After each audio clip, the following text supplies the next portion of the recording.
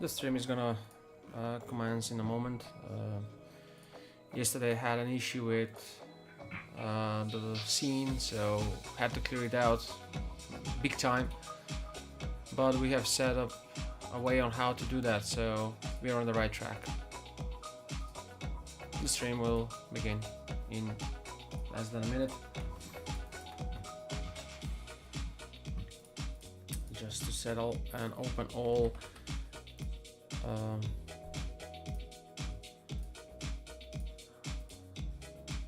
references and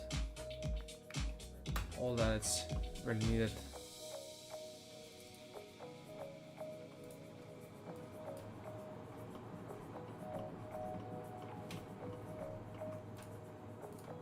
Okay, actually we can begin right away.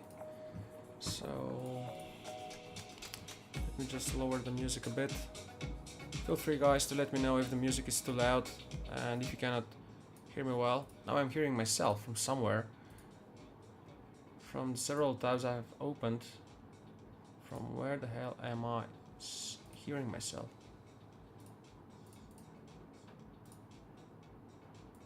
That's on mute. All that's on mute.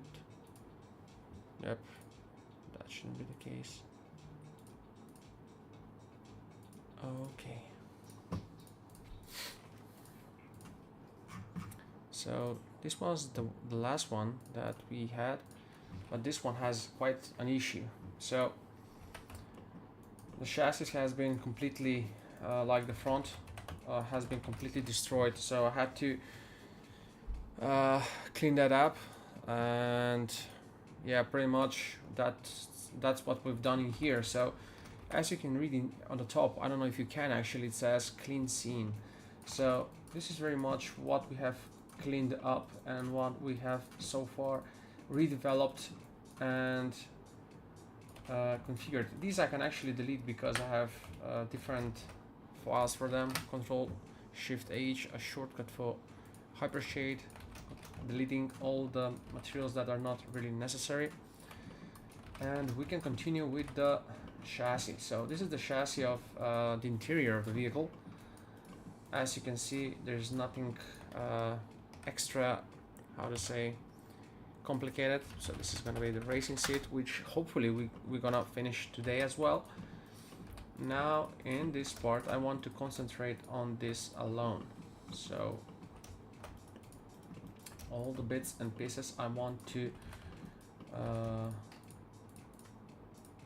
give fine details to all these elements in here.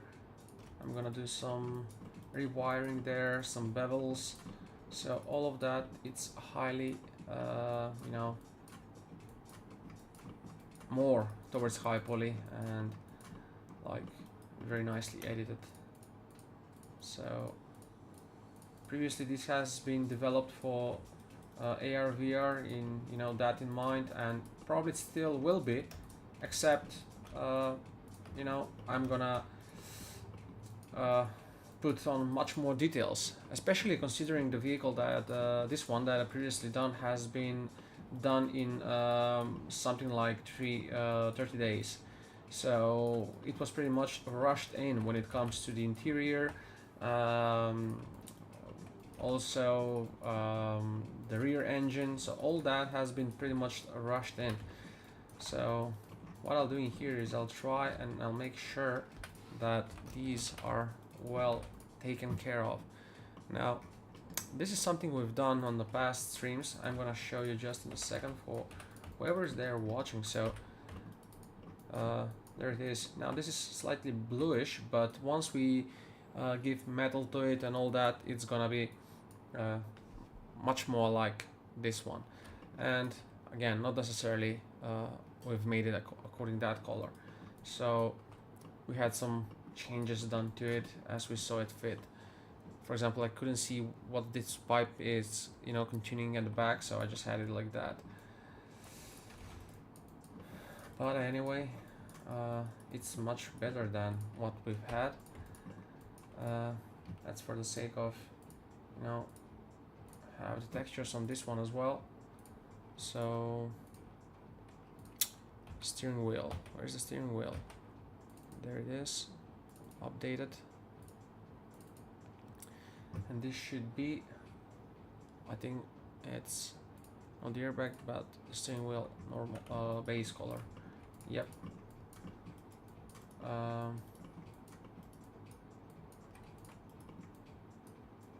Something is off here. This shouldn't be like it is. Let me try if this is the case as well with this one. Just gonna group this as cockpit, interior, chassis, and let's unhide the assets we've already done. So if I export this as OBJ, this has been something that I've tested yesterday. This is pretty much gonna be broken, this airbag here.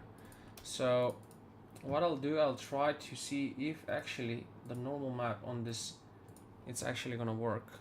Updated, so let's see, airbag, steering color, steering wheel.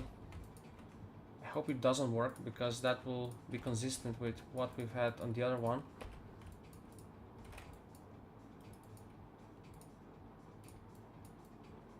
Okay, so let's see the UV map on this one. That's two different materials, and let's check it on this one. They're pretty much the same. Oh no, they're not the same. But yeah, let's see what the issue is. This has been pretty much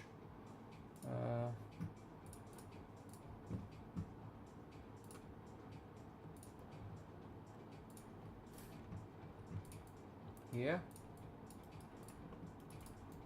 this one is not the right one. I guess it will be this one, like the previous one that I've done. It's neither that one. Anyway, what I'll do is I'll try now to, but yeah, the airbag is not gonna work either, because it's gonna be different. So what I thought that I have saved, yeah, that's working. So maybe we can delete that, and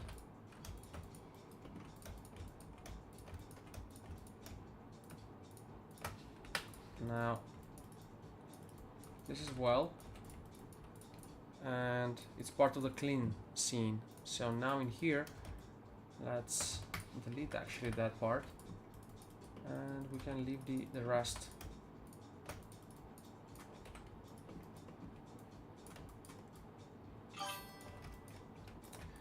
We can leave the rest just like that, and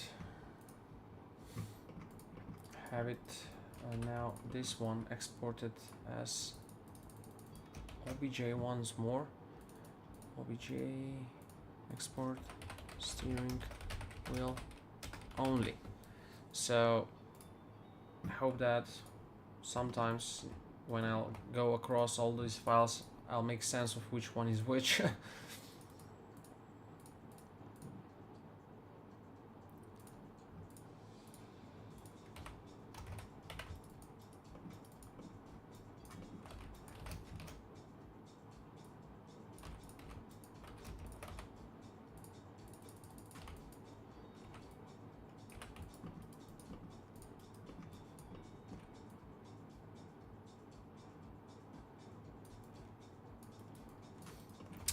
I'm not so sure that on the back of that should be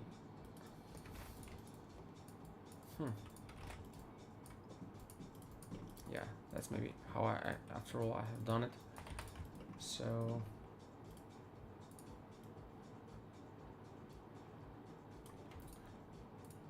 this is gonna be for steering wheel. Updated, and we have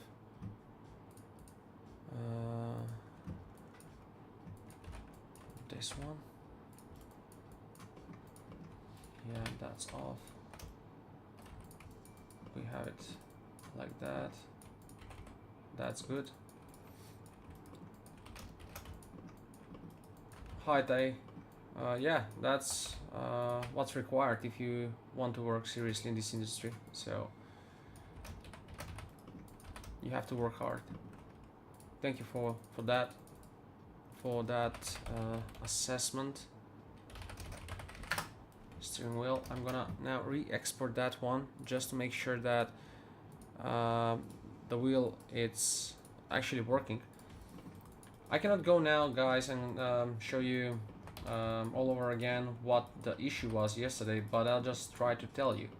So this is the point of the vehicle in like the condition in which it is right now, but Maya started tripping. Like the camera, it's moving excessively.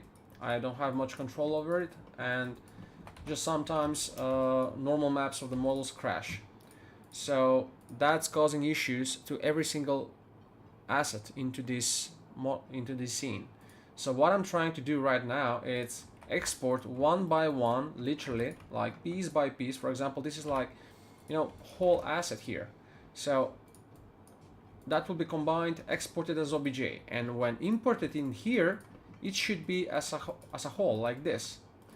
However, when I did that with the chassis, on the hood specifically, the whole hood has been broken to million pieces. Like each of these polygons here, faces that you're seeing, they have been broken on their own, like separated. And that's, yeah, problems with, it's gonna make problems with the normals and whatnot. So it's a very like slow and tedious work required then for that to be finished, like fixed. So in order to avoid that and to avoid any further implications from this scene alone, what I'm trying to do right now is find what I'm gonna work, export it as OBJ, and straight away realize if that's, you know, fine. So if it's fine, I'm importing into this scene as a clean asset, which is gonna work. So with that being said, right now, now here we have the assets that are pretty much finished, or we have finished like over the past several weeks. For example, this has been finished yesterday, and I have just published some posts on my ArtStation. I'm gonna show it with you guys in a moment, or on my art Instagram page as well. Here you can see it. So some renders of it.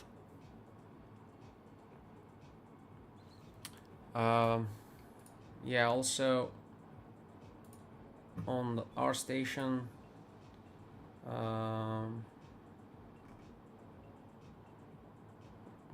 Manage blogs, and there it is.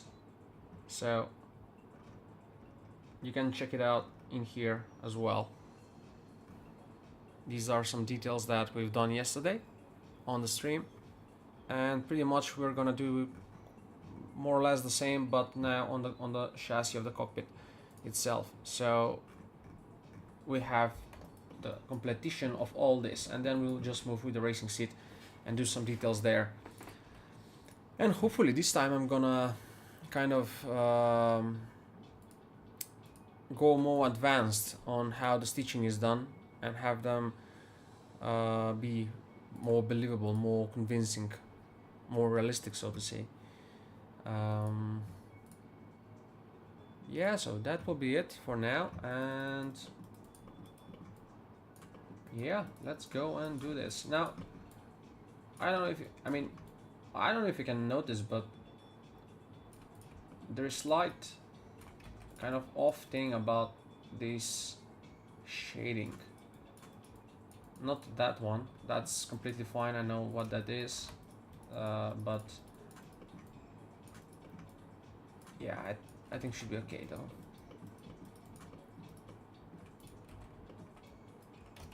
Maybe should have put an edge here, so to have this confined, otherwise the normals are stretched, so you know, to give that like confinement there. Otherwise look how much it's pulling over there. You see like that triangle? I don't know if you can see it, but I'm seeing it. So just do that, and now that's quite gone.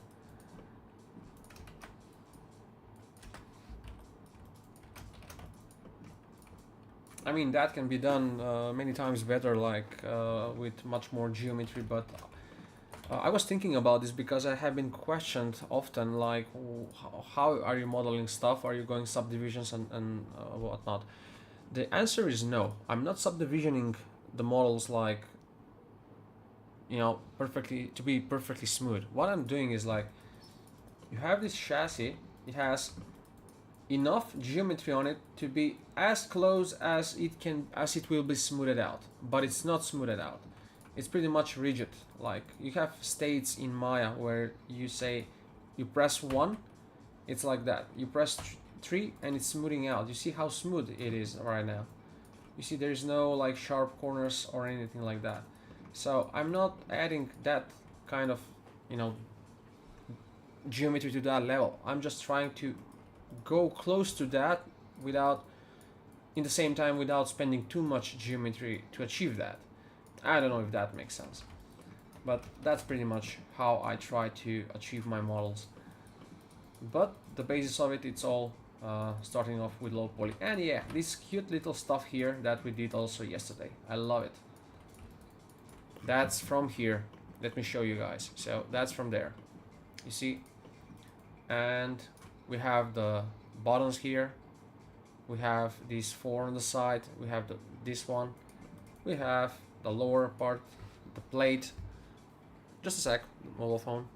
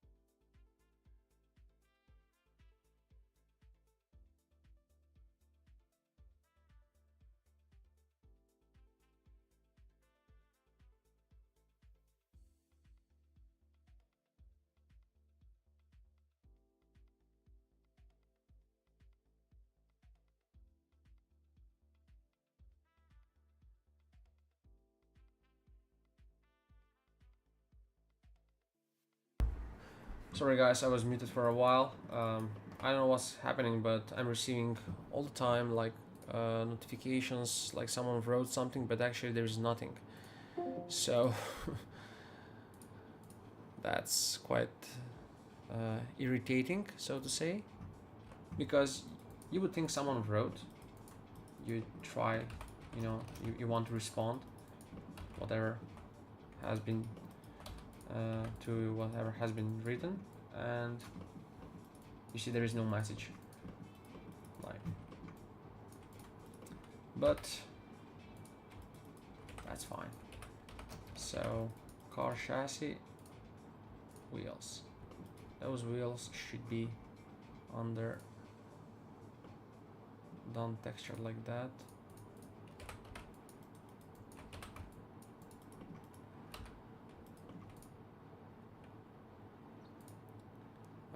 This is the last one we've worked, so that one is the fire extinguisher. Let's hold all these. I'm gonna now try and clean this up, because this is gonna be the main scene from which we will continue working on. Fire extinguisher, cockpit interior. So fire extinguisher, delete it. We are not gonna need that. We did that. I'm gonna actually delete part by part. So steering wheel, dashboard, gear shaft, pedals, all gone. Cockpit, assets, that we don't need. Okay, I have the roll cage here, so before I move on, I'm gonna just texture that one quickly. It's not gonna be taking too much time, and then we can continue working on the rest. So this is the Motronic, deleting from that we've done from yesterday.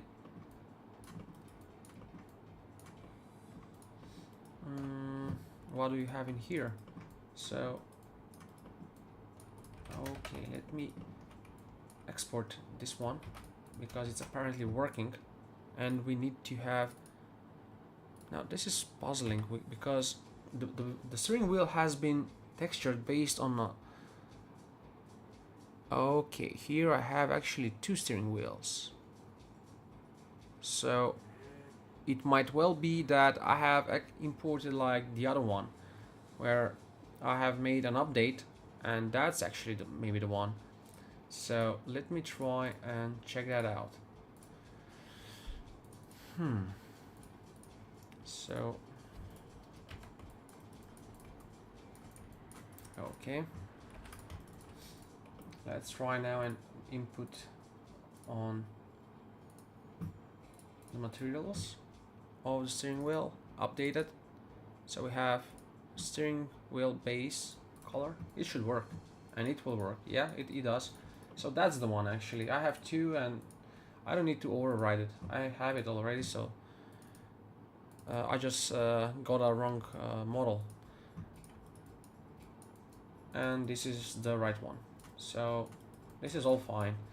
Now I can delete this, new scene, just to have it clear, and let me just delete the files that are not necessary, because cleaning up also the files that you're involved with working is quite crucial when you know when you're working on a piece like this that has tremendously lot of details.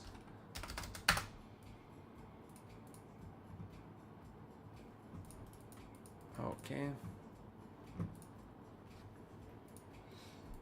so let's have the roll cage. I was thinking something on yesterday because I just learned how to import with the help, I have to say this, with the help of Mario Stoyanov, to whom I would like to make a shout out here, if I can, because I'm not sure if he has his Twitch still, but anyway, he has helped me understand on how actually UDIMs work in Unreal Engine, and it was quite simple, really. So we were trying to, with his help, basically trying to achieve on something on a scene, but unfortunately we were not able to. And then I continued on my own, trying to do the same and so on, but I was unable to clean up a specific model, which for some reason just would not load the UDIMs that were designated for it.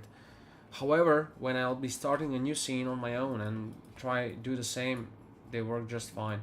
So yeah, quite puzzled by that. If anyone knows a solution for that, I'll be all in ears.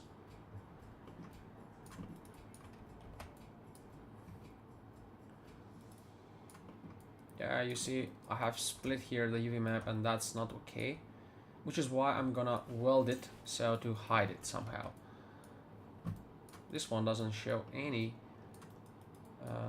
issues though, but I don't like these lines that are horizontally like that. I want to have something more neutral like that, like this maybe. But look at that, and that can be fixed, I think, with the projection here, where you go to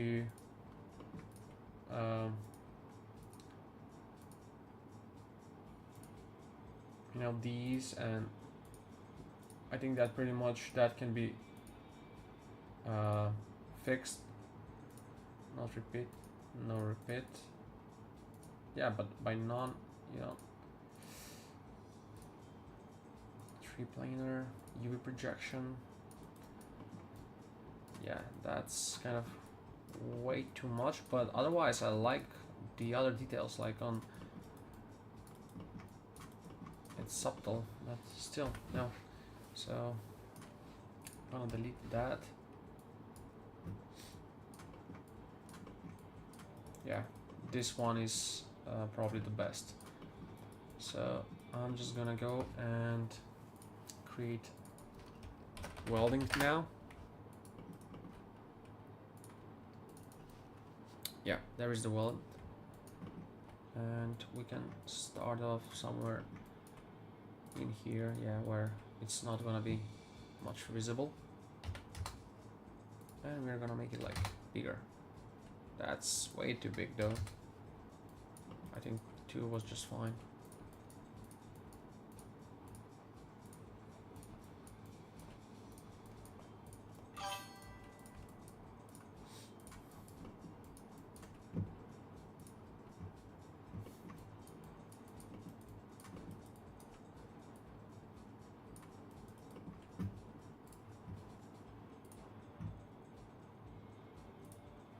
Yeah, at this point I just think that something is not fine with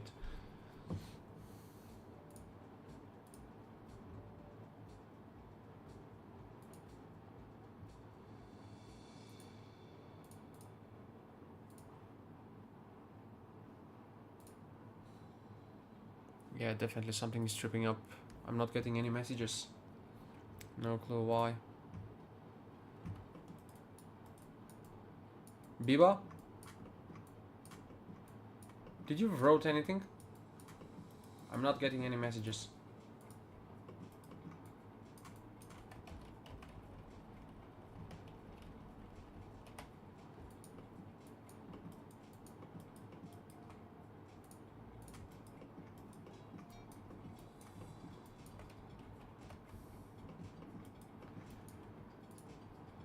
Not sure what's happening.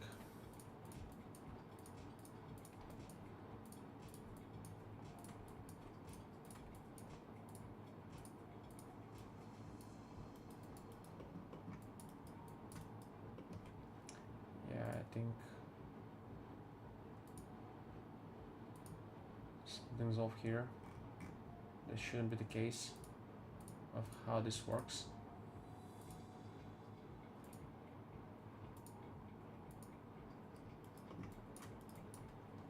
That's weird.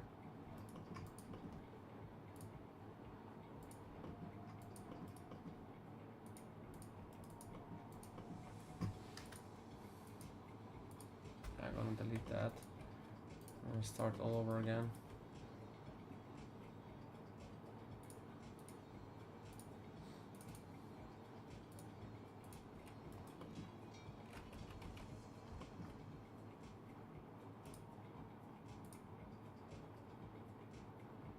Maybe just the way it's set.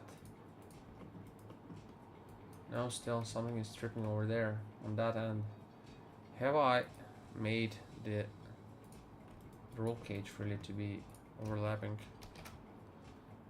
No, they're not.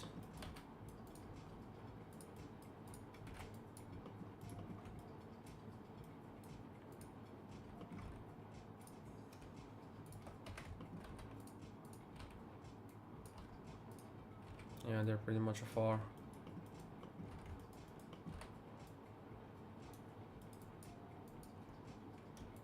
And for these to get more details, I'm just gonna... Actually, I'm gonna do this.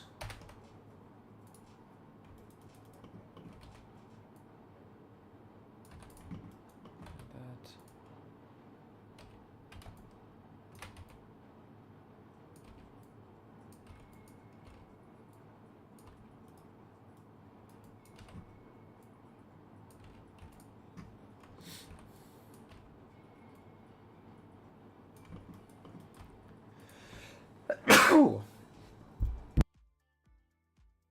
Sorry for that.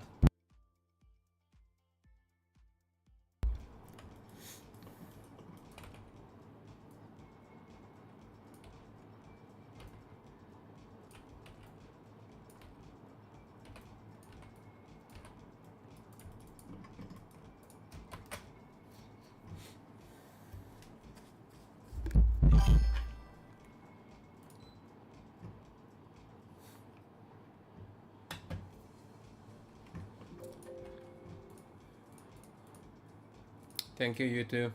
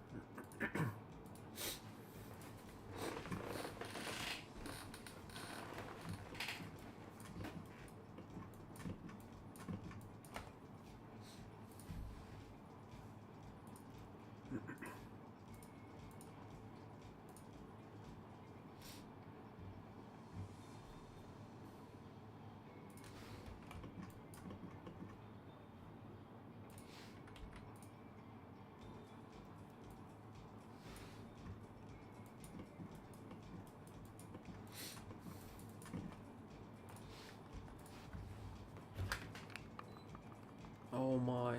And I'm wondering why I'm sneezing. The air conditioner set at 19 Celsius. Jeez, I'm freezing here.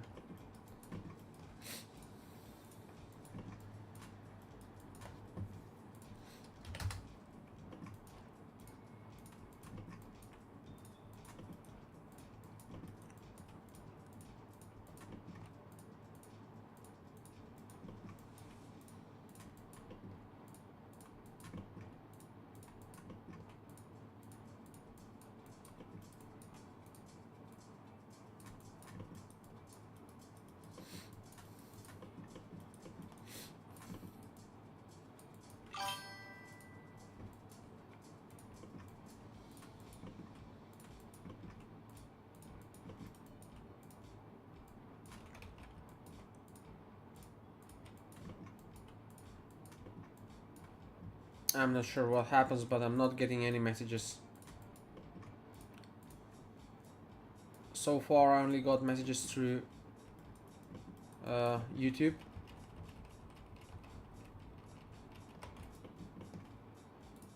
No idea what happens. But I'm clearly getting some, obviously. Like I can hear notifications and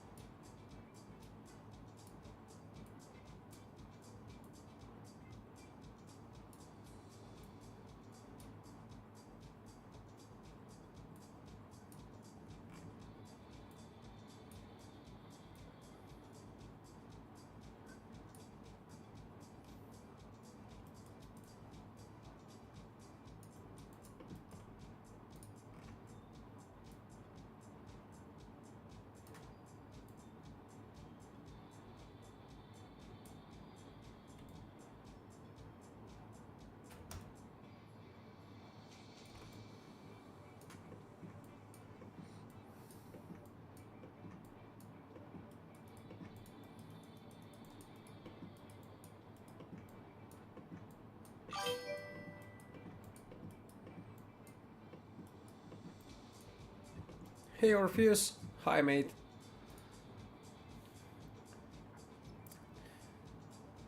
Welcome on the stream. Caught the last stream, didn't realize you were on Maya 2020. Yeah, it's stable. And I can use the UV Headers layout plugin there, so that's why I don't plan on switching just yet.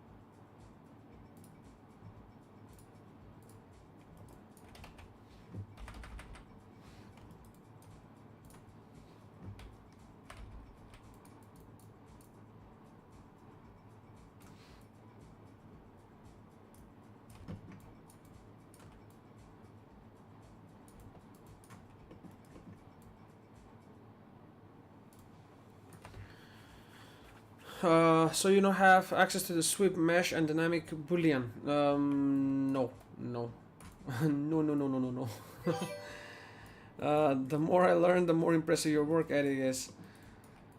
Oh man, thank you. That coming from you. Thank you so much for those compliments. I'm gonna take that, you know, like maybe put it among my portfolio, like testimonials I have.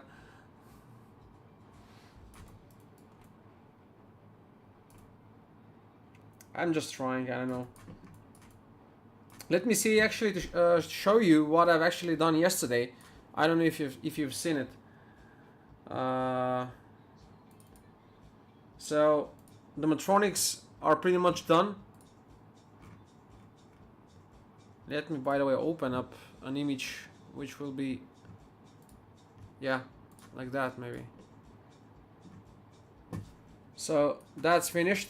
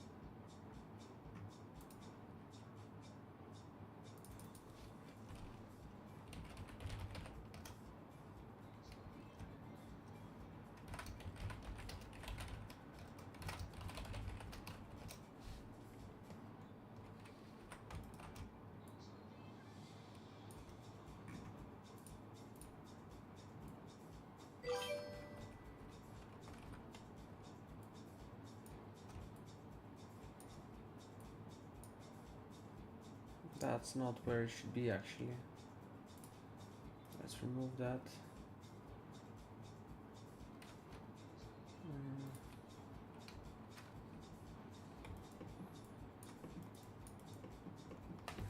Yeah, I mean, the guy above you, I don't know if you can read on the chat, actually on the stream itself. There is a guy, Ty, that's saying you're so so hard working. Have a nice day. That's the kid. He's actually like 15, I believe. I don't know from where did he got that, and I wrote him specifically on the stream as well. I'm not. Yeah. Hey, Gregs. Hi there. Hi, man. There on the stream itself. What I'm streaming on the monitor on the far left, you will see a guy on the very top of the chat on the far left side. Anyway, yeah, he asked that, but I'm not that. I don't know how he understood that, misunderstood that, because I'm not.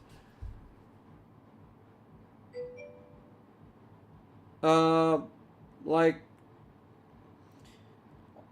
I am certified for completion in Maya, spending 550 hours under guidance of an instructor and all that, and have certificate for that. But by no means I have like I'm authorized some kind of trainer for for Autodesk Maya. That not so. Yeah, they got that wrong. Yeah, here is something on the topology that I have.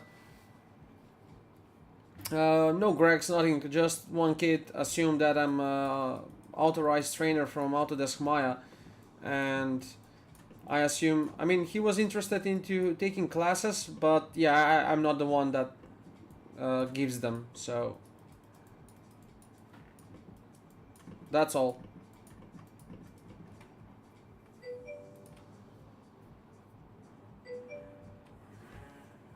I don't know why people would think that, because it's specifically said Autodesk certified 3D artist, not trainer. So it's quite different when people read that. I don't know. I don't know where do they read. I don't know how else to say it, man, because I've said it, I believe, already. Well, it says Autodesk certified 3D artist. I'm not a trainer. As you finish certified Autodesk training. I think he's not very much as well proficient with English. I don't believe I am, but he's even far less. So I can assume he wasn't really understanding what I was saying, not saying, but what has been written. So he has translated that into yeah, what you're implying as well.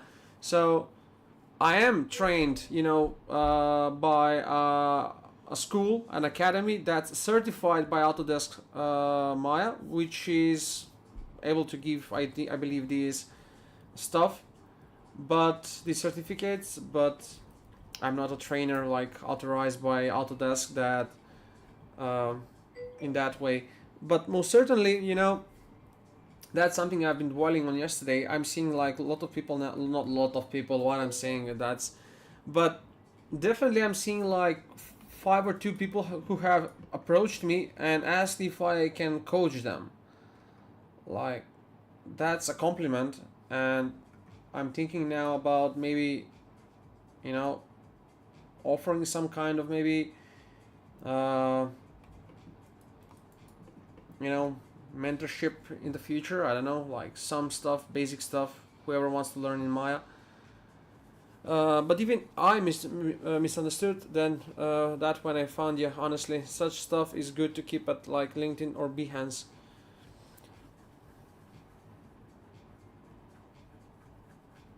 Yeah, I don't know. I don't know why anyone would. I mean, people maybe haven't encountered trainers from Autodesk Maya, and that's why they assumed that, because Autodesk certified trainer would specifically say trainer or instructor or some kind of word that will imply he can train people. Nowhere I've ever mentioned that, and I don't know how this guy misunderstood that, but Now saying that you also misunderstood it, yeah, I don't know.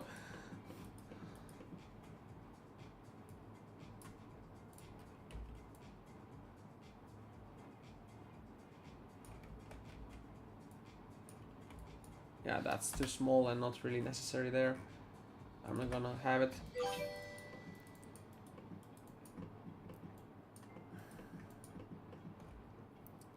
Massive amount of Blender people are trying to make the jump to Maya due to jobs. Well, Maya is key for animation, and beside that, Maya is like the industry standard, which offers like the whole pipeline. You have it there. So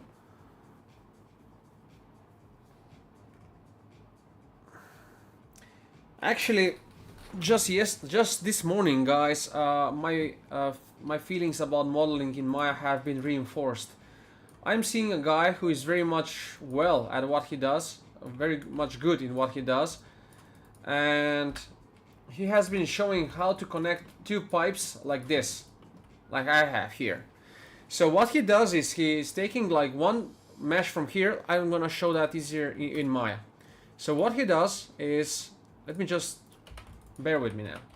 So he has this, come on. He makes another one, and he's showing like, okay, how we will connect these and whatnot. So he's connecting these two and showing off on a reel that has 10,000 likes on that very same reel. It has 10,000 likes, and he's showing a Boolean command on how this is automatically cut, and then he's just selecting the edge and makes bevel around it. The geometry, by the way, it's a complete mess, and he's like, and that's the fast way you do booleans and this and that in Blender. Then if I tell him now go and try to modify that on your own, like this, point by point, and do that, he will be clueless. So I don't believe that's something that a 3D artist, proficient 3D artist, doesn't know. He should know that. I mean, the way it's working, like with all those booleans, is just and whatnot. It's just not right. It's and by the way, it wasn't even made well. I can find the reel somewhere on the stream, on Instagram. I'm not sure where it was though. But the guy just, I mean, he's a serious artist. From what he has done, his work is amazing. But that connecting was rubbish. That connection was pure rubbish. It won't work. If they ask, if he was working in a studio or something like I was in the studio developing these roll cages for this game that we were developing, they would ask him to do it manually one by one. Absolutely, that I get, but when you make it for a game, it's not advised. It's not advised, and they won't take it. One has to have that, manipulative, how to say, capability on altering models or shapes in 3D space. I love, the fast workflows it offers and things that it can offer as such, but that's just not how really games are developed. Maybe for something like that's, I don't know, static, it can be used. I mean, why not? Yesterday we had this conversation with Biba and Lori and a few other guys. We were having this debate, and the silly thing about the 3D war among artists, which is really a very, very stupid thing. I mean, a good artist will be a good artist anywhere, but the means of how 3D is working, it's everywhere the same, except you have different tools for it, and somewhere you are just made to work harder to achieve some details, but when you do them, they're just better and more optimized, and that's the thing. So depends what makes one happy. For example, if someone doesn't give a F about these, yeah, sure, they can do. He would do it with Blender just as easily like that. But if he's then gonna brag about how good they are, no, they're not good. So like you said, it depends what the use is for. So aside of that, tell me more, Gregs, about your work with the challenge on the cars jumping. How's it going with that? How much time do you have left to pull that off? Through despair. Why? What's happening? 10 or 11 days left. Do you think you will finish it within 10 days? And I haven't even went back to modeling car. I know you have been modeling a bit on the car. But question is to what degree? Aha.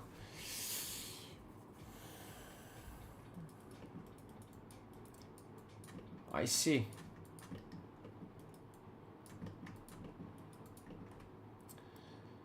I see. Oh, there is a warning lettering here that I can use. Finally, geez.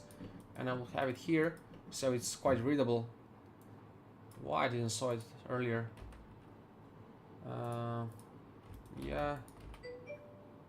Oh, I'm selecting different stuff. Yeah, just like that. I want to have this on the cable, and pretty much I'm gonna, I don't know, just a tiny bit. I'm gonna rotate it like that, so to have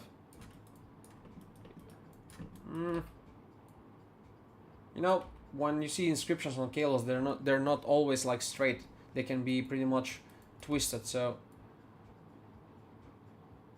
yeah, that's pretty good.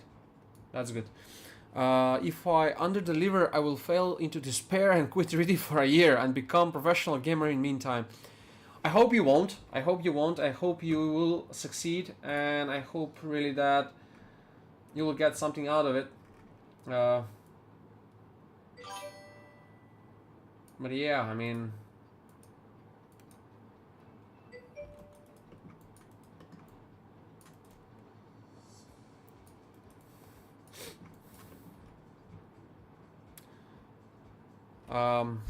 happened twice, might be third time. I don't know what to say. I mean, just this morning I was talking with a fellow 3D artist from the M3DS Academy where I was. His name is Mario Stoyanov. He is a very good 3D artist, and yeah, with his help I've learned some of the things I know now on Substance Painter, and furthermore things about other stuff with Unreal Engine. But yeah, what I wanted to say is, yeah, we just discussed this morning that if I wasn't streaming, I wouldn't have been half effective or delivered the results I'm delivering right now. Streaming is kind of motivating me and pushing me to do more. So on that subject, I would say just continue streaming and working what you do. I mean, if you're seeing yourself in that industry, as I do, for example, so I don't have much of an option, to be honest. And quite frankly, the industry right now, it's in despair. Like, I cannot get a decent project on this Upwork, and I'm not sure what's happening though. I mean, I have the portfolio and all that, but still, something is off. I wouldn't assume that everyone is just going and trying to get that with, you know, AI or things like that, but honestly, I mean, some of the things are just making no sense whatsoever. For example, I spent $200 on getting connects, so to be able to send proposals to clients. In return, I got like nothing. And my portfolio, it's from now. This is what from what I've seen on among the stats on Upwork. It's among one of the strongest among 3D artists on Upwork. By stats, by earnings, by ratings, and the projects I've done, it's among the strongest. And still, I cannot get a decent project. And by the way, I'm by no means like the most expensive or I don't know what. Actually, I am more on the lower end of the spectrum of the things. How to say? I don't know. I mean, I'm seeing people charging for $70 an hour, 80, 60. If I get 50, I'm happy, you know. So, and by the way, I will tell you, even I get a decent work like full time that I would get to do for 30 or 35, I would be over the moon. I would be over the moon.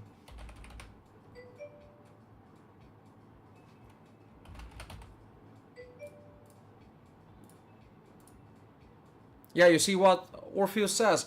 That's quite low. For example, like I've said, if I get like 35, I would be over the moon.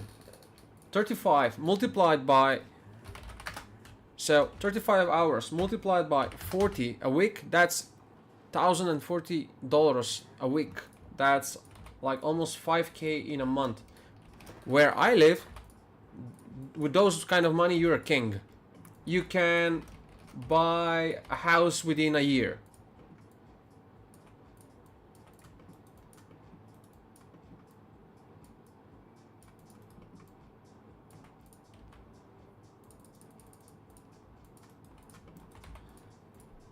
And maybe I'm wrong, by the way, but not by a great extent, you know. I know that it's pretty much there. Like that's, you know, how it usually operates.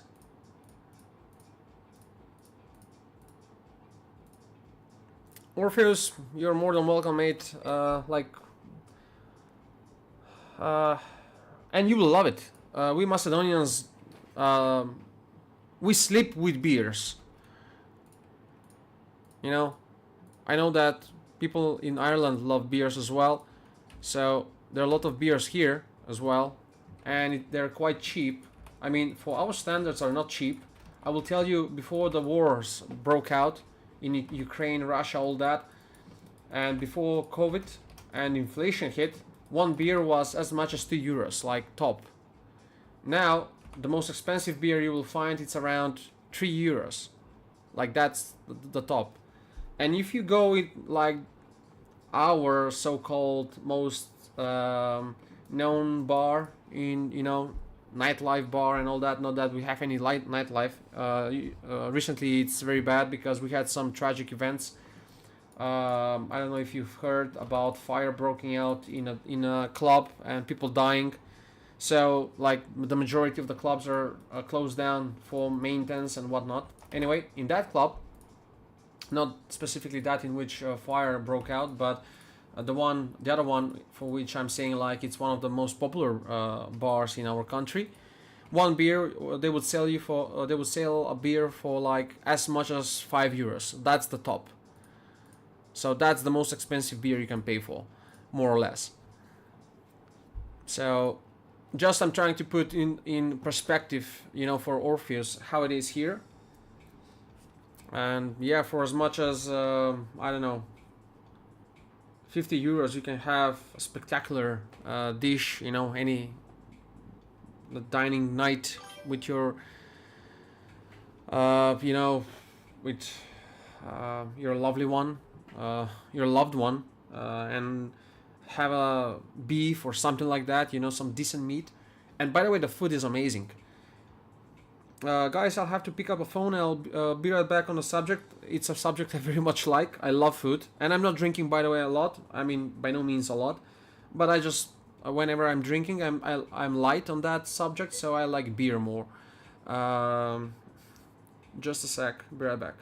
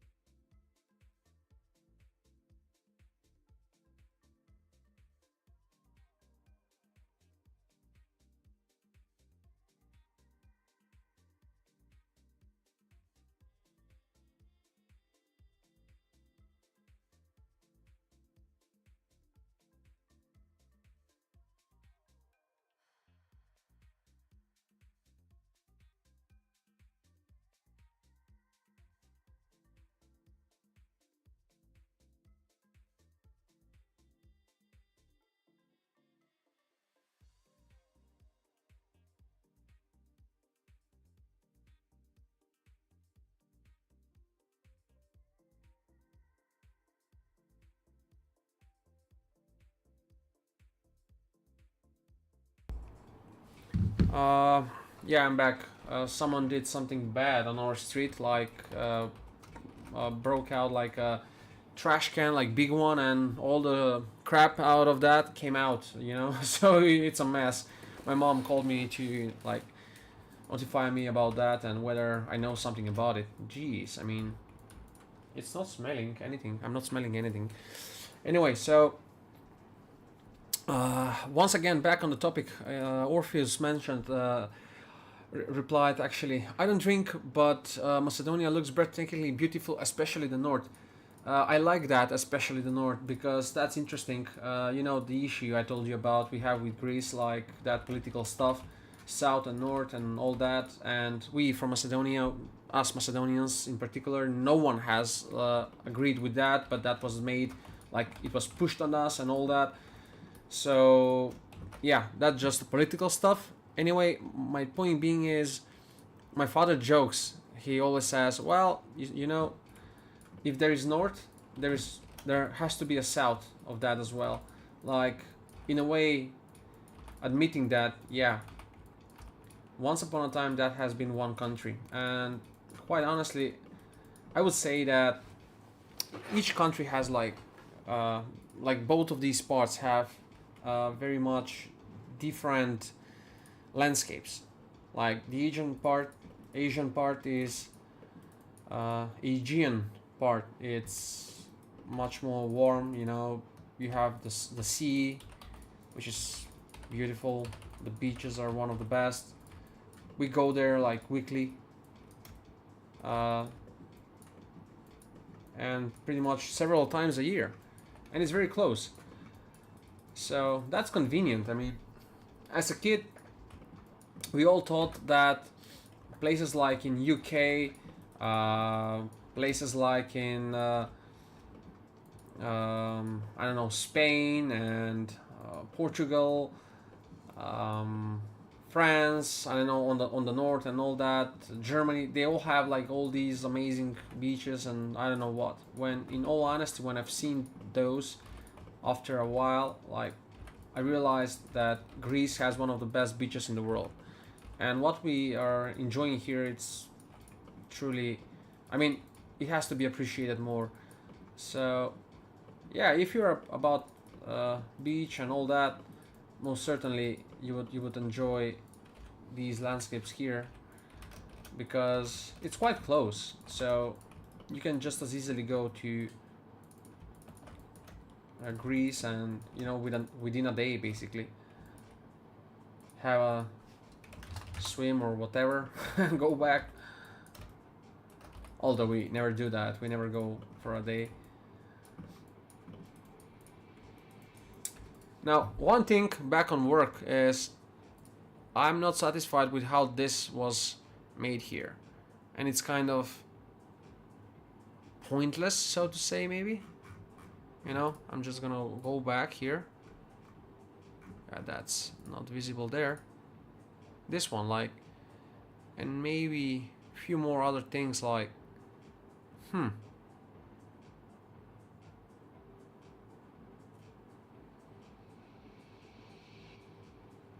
Okay, so a few more things I'm saying is they could have been done more, you know, high polish, so um, done better in a way. But let's go back to the references I have here and see what we can do on this end here, because I do have like a very detailed place here. Oh, I hate this again. A message, but a message I don't get. Is anyone writing anything? Like, can someone tell me? Can you whisper on Twitch maybe? Because whoever is writing, I'm not getting your messages. Not from YouTube, not from Twitch, not from Kick, because I would see them from anywhere.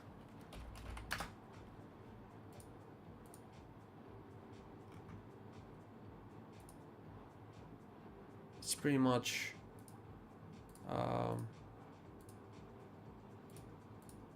like, how to say it? What's the word for it?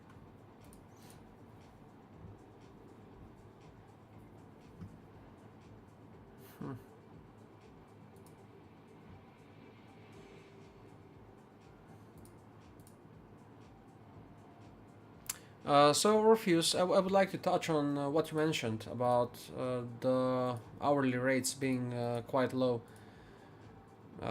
So you would consider 35, 30, 35, 40 to be quite low, if that's correct.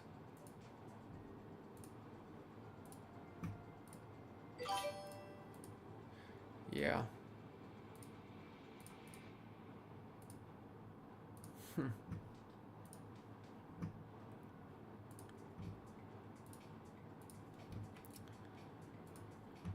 Yeah, well, I will tell you about uh, a period of time when I was really. I would always go back to it with the notion that it was the best of times, me as 3D artist. I found a client with whom I was working $25 an hour, and I was just working with him daily. Every day we had a work. Weekly, I had like 40 hours of work, and each week I would earn through this platform as much as 800, pure 800 for me, you know, without taxes and all, without additional taxes that I have to pay and all that. That was $800. Uh, in that time, the average salary in our country was 300 euros. So you can imagine I was making more in 3 days than someone was making in a month here. But I'm speaking about the like lower end, you know. Uh, and but still, even with those kind of money, you were quite okay. So that lasted for like 2 years, and I was super happy about that. Like sky happy. I don't know how else to put it. Uh, yeah, I mean, I can quite understand that because in Ireland, I mean, UK and all that, it's quite different. Like, if I would like to go. By the way, hi Ahmed, and welcome on the stream. Um, to go back on the subject, so I pretty much understand that if I go in UK and try to live off what I'm earning right now, I'll be pretty much maybe begging on street, you know. Uh, Not to that extent, but I know that you know it's much more expensive. Let's get real about that. You know, like I've mentioned, the correlation with drinks in UK, you enter a pub and it's like 10 euro, 10 pounds one drink, 5, 6, 7 pounds. So that's like already a double than what's here. So put relative, that's pretty much I have to double the hourly rate so I can be able to sustain myself and you know enjoy what I'm enjoying here in UK.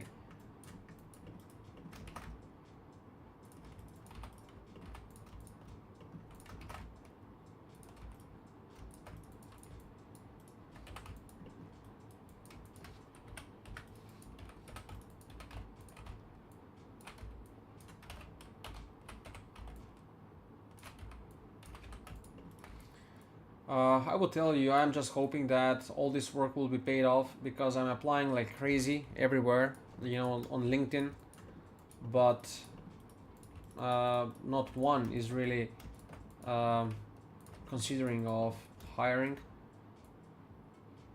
and I'm not kind of person to brag about. Oh, but I'm, you know, I've done great models, or I don't know what people love them. Blah blah blah. It's completely irrelevant. Like you know, it's important that the people who are in place in position to judge will, uh, you know, call them what you believe they are. So I'm always kind of bashing myself that I'm not doing good enough, that I have to improve a lot again, which is why I'm doing this streaming because it's kind of pushing me as well while I'm working to do all this work. Uh, just yesterday I was speaking about this with a fellow friend. Did I? How did that happen? Wait a sec. What did I do there? That was already. Okay, that shouldn't happen. Something is off. Something is way off here.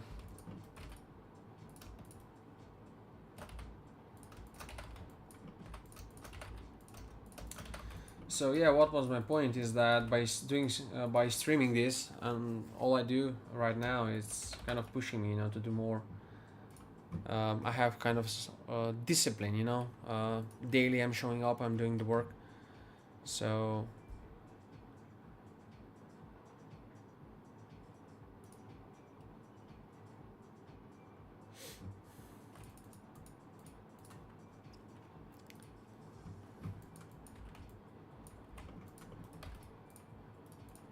what I want to do with this one now is to just a sec, to locate the details of the of this thing on the door. I have them. Yeah, it's there. So yeah, I'll have it. Actually, this is the one.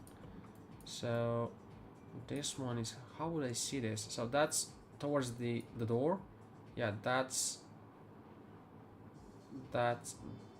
line is this one. It's like seen like that. So just reverse this, that, and then yeah, okay. Now this panel I've done differently. I'm not gonna change that, but I'm gonna alter this in here. So this definitely has to be lower, meaning it will go something like that. And hey Orpheus, by the way, let me just, before I read your message, just to show you something I've done yesterday, which I love a lot. Look at this. Like the front of this car. It's lovely. And when everything's gonna be painted, oh my.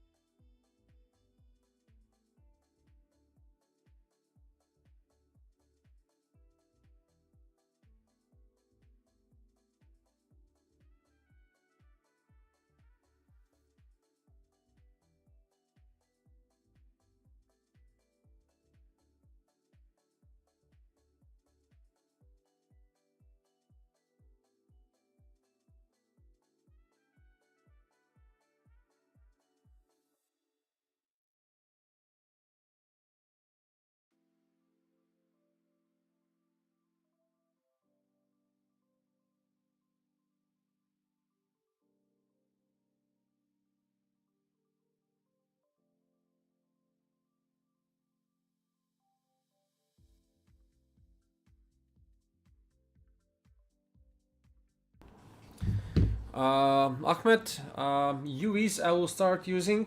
Oh my, this phone is relentless.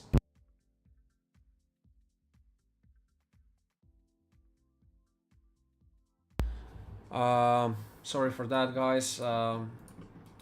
You know, whatever is missing around home, they're asking you. You know how it is. So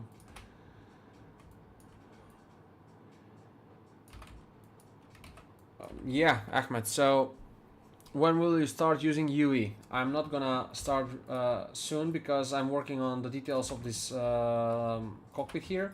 But as soon as I complete the 3D modeling part, then I'll start using the UV headers, UV headers layout.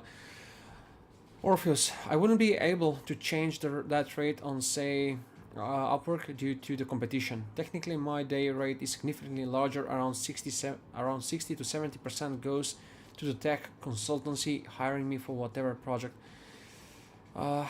Orpheus, all I would say is that if there is a 3D work anytime coming there, I don't know if you need any help or anyone, meant, from that company, wherever you're working, they need 3D. If there is no other, yeah, feel free to look me up.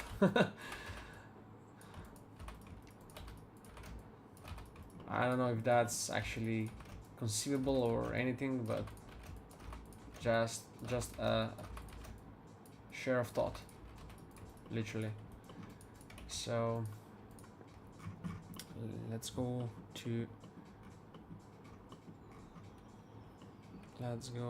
where was it? Here. Yeah, so there is a pin over there, like this pin. It's actually located there, and it's quite smaller, which means that this will have to be either bigger or this will be much more into the car. And I think I will leave it as it is right now, because it's gonna open a can of worms which I do not really want to touch. There is quite a lot otherwise to do there, and I'm not gonna finish this car anytime soon if I do that. Because again, this is a vehicle I've developed previously, so I'm just gonna try and redevelop like some of the details and improve some of the details.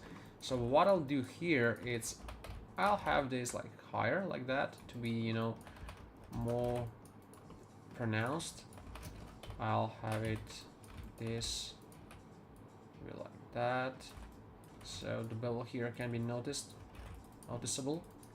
By the way, I'm seeing here like an odd unnecessary geometry. Now should I actually apply that? Nothing is gonna change from what I can see on the normal. Let's see.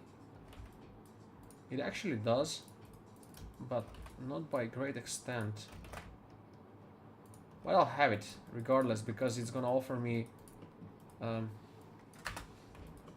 quite stable, you know, shading there, and it's gonna be seen. Not much. I mean, the racing seat is gonna be up to here somewhere, but when I open this door, when the door will be opened, like, I'm just gonna quickly, you know, showcase what I'm trying to do, visualize this. So when that's opened, this is gonna be pretty much visible in here. So all this edge in here, my intention is on trying to make it more, you know, more detailed. So this is on the inside. This is these in here. What you're seeing is actually this edge over here. So there's pretty much what in here can be done. I read something interesting there. Ahmed says, by the way, okay, what the difference between 3D artist and 3D modeler? Well, 3D modeler would be a guy who would specifically do only 3D modeling. No clue on UV mapping, texturing, or whatever. Just doing 3D modeling. But 3D artist would be...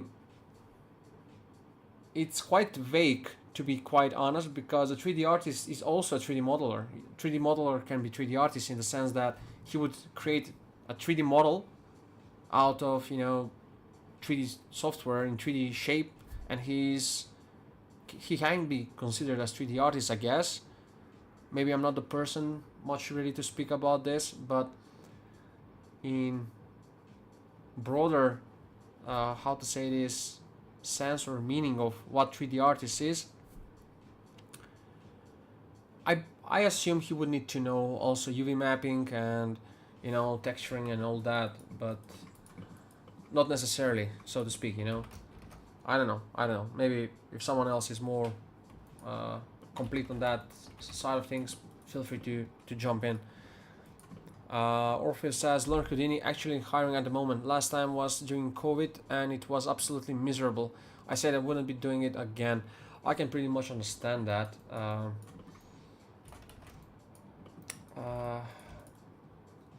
Understand from the point of view that I've tried to offer my work to someone else, like, who does this, and I know he can do good work, so I try to implement him more, integrate him more into my workflow, like give him more and more work.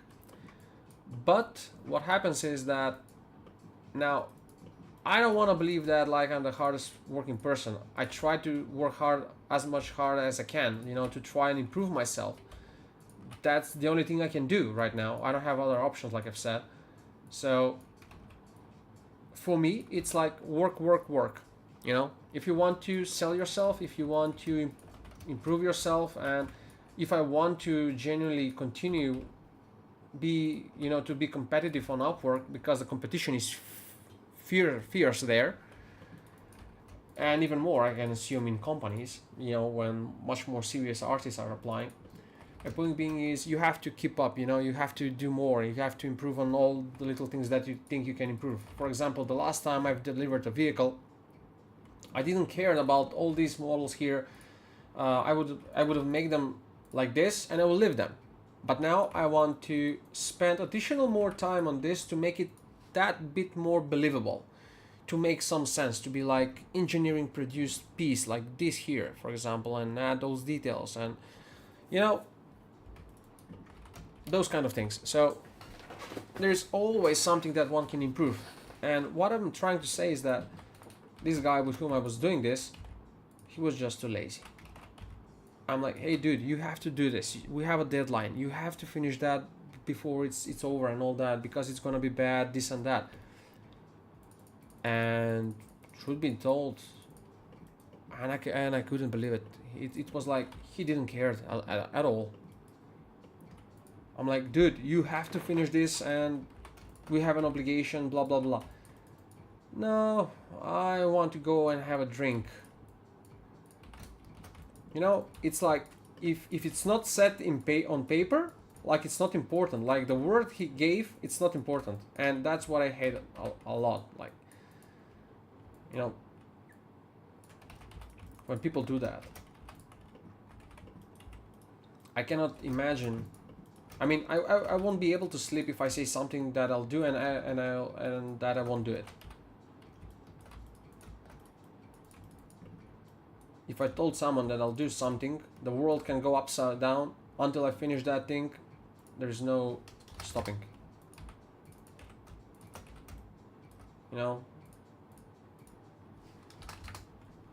Words is all we have, so one has to try and stick with them. Which is why also I'm trying to stick with the deadlines, not the deadlines, I meant the schedules I set on Twitch. I don't want to mislead people, then them to join and see there's no stream, but I have said that there will be stream. So I'm kind of putting myself under pressure to be constantly working and in the same time be disciplined about it, just hoping that sometimes in the future it will come to fruits, really. I'm just gonna go and do this very much in,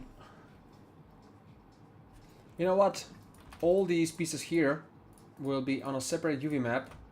And what Ahmed said here now about UDIMs, I'm gonna set out and try to finally learn how UDIMs work. I wrote Andrew Hodson the other day, but still no reply on that. I know he's using UDIMs, and it's quite simple, to be honest, but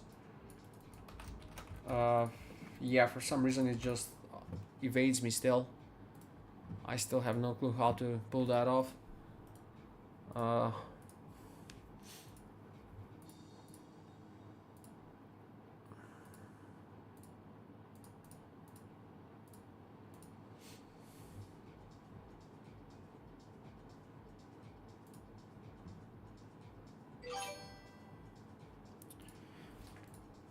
There is a nice explanation, Ahmed.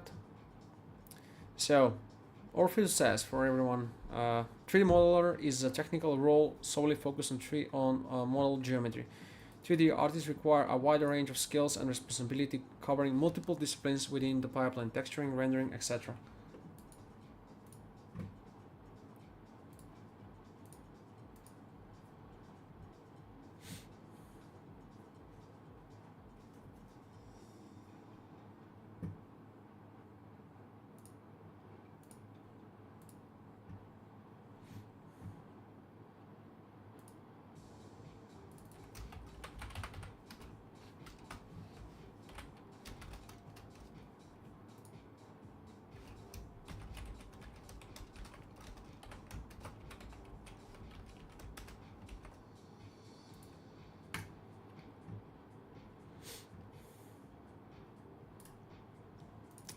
I don't know what to do, honestly. right now my current rate for people who are joining in on Upwork, I mean who are trying to hire me, it's $40 per hour. And if I get that, I'll be super happy with that. Like over the moon, like I've said. But careful with the Udim's painter, has hard limits with Udim's. That's why Andrew uses Mari. I gotta love streaming. Thank you for that, Orpheus. I'm gonna take a note on that. We learn something new each day, I guess. Yeah, absolutely. I mean, I would have no clue about that. Like I've said, I haven't used Udim's. Sorry, I'm looking at the model and speaking at the same time while I'm thinking on subdivisions. So, yeah, I will have that in mind. But genuinely, I want to learn it how it works. So, despite any limitations there might be, regardless, I'm gonna go and try and see what I can do. Now I would like pretty much to update the details of this. I have a very detailed model here. I don't care about the number of polygons I'd use on this, to be honest, and this has to be even sharper. So, and I'm gonna use another one and another one here. What is it here? More like that. Now that's beginning to look like something. Now this will have to be beveled into the model. Yeah, not that actually. Now it will be easier for me if I just flip it on the other side and work on this part here, because I can visualize it easier, you see. So the pin should be on this side because they're positioned more or less the same. So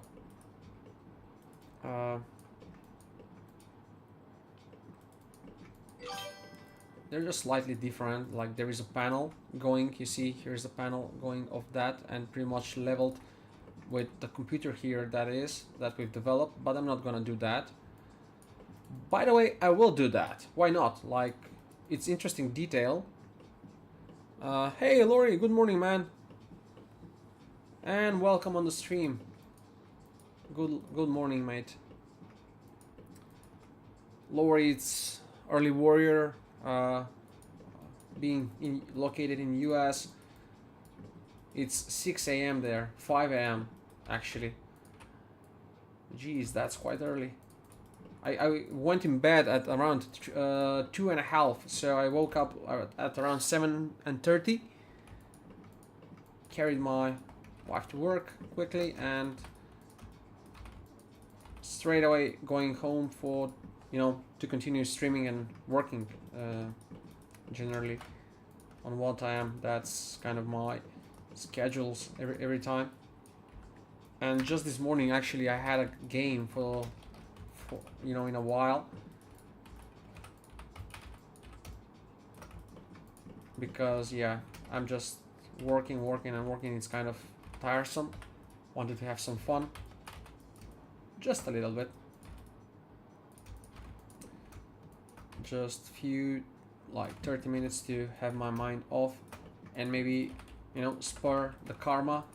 You know how it is, you start doing something that you like playing or going on a vacation, let's say, and then that's when people start bombarding you with emails, and I hope this found you good. Painter can handle close to 90 Udims, but yeah, Mary can handle Udims far better. Okay, now guys, you're more knowledgeable about this obviously, so because I haven't encountered much of a working pipeline using Udims. When you say handling more Udims and handling better Udims, in what sense it's Mari handling them better? Like the software, like Substance Painter might crash. It's slower working. It's the work in the software itself is gonna be slower. like, you know, not fast enough frame wise, um, resolution of UDIMs, or in what sense? I would like to know that. If any of you really uh, knows anything more about that, feel free to jump in. Really.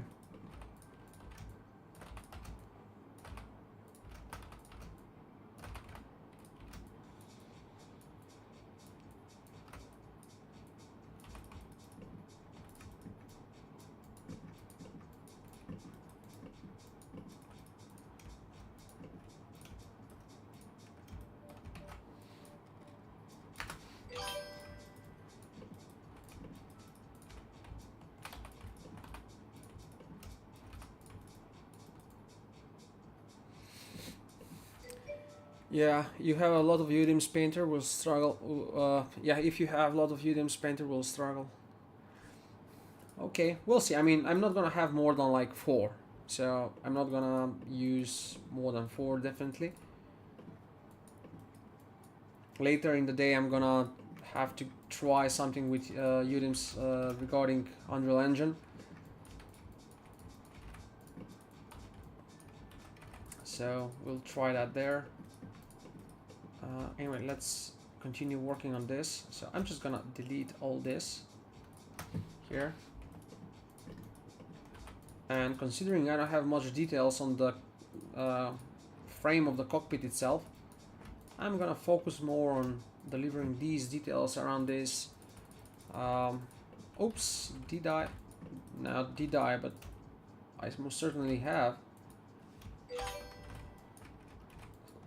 Took all of those at the back, which was not necessary. I'm gonna. What I'm saying is, I'm gonna spend more details delivering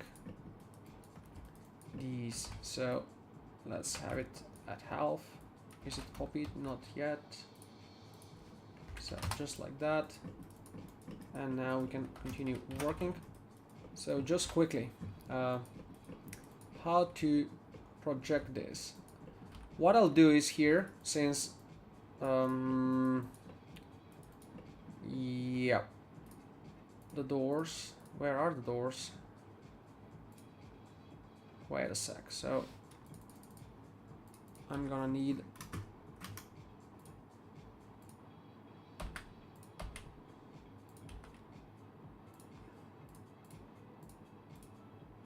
where is the chassis of the car? I think I have deleted that.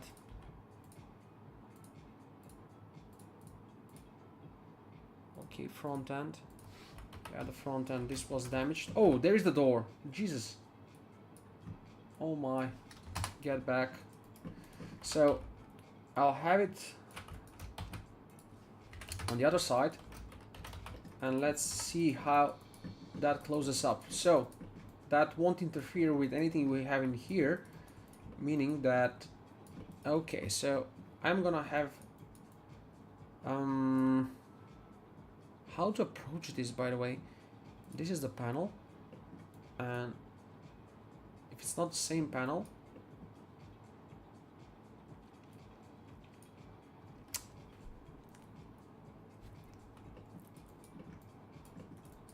okay, so this is like bent, there is a straight line, and it's cut like that. Okay, so what I'll do is just take these, duplicate, isolate,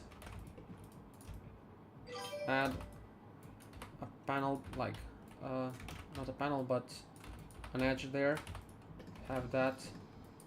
So that lies perfectly straight onto the model, except this is not very much straight. I'm just gonna straighten out a bit, straighten it out a bit, just that much. I think that should be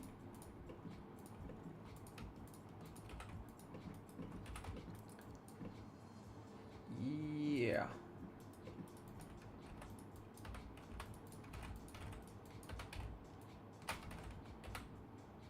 Okay. Stop tripping.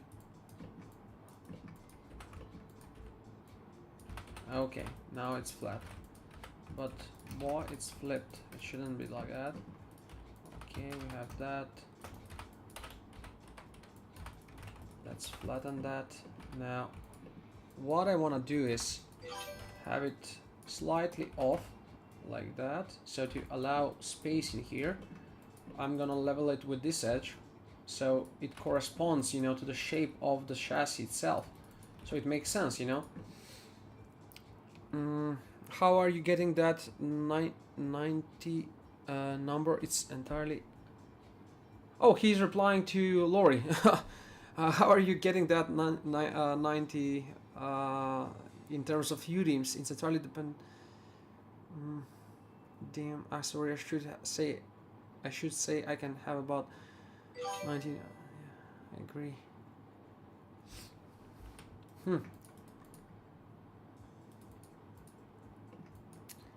So this is pretty much bent like that, and we should make it like straight so it doesn't interfere when we bend it. So I'm gonna delete that, and delete that as well. Now when we rotate this, not like that though, here.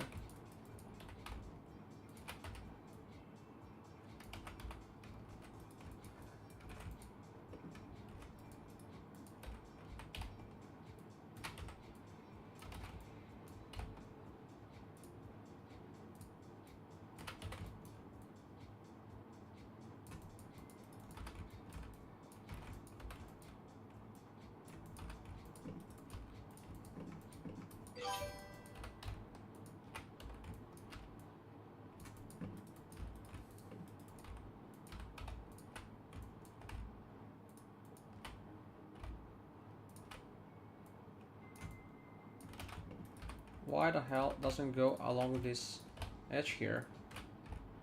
Now this is one of the things that are tricky about Maya when this stops working.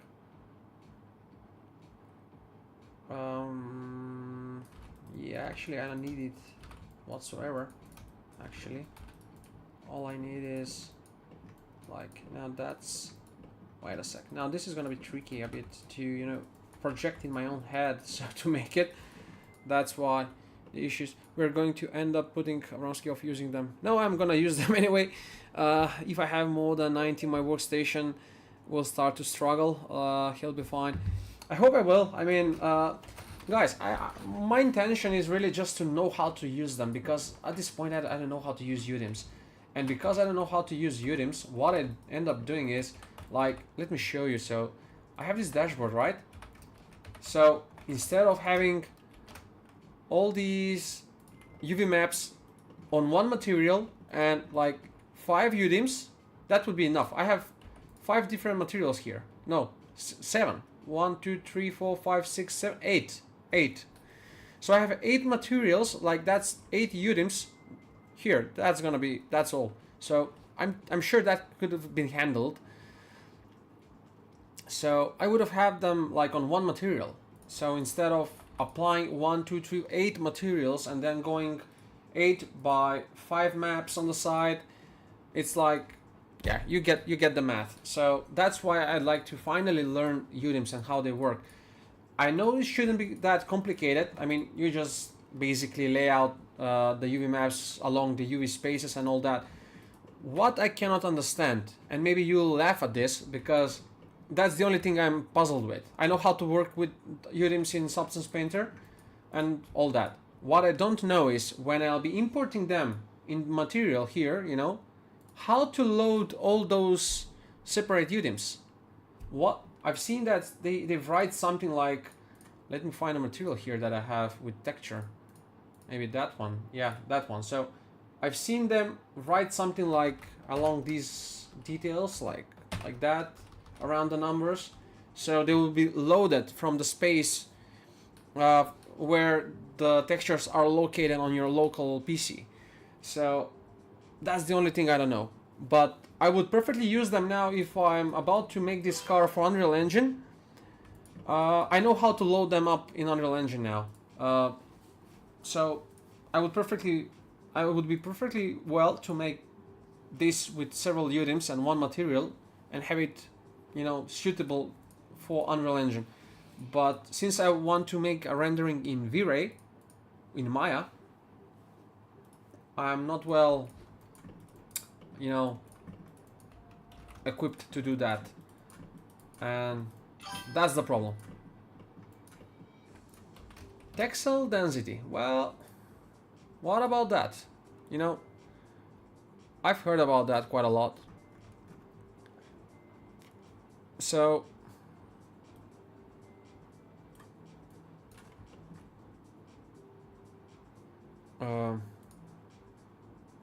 yeah, it's 27. So how that works, I quite never understood that. Like if I write, I don't know, 50 and now go set, it's gonna just spread it out all across all UDIMs maybe. Yeah, just like that. And then I'll have to reseparate them and all that. Basically giving more resolution to the textures. But yeah, I would understand now textile density given the fact that you can use, I mean, since always you could, one could have used UDIMs, except I just didn't know how to use them. Yeah, so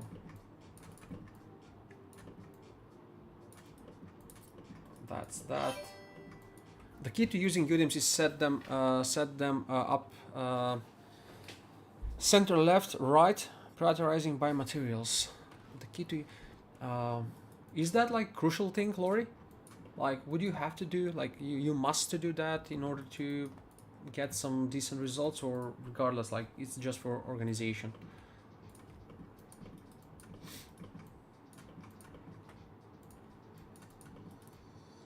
Yeah, actually, what I'm doing here, this is completely unnecessary. By the way, maybe I would have had it, but I will have definitely this.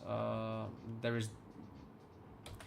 It just my the way I've done this vehicle. It's different post to this, and maybe this is that much smaller right there in the corner, maybe. And maybe that's something I can add over there. To have some more details.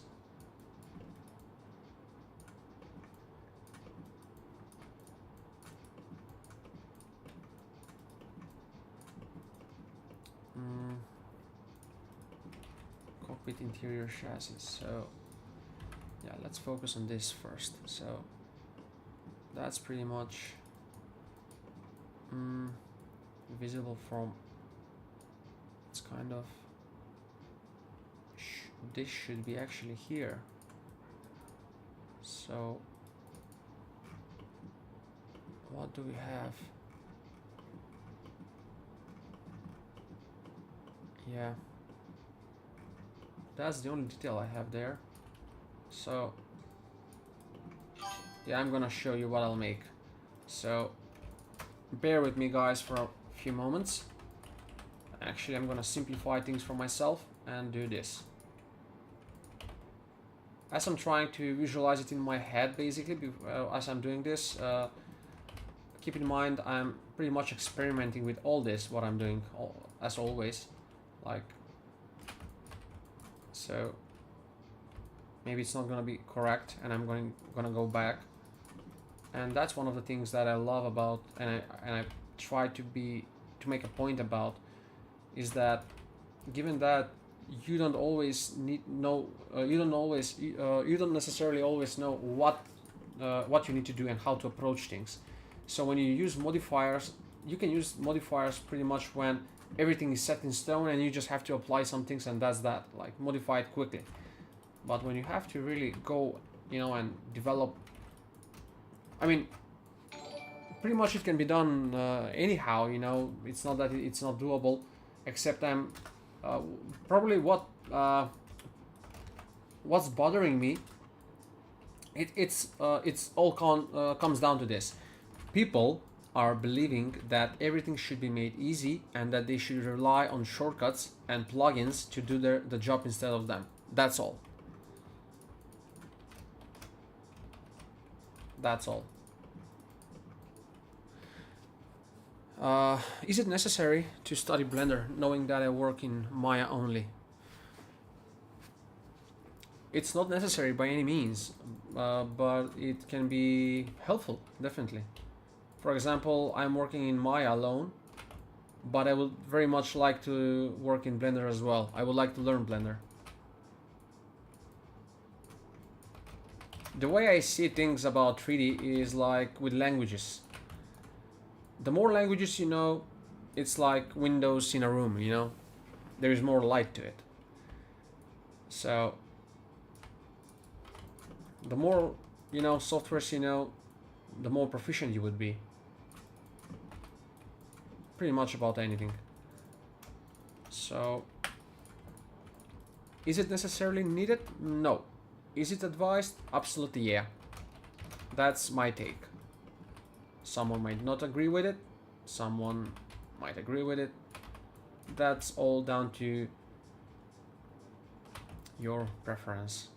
For example, if one is, you know, developing works solely for Maya and he's happy with the work he's doing and he doesn't need necessarily to work in anything else, why would you learn Blender? Like, you won't need it, right? Now let me make sense of this. So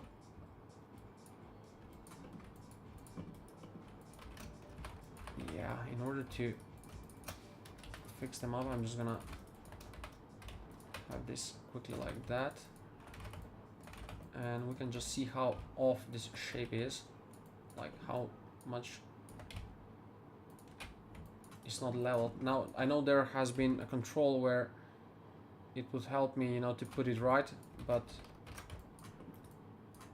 I'm always used to rely entirely on modifiers and pivots like these, although not always the best or most efficient, but it's how I gained control over these things.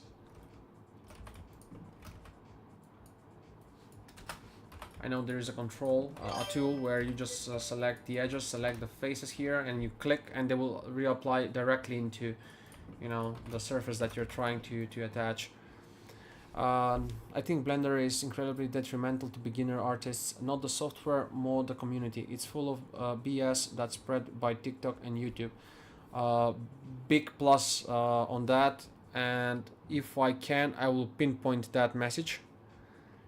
Not necessarily, but not a bad idea to learn Blender. But if you're trying to get a job in the industry, I would work what the company you want to work for, and figure out if it's VFX or game, etc., and learn those softwares they're using, says Laurie. Laurie, who is, by the way, with I would say big experience as artist, engineer. I don't know how exactly he would portray himself for Bridgestone. So I mean, both Laurie and Orpheus are pretty spot on how that is. I mean, it's quite simple, really. Yesterday I was reading an article on LinkedIn about a guy who got scammed by yeah, why I cannot make this according to this one is because this is entirely different and now I'm trying to replicate it. You cannot, it's different piece, like this is different. So I'm just gonna try and do here something else. Anyway, so what I was saying is that he got scammed by these Ponzi schemes, companies that promise him profits and whatnot. Any who has 2 cents, how to say, 2 cents of brain would know that some kind of things are scams, you know, and one should not do them. And it goes the same for pretty much 3D. It's very easy to kind of, you know, be aware what's looked for, what's needed, what's pretty much made just for clicks and likes. I mean, I'm not sure how can people really take seriously when artists are showing these videos on TikTok and saying I've done this like in a day. You cannot do it in a day. You cannot do it in a day. Like, I've done this in a day. Where is my art station? I just want to point out something.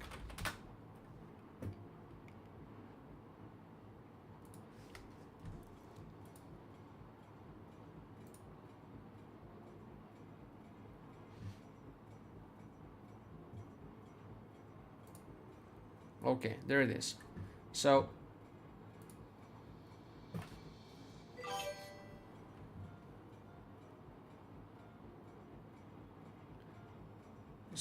let's say I modeled this the day prior and I textured it the next day. So like in 2 days I made this. But what's the point of it when I know that I could have done a better job if I spend more time and developed like these parts here, like this one here, this detail, and this detail here.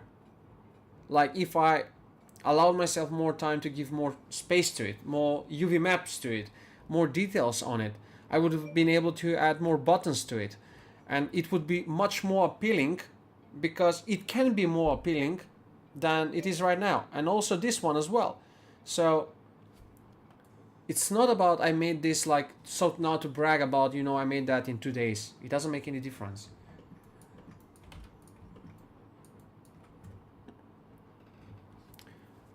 Yeah, these guys, I have to ban them straight, you know.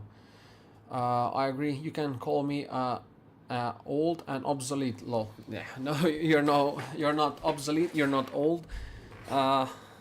New artists should be focused on learning the fundamentals, not looking for shortcuts or add-ons plugins to do it for you. Yeah, I don't know if you've done. I mean, Orpheus and Lori probably have done it, and much more than that. But back in the day, how I was projecting circles like on this shape would be, we'll have this circle, and now I would take these and I'll try to match them like that. Circle, you know, one by one, do that and whatnot. And finally, you know, okay, now obviously they are, I'll just flatten them and all that, but you get the idea. So you'll make a circle, and I mean, that's how I was brought up with 3D.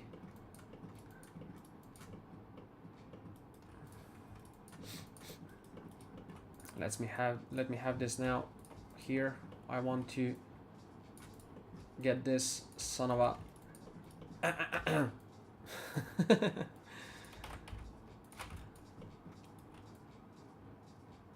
so I'm gonna do that. I just want to complicate things for myself, basically. I could have left it, just focused on other things, but I want to complicate things. I want to make them a bit more complicated. Although nothing complicated here, given that, I mean, it's just really trying to figure out how the shape is and then make it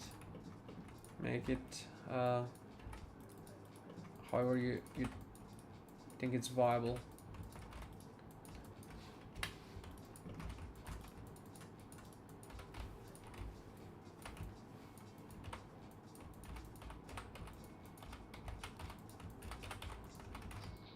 Okay, so that's on the inside what we have there. So that actually continues straight on like that.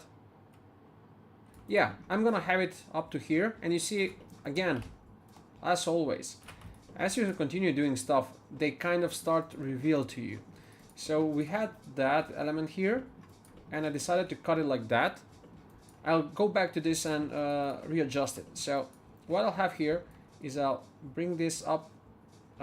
Actually, I cannot do that, but yeah, that's not okay.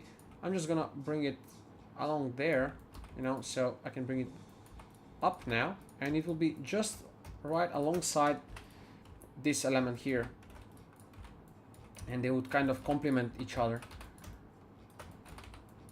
you know, like putting things in the scene that when one looks at them, it says, it goes like, oh yeah, that makes sense, that's, you know, fitting, and on and on.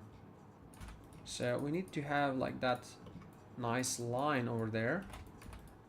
Now things are not quite simplified for me given the beveling I've done previously on these models, but here's what here's what I'll do. So I'll have that. Now I need some space here, so to have that rounding there. So I'm just gonna lower it a bit actually, and just take this part here and play with it only, and I'll rotate it so to give yeah, head when this happens. F8 on the dashboard, on the keyboard, to, let's say we have this and we want to select something like, you know, here. Usually it won't, it will happen, this will happen, you will select something on the back. So what you do is just, you have the model, you press F4 and you, F8, sorry, and you have this. So that's that, but I figured out I'll have them later. So I'll get it here, there, and pretty much I'm gonna close it off about like that. And now have this even more beveled. Now that's not how I intended it to make, but it will come along. It will come along surely. So yeah, that's actually need to be sharper. So yeah, I'm gonna straighten these out. Sometimes, I mean, most of the time it can be overwhelming. It's gonna be like, okay, this doesn't make sense, but trust me, it does. All you have to do is keep on working the geometry until it's, you know, closer and closer to what you've set on doing. So it's gonna get there. So I'll just gonna readjust this, and maybe it's not the fastest, you know, way, and that's what that's what's actually bothering me all the time. You won't be able to do this in other software unless, I mean, you would be able to do it, but if you rely on modifiers, you will have a hard time. So unless you know how to do this straight away, and I don't know that many people, so I don't believe that's how this works. You know, it's not like, okay, I have it in my head, I know how it works, ching chunk, and it's that's that, it's made, you know. It's not really like that. You have to go around, see shapes, see for yourself what's working, what's not. Now, given the fact that this is way too much like coming out compared to this, now I cannot see whether there is a panel in here or no, but my gut feeling tells me that this is not that, you know, thick as this is. So what I'll do is actually yeah, like that is on the end here, by the way. Oh yeah, well, how about that? So this should be actually, that's my bad. So now you see that's have to be like that. So these are not actually these much further on the front, towards the front, but more to the back, like that. Again, on what I just mentioned moments ago, again, the shape is kind of revealing itself to you as you go along and do it. So that's it, there it is. So that's the shape we need. Now maybe we can, you know, alter this and play whichever we'd like maybe, you know, bring it lower and all that. But yeah, for example, if we do that, you know, this angle will open up, so we'll still have to go then further back and close it off again, and then like that, you know, and that's how you make it lower. So it's pretty much back and forth, you know. And I would like to have it a bit more like that. That's, yeah, we will alter this actually because it's easier now. Yeah, like that. So this will have to be more like that as well. In order for these to have more sense, we have to lower them. And there you go, pretty much you have that piece here that we're developing. And since this is having different kind of shape, I'm just gonna take the freedom and get that, duplicate. Everything else I'm just gonna delete. I'm gonna make one, come on, one plate here. I'm gonna delete everything else. And I'm just gonna, come on, flatten it like that. Why the hell it's not flattening? Okay, you need to get the vertices instead, just like that. So you see, if you have the faces like that, I mean, not even the faces, just trying to scale the model, it's not gonna work. I mean, if it's displaced and you try to scale it, it's not gonna work. But if you select the vertices and then you pinpoint where you wanna have it, that's where you're gonna do it. So back at this, now let's give some proper shapes to it. Like this is not straight, and we'll straighten it out. Now, again, this needs to be in line with that, so actually I'm gonna have it like this. That's about right. Let's make sure we have these straight. Let's turn off the light there. That's actually gonna be just like that. So those are pretty straight, that's okay.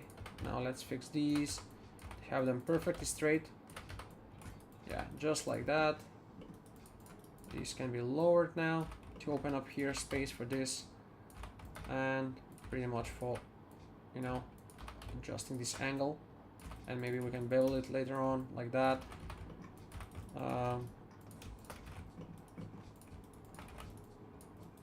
Let me save here. So this is, what's this, 53, so this is gonna be 54. Yeah, this is the work in progress scene. I haven't read the chat in a bit. Maya's dynamics boolean is slightly better than the old system, be the fundamentals stay the same. You either build things carefully or you re-topo them after. It's usually easier to build them carefully, as good topology can be incredibly helpful regarding selections and walking stuff back, but the fundamentals stay the same. He has corrected, says Orpheus. Fundamentals are the key, says Lori, pretty much with which anyone can agree easily. Definitely, as says Blender, usually hides those fundamentals for speed, but ultimately the geo is useless. Yeah, and yeah, that's something I agree on as well. Again, yesterday we had that topic with discussing with Lori and Biba, and I mean Biba is working on in Blender, and he was having a kind of yeah, those geometries that we speak of here or now, to which I, you know, like gave my remarks in the sense that they should be more optimized, but definitely it also depends what's the purpose in, you know, how they're used and all that. But yeah, it's pretty much how you have guys portrayed it. I'm just gonna delete that. Actually, no.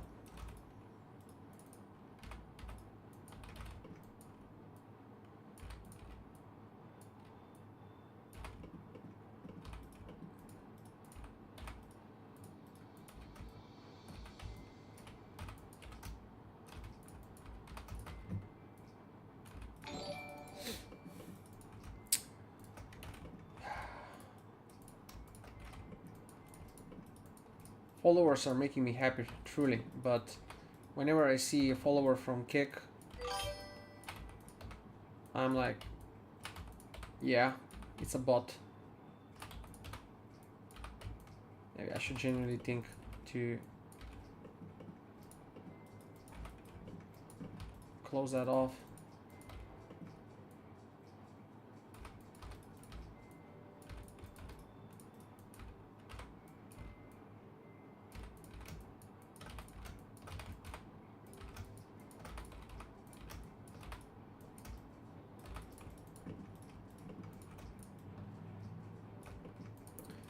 Now, if anyone was wondering what the hell I'm doing right now and that this looks like nothing, well, give me a moment and we are just gonna close this off easily as that. No, not that one, that one.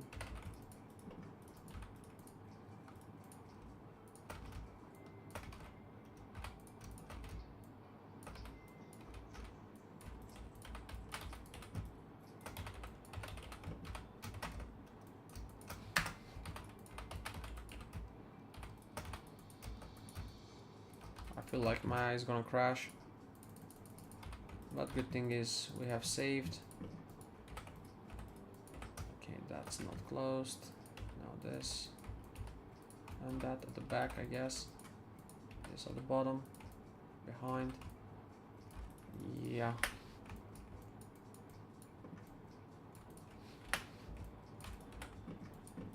Where does it leaks? Let's see. This is what's yeah, I don't like it about Maya. Like, okay, now you know. Well, previously I checked it. It wasn't. Yeah, so you see, this is the tricky stuff that might pull back, make beginners, you know, go like give up. So you go select this and merge it, but it doesn't work. All you have to do is actually merge vertices instead. So sometimes that command is not working when there's like damaged, or I don't know how to say otherwise. You know, when the model has issues. And look at that, it's not connected, by the way, and it doesn't work still. So again,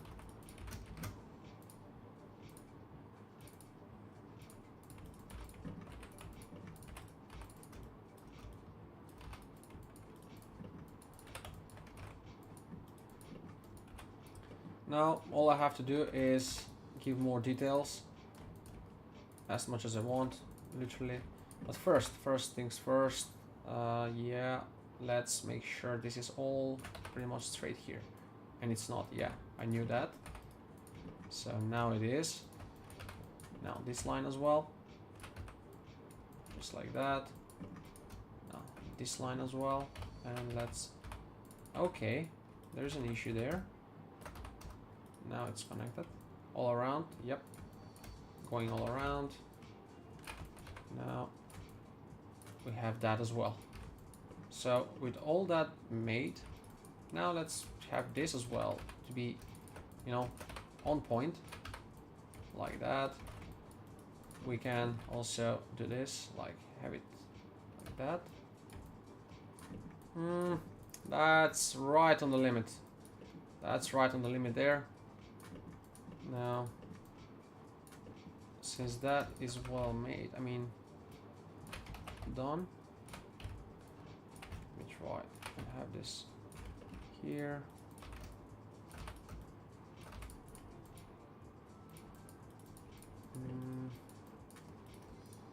Yeah, should I?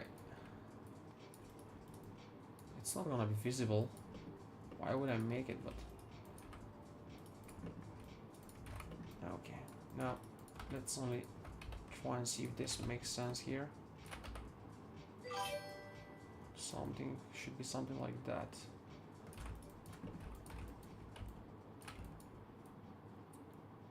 Yeah, pretty much like that. Yeah, this can be tricky here, this element. Let's see what's the natural. Oh, I went off with a different one, with the wrong one. Let's see what this makes of it. So it will intersect here. So what one can do is just have that.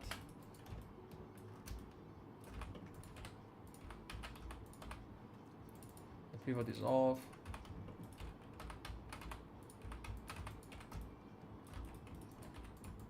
All is made. One more time, let's check if this is very much, you know, straight on. Not that one. Nothing on the back. Yeah, that's pretty much straight. So now we're gonna add quite a bevel here. Like that. Yeah, that works. 5 as well. We're gonna add 5 to make it smooth. It's gonna be visible, you know, quite next to the driver.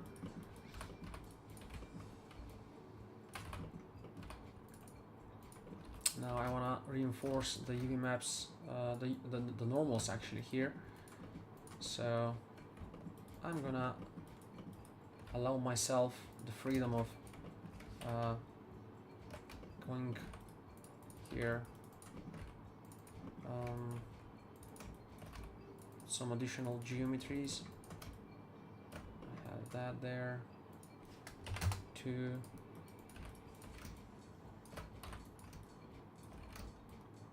I'll have it like that.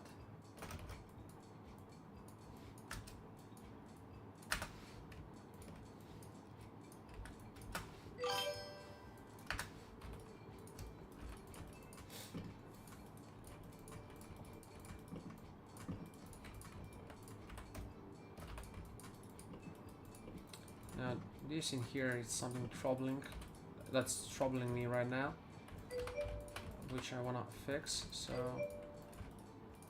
I'm just gonna add bevel to it, like 5, and I'm gonna make this 1 like that big, you know, to reinforce the whole structure there.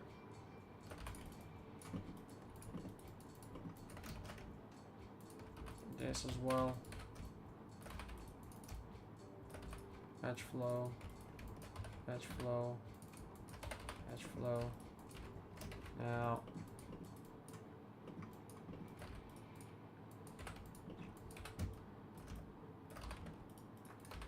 that's pretty much the same.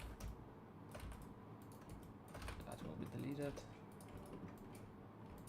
That's fine. Maybe these towards the top can be deleted, not really necessary that much. Now problem is in here, this closing off, it's way too big. We can smooth it out and just you know, remove all the unnecessary geometries that will be present there. What's that? We can just add 1 like that. That's smooth. That's smooth enough.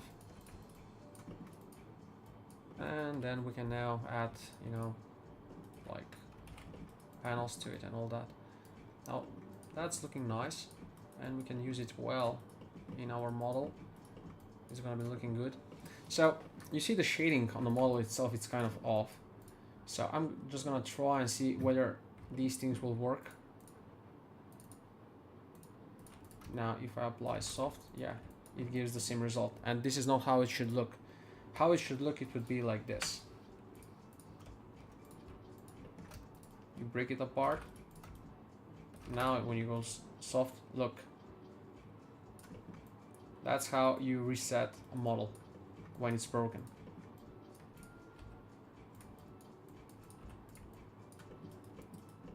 And I don't like this, so I'm just gonna add more geometry here. Make it even more like that.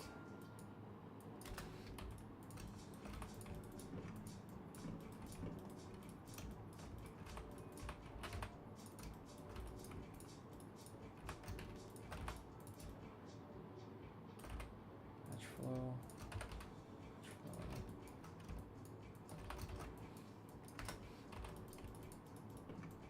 Yeah, that's well. That's well, and this here. So we're gonna add 3 more. There you go, guys. Look at that. So now we have like a very fine piece that will be complementing the cockpit on both sides, which is unique to this model. Now, not entirely, I don't know the extent of how it goes to the bottom, but at least it's something in that way, you know. So, and from what I can see here, I mean, you know, it's making sense. So I also have this edge here, in which way I'm gonna easily add buttons on the sides. So yeah, I've been focused on modeling this. I haven't read much. Yeah, topology is always based on context, says Laurie. He goes on saying, have baked just in Mari, then send it to Painter, to Orpheus, or do all in Painter or Mari UDIMs. Orpheus says, entirely dependent on the project and client. If was building something that is incredibly close to the ID, to the driver, I guess, to the camera, I'd use Mari for UDIMs, although its baking isn't great. So does that mean, guys, that with Mari you would get to texture to get the texture, basically whatever you're texturing, it's gonna look better? Yeah, same. There is an update coming for Painter's UDIM system, hopefully soon. I'm at the stage I'm trying to reduce the number of programs I need to up to date with. With the recent COPS update in Houdini, I'm trying to remove Designer, ideally all Adobe programs. Yeah, that's a good idea.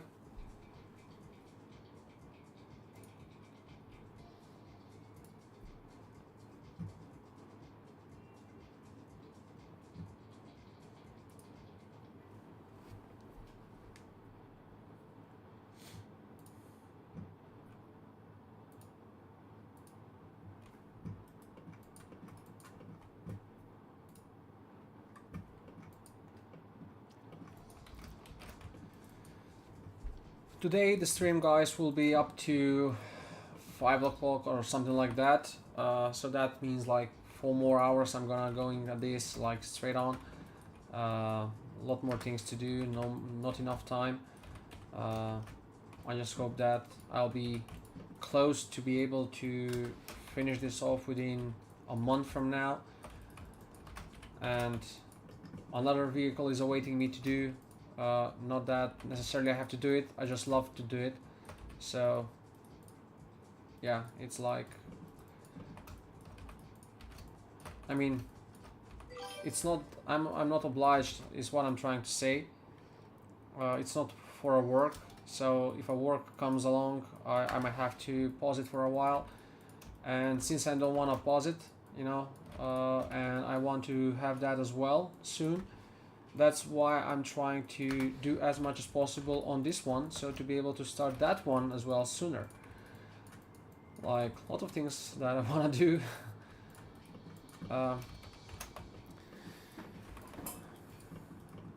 Houdini, oh my. I gotta learn that somehow, to try something, I guess. But I don't believe I'm gonna be close to learning it.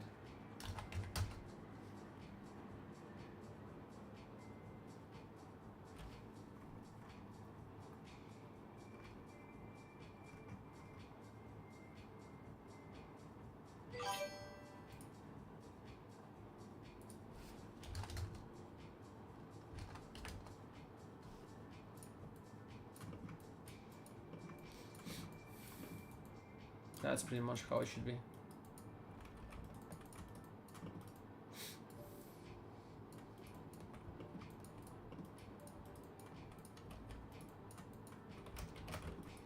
Now let's make this one. So what we have is, yeah, I'm gonna make one middle of it, one side of it,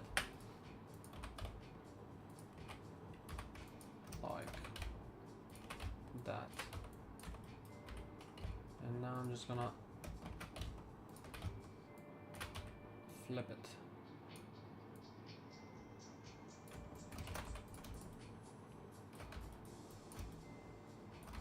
And now that's perfectly symmetrical. So that angle falls not quite right, but I get what needs to be done. So wait a sec, that's way off there. Okay, I'm just gonna focus on this side. So like that.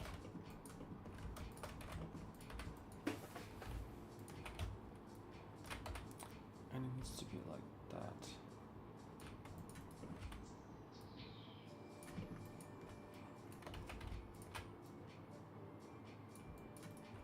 And probably smaller like that.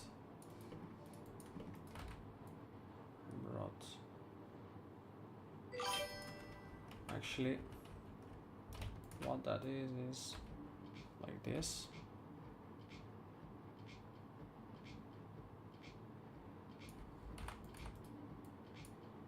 And this should be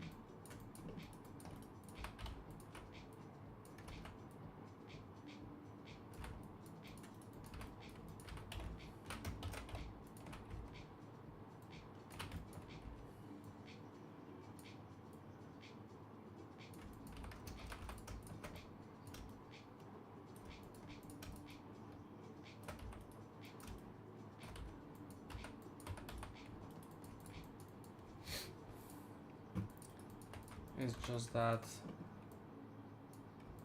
this is much tighter like that.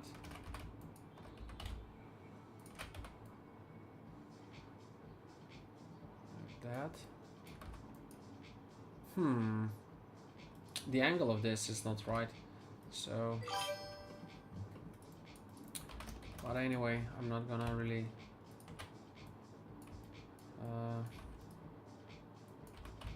okay, so how would this be if I make it like that?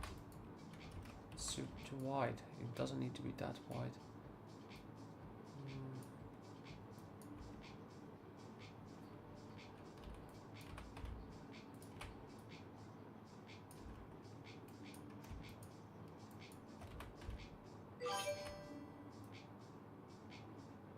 Yeah, it's something like that.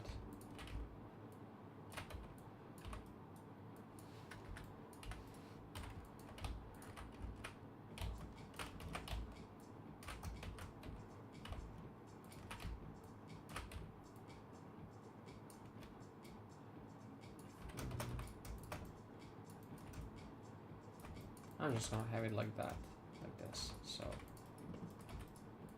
who cares, right? It's still gonna be much more authentic than what I had previously. Now I'm gonna close this.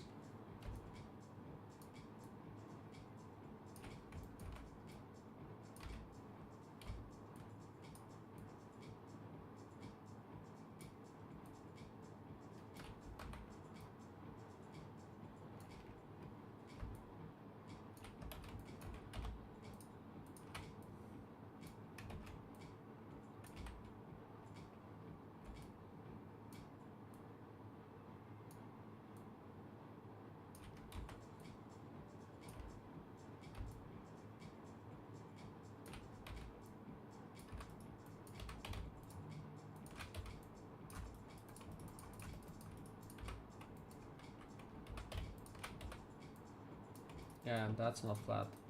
I figured that out now when I'm looking at this here, and I'm realizing it's not really that flat. So it cannot be that perfect. I'm gonna have it as it is.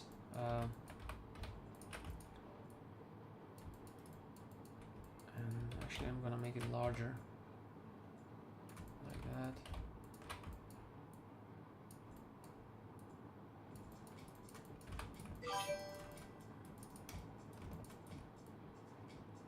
Higher. Have it beveled.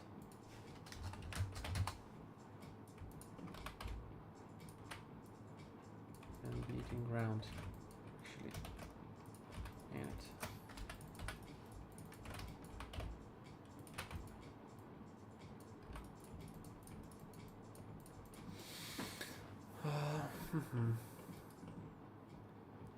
No, yeah, maybe I shouldn't have beveled it just yet. I mean, obviously I'm not yet there.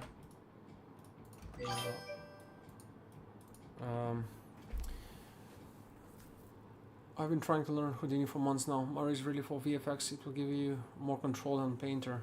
If I was doing automotive work, I'd probably be using Mari. The downside, you'd have to spend the time materials authorizing.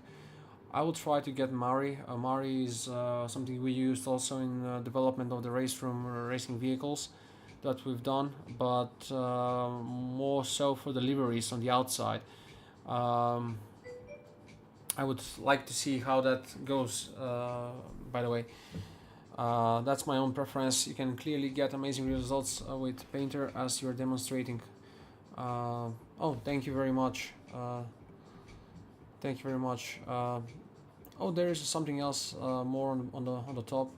So definitely, as Abramowski says, Blender usually hides those fundamentals for speed, but ultimately Geo is useless. I haven't read that out. Entirely dependent on the project that I read. I'm close. That I'm at the stage.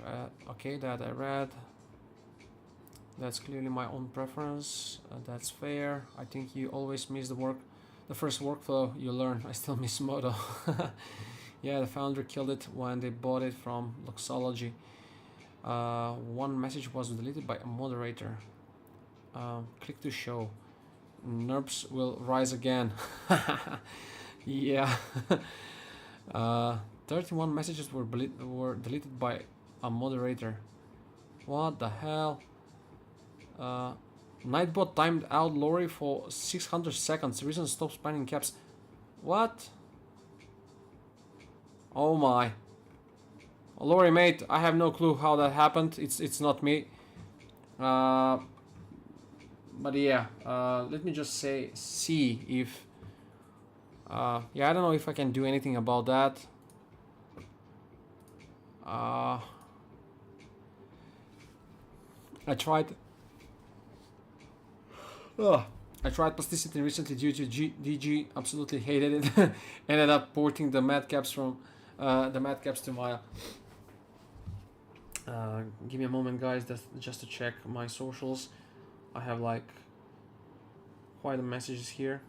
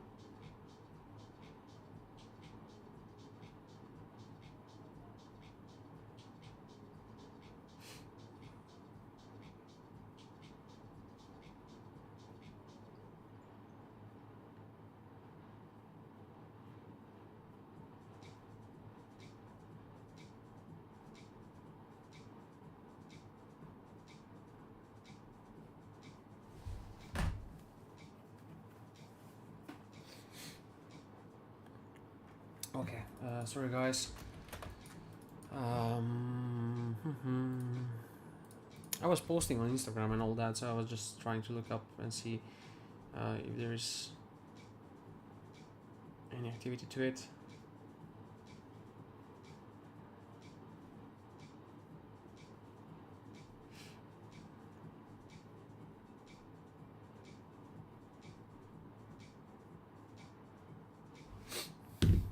Okay, let's go on. Today pretty much gonna be done with the cockpit, and then we can throw ourselves for the front of the car, then slightly more about the radiators, maybe the front, cleaning up here, adding more details, like to make it more rich on the front here, the all about the windshield details, like the plastic around it and small, you know, things.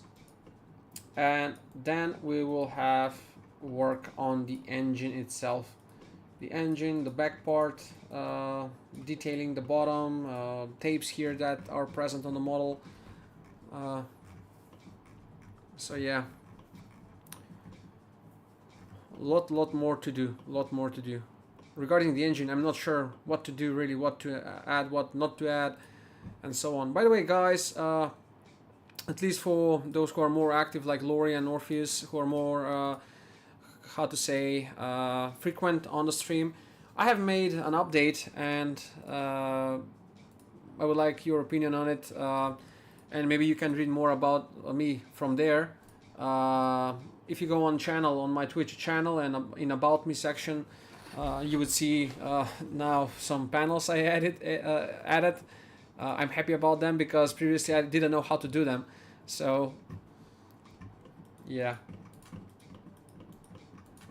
that's kind of addition lately I've done to it. So this is most definitely not like that. Orpheus, you're missing the link. What? You are the missing link. Goodbye. Stop. You're the...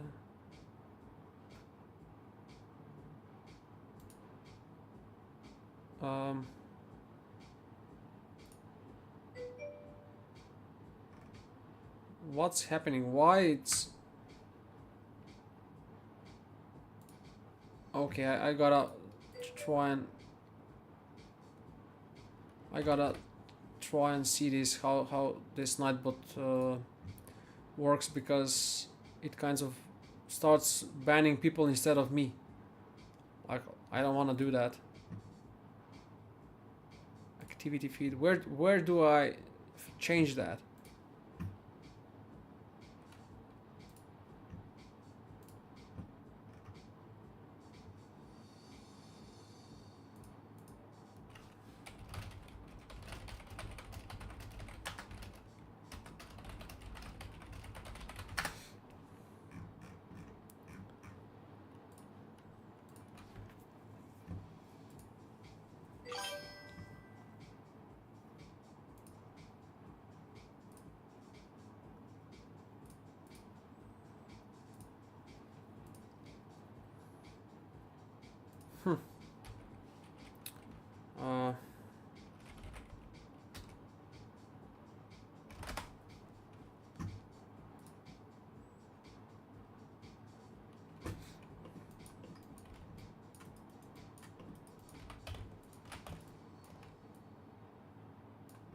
Okay, so where was I?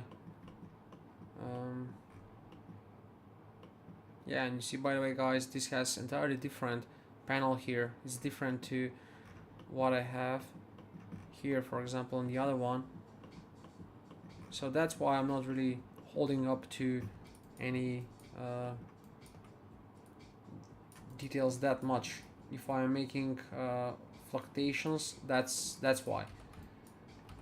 That's why I'm making them, I wanna say. So this is quite off. I'm gonna delete it. I'm gonna just use from here circle. I'm just gonna get it from there like that. That's a perfect one. Now bring it up forward, up there. G for repeating the, oh, it doesn't repeat the action. At least not the one I thought it will. Now a bit on the bottom, a bit like that. Just that much, I think it will be quite enough. So close that off there. Now for these here, that's quite, yeah, actually I'm gonna do this. So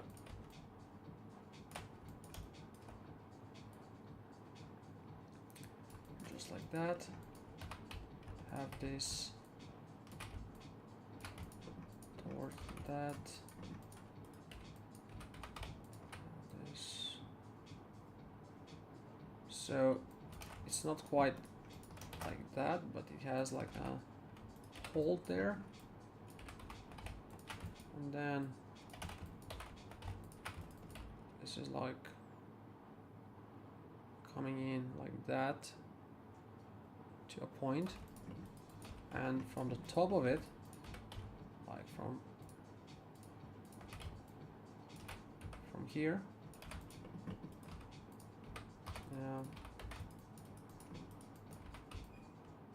slight reworking here would be needed.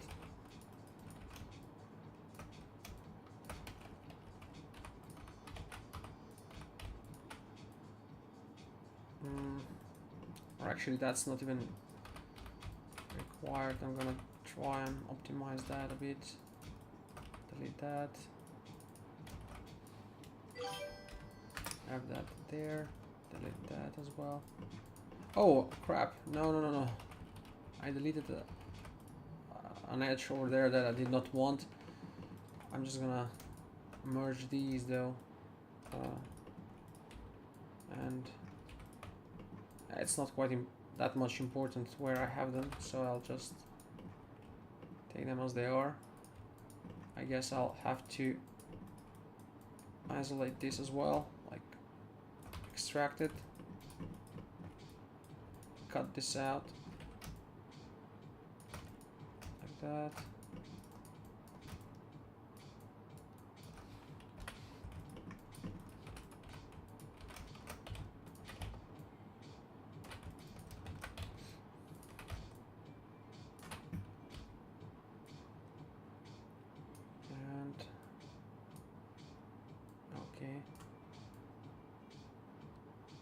Yeah, how was it? So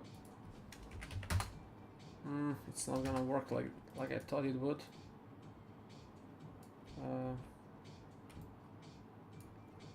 Yeah, this can be tricky when it comes to mirroring an object just like that.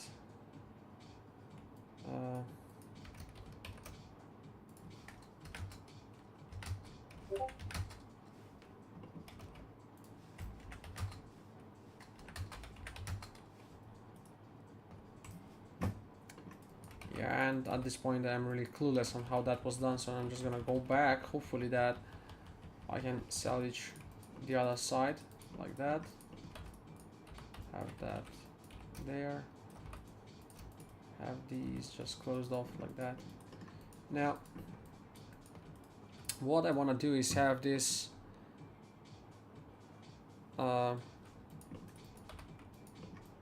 nice line coming out from here, so it's kind of continuing. How's that actually? These, by the way, should be up there, so that's coming up, and from here it's continuing. Okay.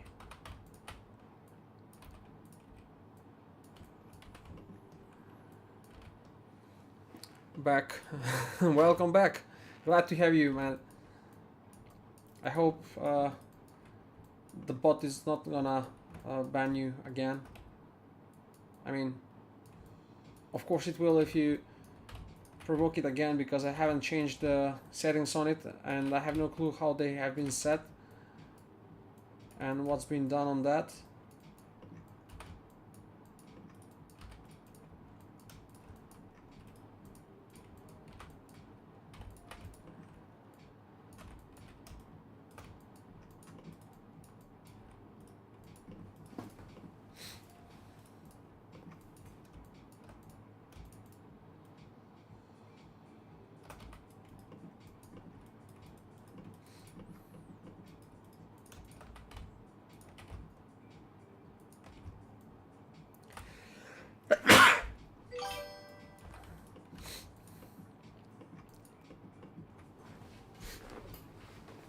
Jan got me hooked on plasticity, been fun. I've been using Jan.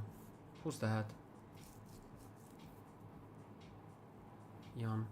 I've been using cat for a very long time. Hey, finally a follower on Twitch because all the time I'm getting these on Kick, the bots and all that. Fresh breath air, you know. Welcome on the stream, the Stalker TV. Glad to have you here. 125th and almost halfway through to 150. Glad to have a fellow streamer or Twitch user only interested into 3D. It's always like meeting someone new. That's how I see that.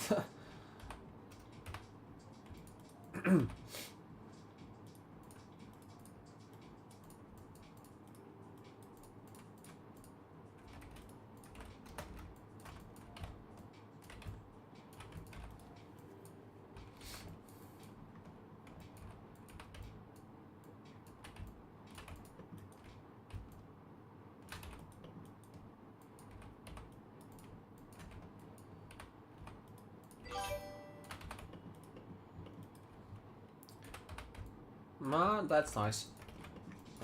That's nice. But I don't know him. I would love to though. You know, just to see what he does and if I can learn something.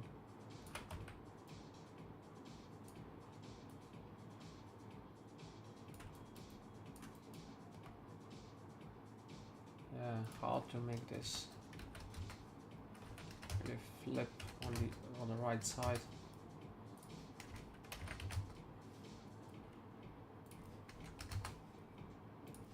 Yeah, this is the only thing, like it's you know, kind of killing me for using Maya.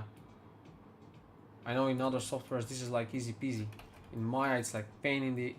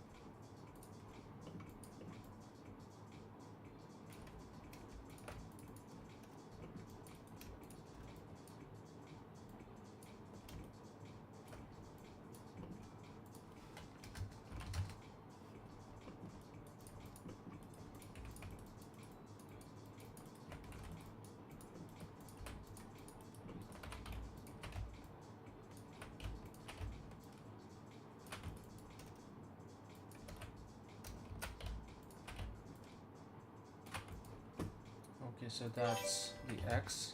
No, this one. Yeah, kind of like that.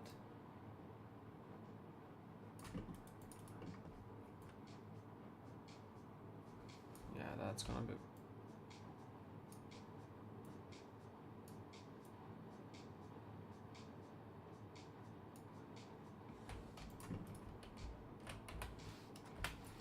There has to be a way in which this would be perfectly well transferred to the left.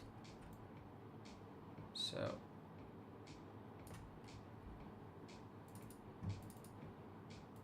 that would be object.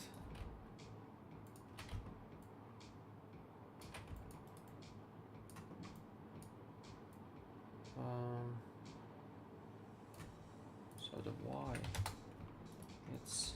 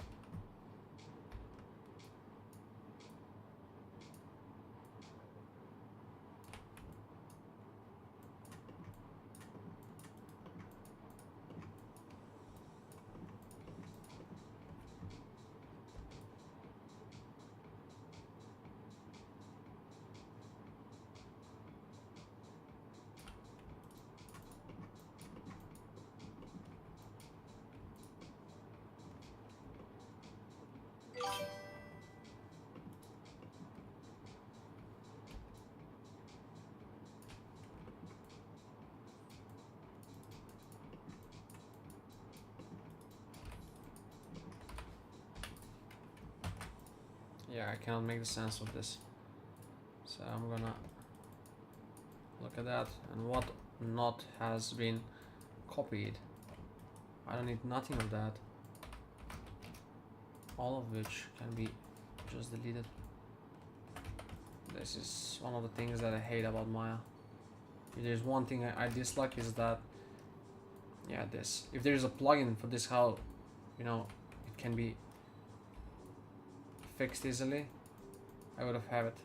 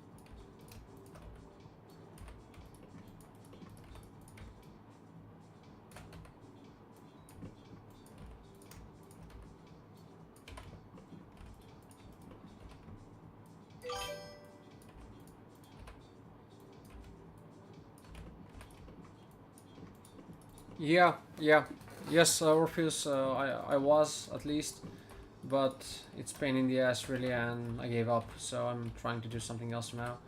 Like I went already this down the road of trying actually to Yeah, I really have it my way.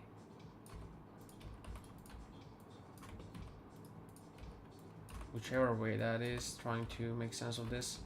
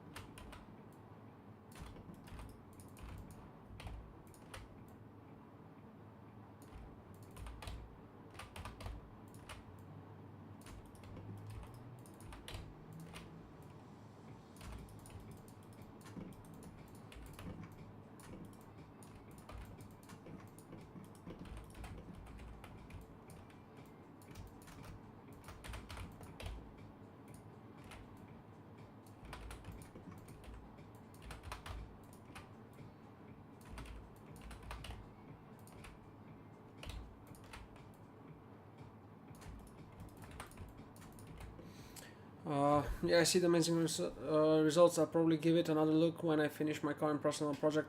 Create a default cube and use it to modify snap together tool to align the mesh to the faces of the cube. I'll try to yeah, the next time. Sorry for my yawning.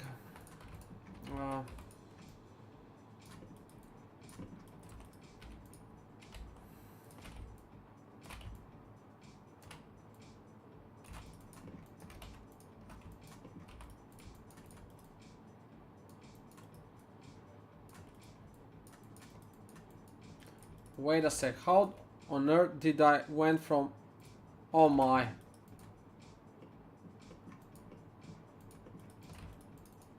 No, this is... I'm looking something is not okay and then I'm realizing, yeah, I'm working on the wrong one.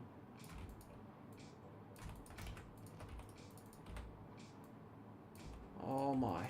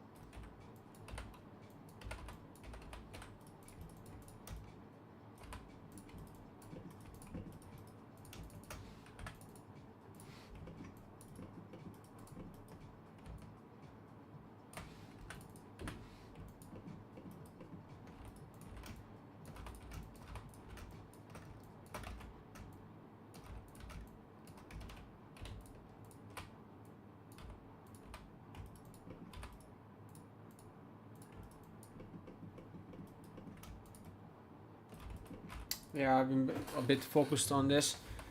Sorry for my silence. Okay,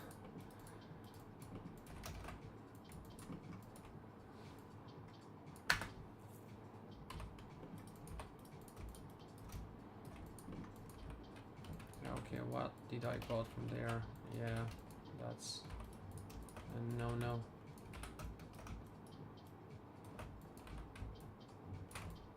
Did I got it again? No.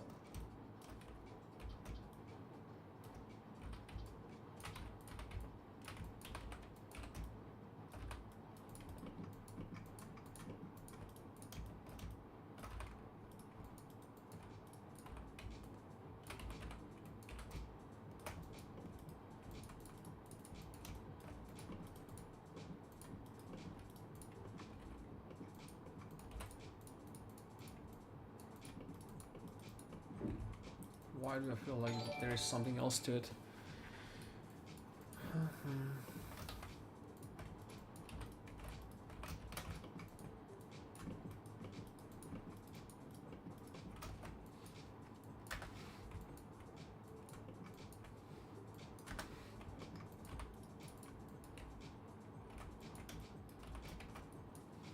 It's quite fine.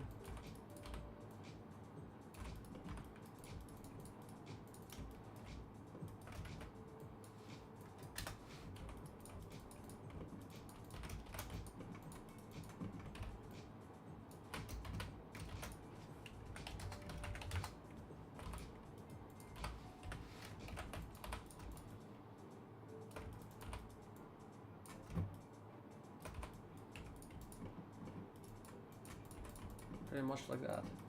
That's it.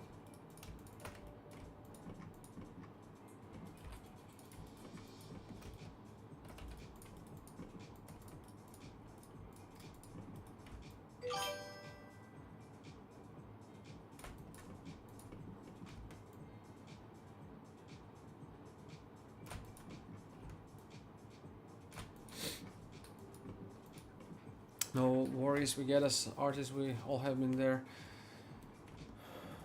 Yeah. You kind of get laser focused, you know, and kind of forget everything else around for a while. Oh, that's okay. That's why I've selected wrong pieces there and there. Now will be better. Yep, there's it. That's right. That's right. Now, few more optimizations will be left, and this is done.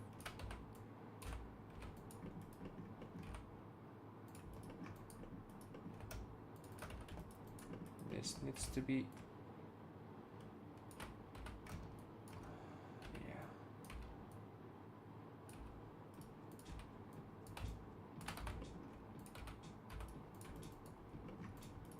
It needs to be perfect like that. So now I'm gonna cut it on half. That's just right. Yeah. This is the one. There's one base piece right there. Anything else we can cut? Maybe in here. These not really necessary here. Not that many. And certainly these. I'll just add one more to have it like that. Now this is gonna be nice for unwrapping and all that, because I'm gonna really add details to it, like not to, like, you know, in the sense that I'm gonna populate it with all kind of details. It's just that it's gonna have a decent space in on the UV map, and it will gather quite of texture quality, so to speak, if that makes sense. Let's add it there now, just like that. what or how what one friend of mine would say, easy peasy. Like, it's easy, you know, just like that. No biggie. Sure, mate, sure. I'm doing this for an hour now. So, was that supposed to be like done in 2 clicks? Well, not necessarily. Look at that. So that's quite spot on, I would say. I mean, as much as we could make it, you know, to make sense. So we have that. That's okay there. Now, what would miss is how would this close? Now, I don't have any details on the door on the inside. There's the same. Oh, I forgot. But yeah, those I can make pretty much in here too. So yeah, let's just, yeah, I can make it definitely here. So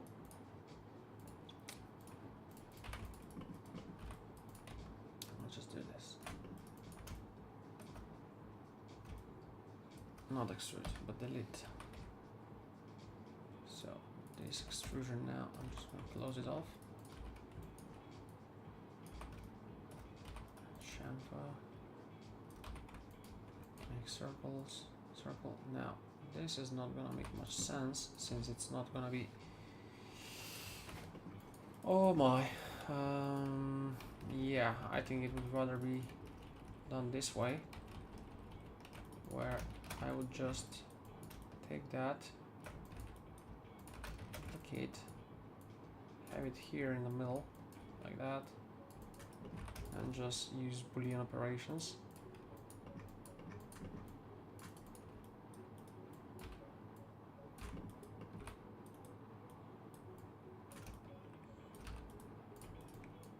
Now actually I can delete that because I don't want to have any damages, or actually I'm just gonna leave it so to know which edge is where. You see,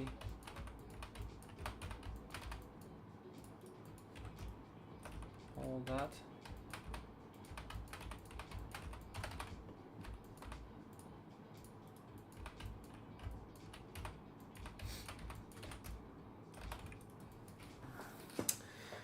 You know what? That's not really not necessary. So I'm just gonna go back several times.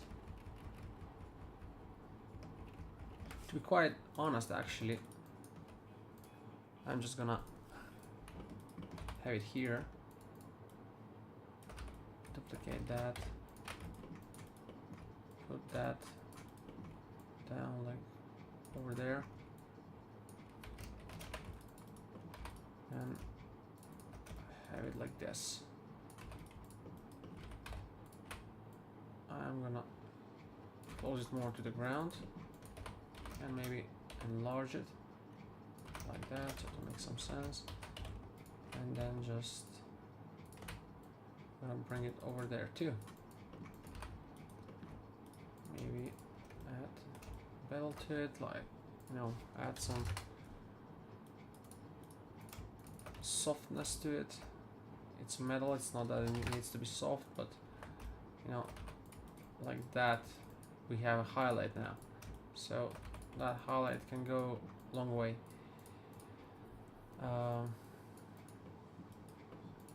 One more thing though is maybe, yeah,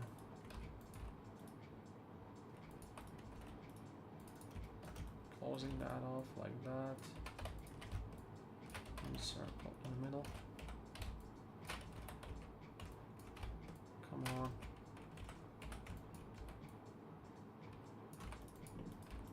Like that. And this too. Come just on top. So get that. Have it there.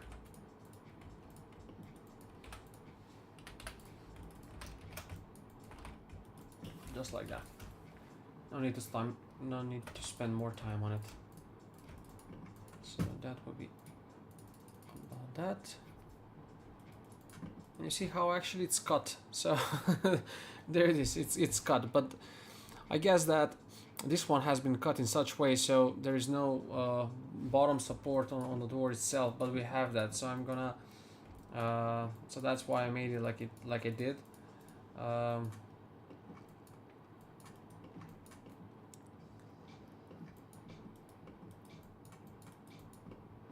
It's just I don't see any door now how it's closed.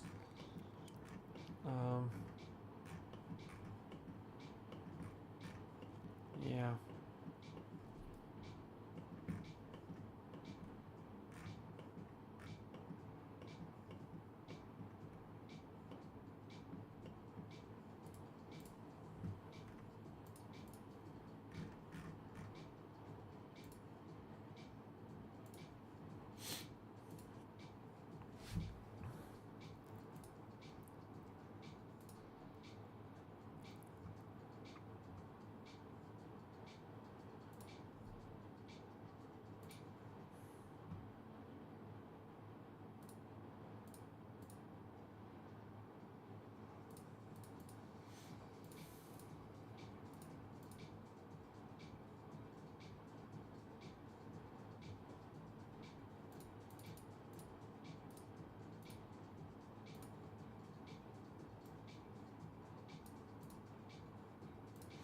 Just a sec, guys. I'm trying to locate.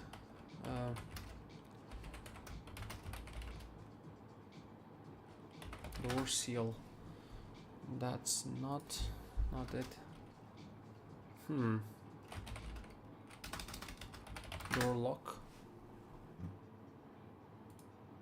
I'm seeing some mechanism on the outside, that is, and so it says the Porsche 962 CK, being a race car, would not have a standard door lock in the way a road car does. Instead, it would likely utilize a quick release mechanism for the door, likely a lever or handle on the outside of the door to allow for rapid entry and exit in a racing environment. There wouldn't be a traditional key, of course, or central locking system.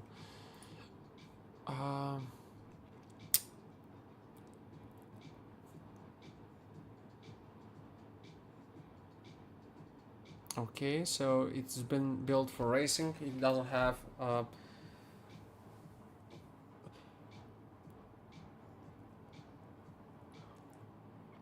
instead of a key or central locking, race cars often use a simple, robust latching system. So that's how we should look up for it. Latching system.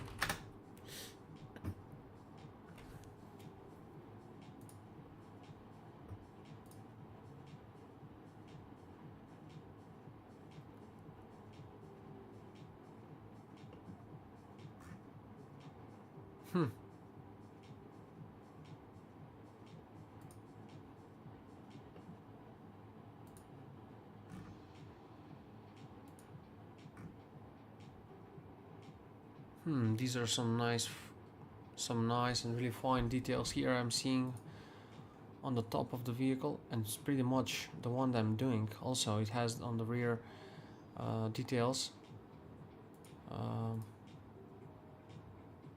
Hopefully gonna see some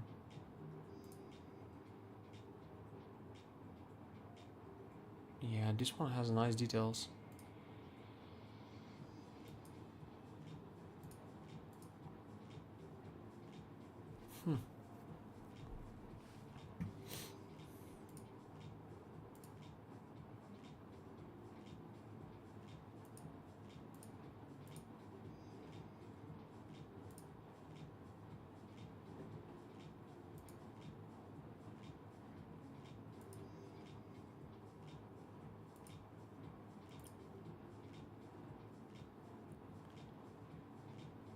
Okay, I just found a nice reference on the side view of the door and how it looks.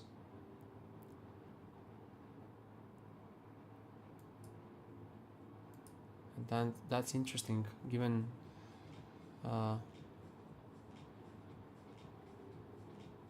yeah, the side of the door, or beneath the door, it's actually,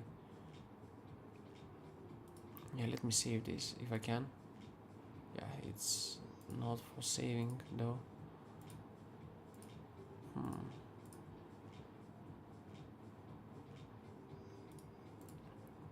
But look at these guys. So details in here are pretty much how I have them. Let me show you. So wheels off, you see, so there is that big like arm there with this piece, pretty much like, look at this, you see that? I mean, I know how I've been developing it, so I've been looking from similar, but now I'm looking this one like it's very much very fine from, it's opened up from the front. And this logo, look at that. Do I have something else maybe on mine? Where are the references? Can I zoom in that close? Yeah, it's actually the same. I mean, it says Stuttgart. That's cool. Do we have any detail here on the door? You see, that's the same here. That's the panel. Maybe we can add that detail there too. The Porsche, it's almost completely the same. That's cool. I'm gonna add these details beneath the holes on the front. We have that. I've made that. Unfortunately, I cannot see the details on how this door is locked, how they are closed. There is no sample of the door whatsoever on the inside.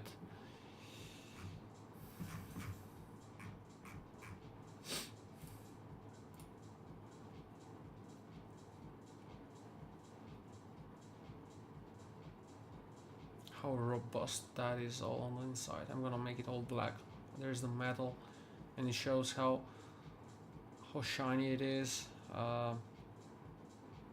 The panels and the welding and all that.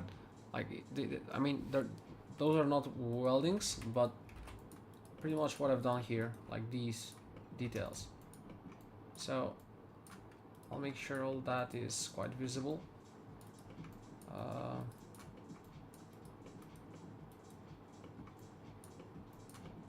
Yeah, that's gonna be okay. Actually, so we have that at least. What I set out to do is, so this one I'll delete now because we don't need it.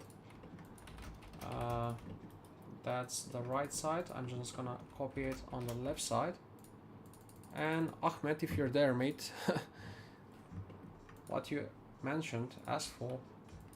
Now I'm gonna do UV mapping. So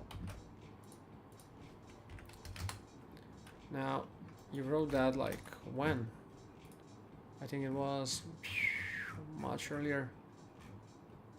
Yeah, 11:35, almost 2 hours ago. So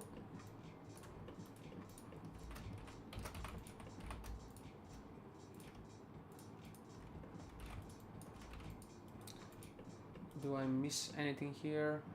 I think not. I think I have gathered everything. Maybe a few odd plates here and there. The roll cage should have went with this, but it hasn't.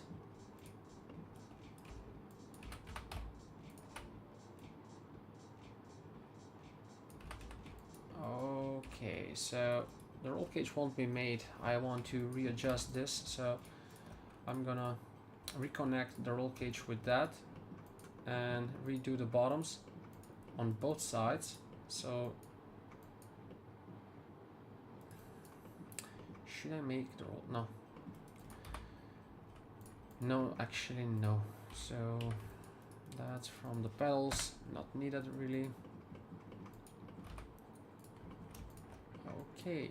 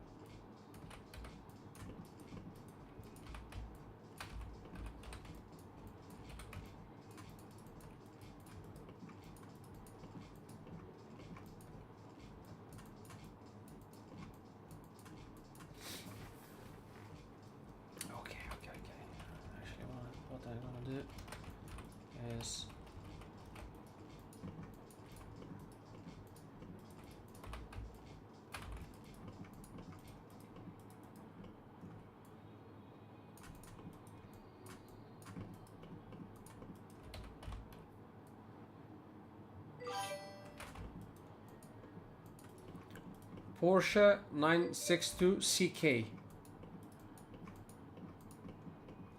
Let me type it. So, where can I?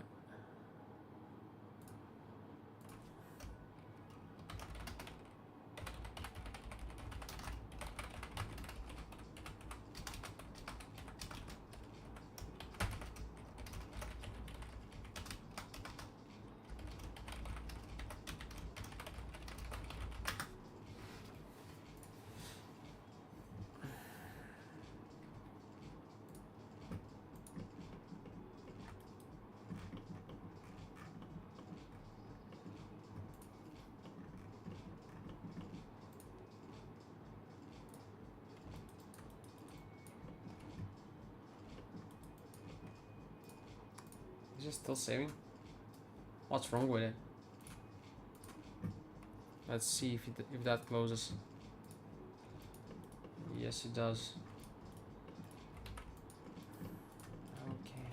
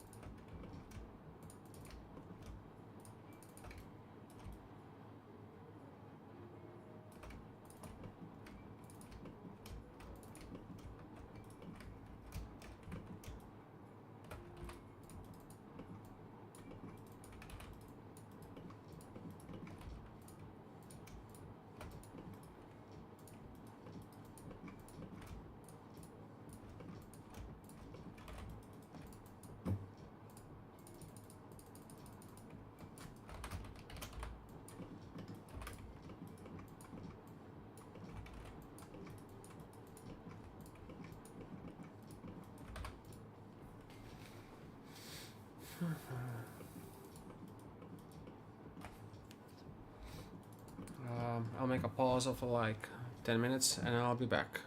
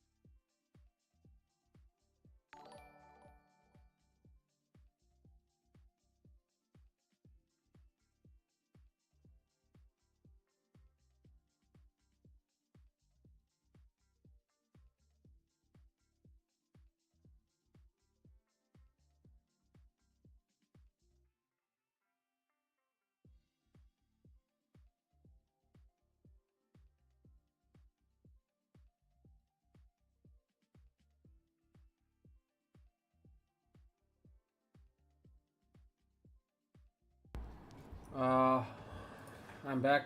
Thank you, Lori, for the links. I've seen those images on the Google, but I'm not sure how to implement those, like how they work. And by the way, look at this, built from kits, finished models, finished in 2011. Literally the same model, more or less. Like that's the one I'm working on. That's the low downforce rear end, like long also. Um, that's the one. So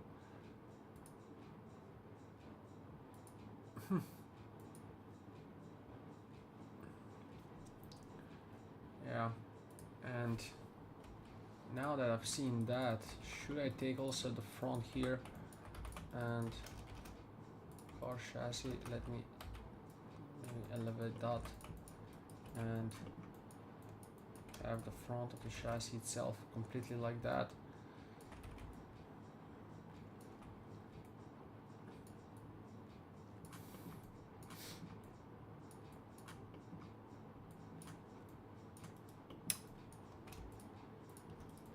You know what, guys, I'm gonna take that as well. So I'm gonna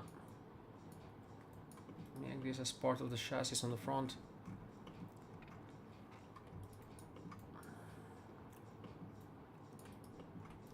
So now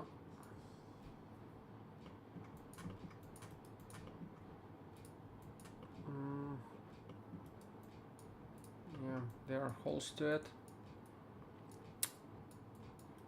Oh, that's where it is. That's where the part I have made. So look how pretty much close is. Now there are some details there. 3 cylinders opening up there. That's the detail on.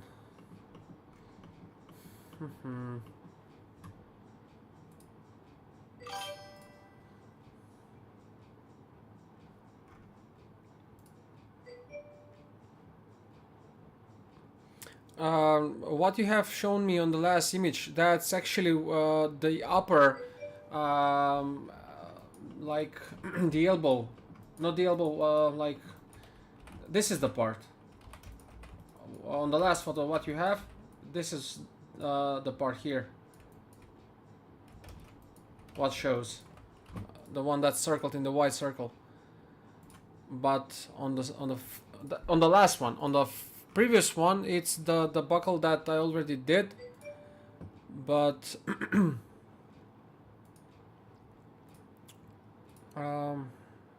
yeah, that's pretty much positioned how I have, so that should be okay.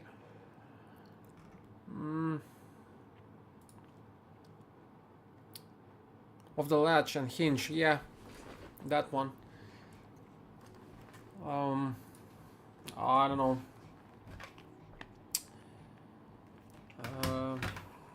Give me a moment. Trying to really assess the situation and to see which way I will continue. Like, should I make with the cockpit now?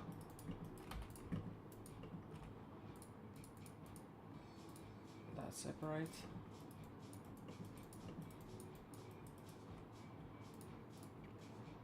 Let's have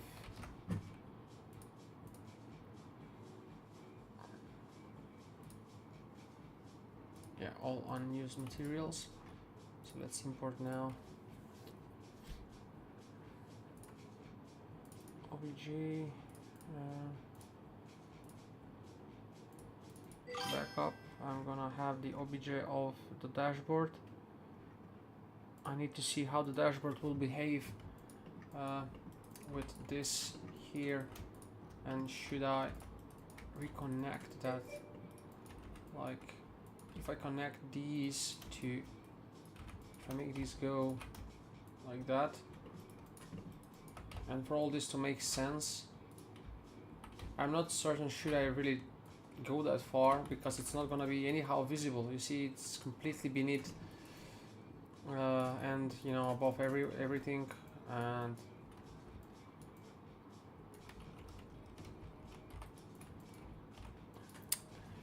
From my understanding, they use the same locking system as the car. It's based on a production car. Yeah, I mean, I'm trying maybe to see if a certain cables are, you know, protruding from these elements in here, like from around there and coming up, like maybe there is a like a grip hand, I don't know how that's called. Maybe something like this will make duplicate. Okay, okay.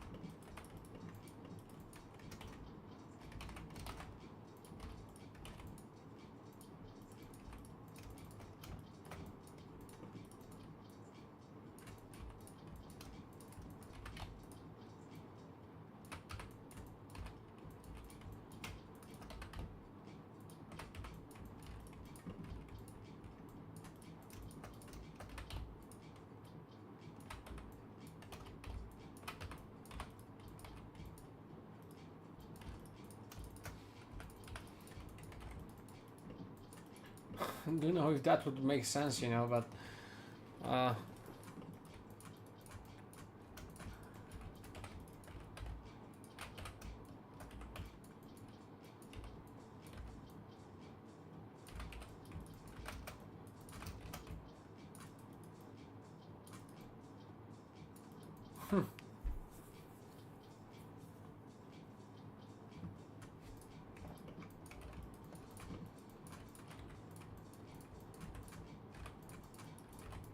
and by the way, the door itself, I need to enhance on the details here.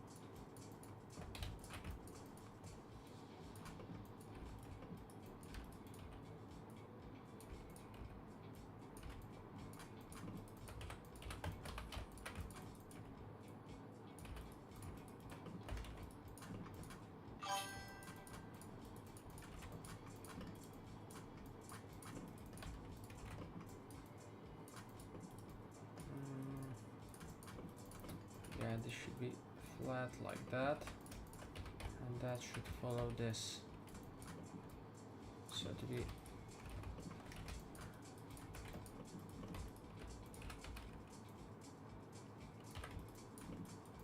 now, there is not enough geometry that I've put here, and this is quite all off, so I'm just gonna adjust that somehow with whatever makes sense.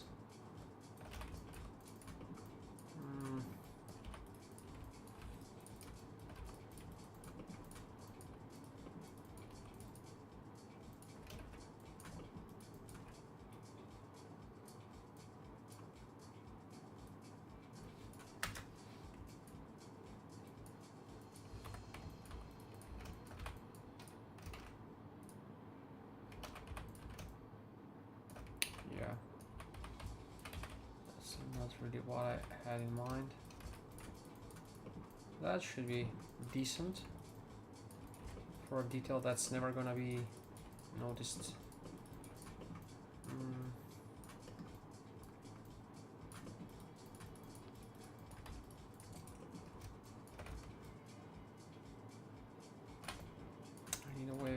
simplifying these elements here. Cannot be just flat like that. And by the way, they're not supposed to be flat like that.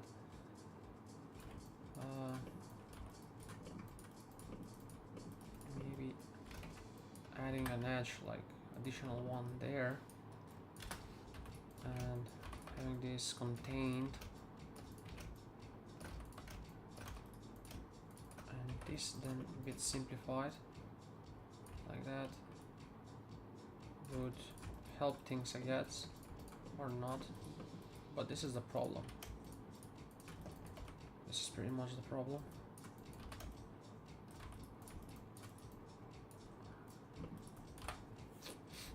Oh, I see you now.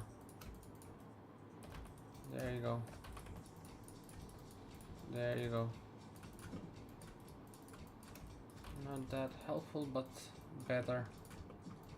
Still better. So let's see where that went. Okay. Stop right there. Delete. Oops. Yeah, it's a full circle on the other side. It can get messy. I need to reposition some of the geometries here, so to prevent, you know, going around full circles. Now, I mean, if I try to go to details and all that, yeah, good luck me. I'm gonna work on this for some time.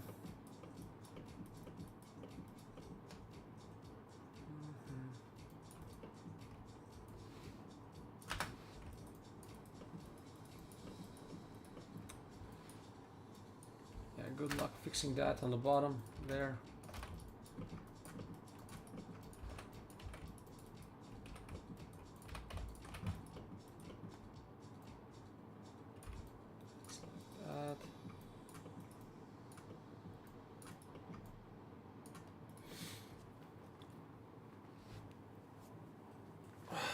Let's not, buddy.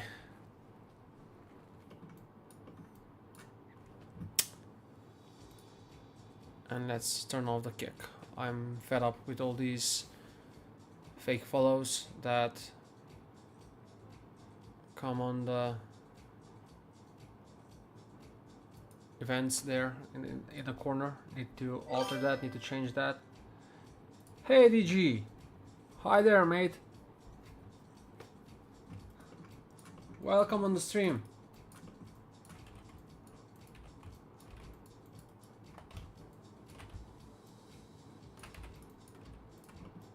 It's always great when I'm surrounded with such talented people. The best car modeling stream on Twitch. Now you're yeah. That would be too much,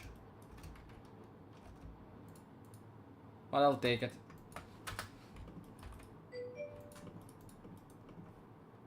Yeah, that's a good point.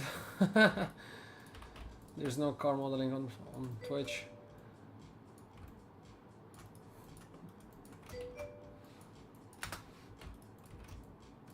Thank you, DG. Thank you for that. It does mean a lot. Be it that there are or no people on Twitch for modeling cars, I'll take it.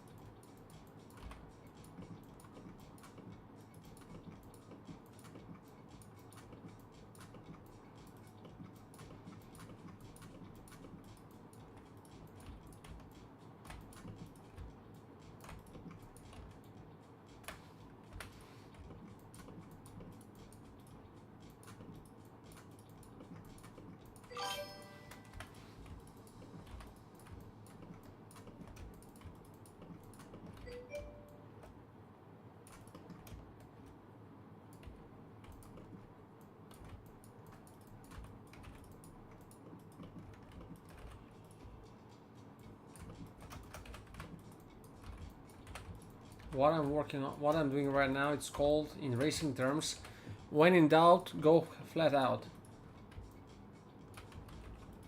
For I have absolutely no idea if this is spot on or not. I'm just gonna go and produce it like I believe it should be, and whether right or wrong we'll see in a short.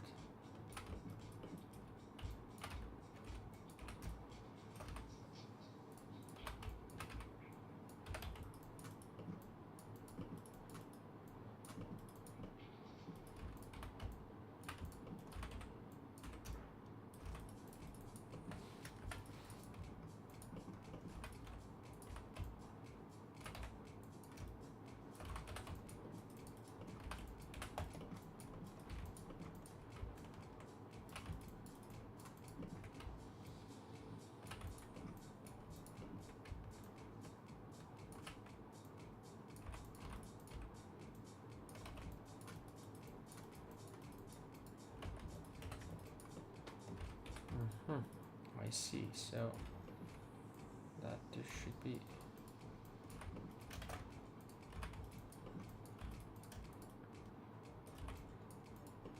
like that.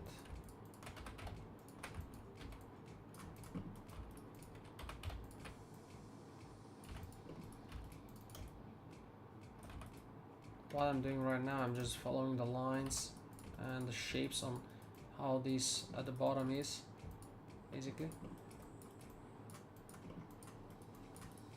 And that can be actually a bit further pushed.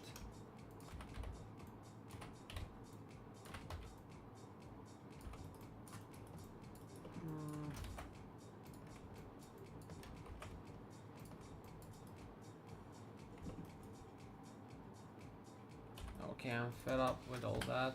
I'm just gonna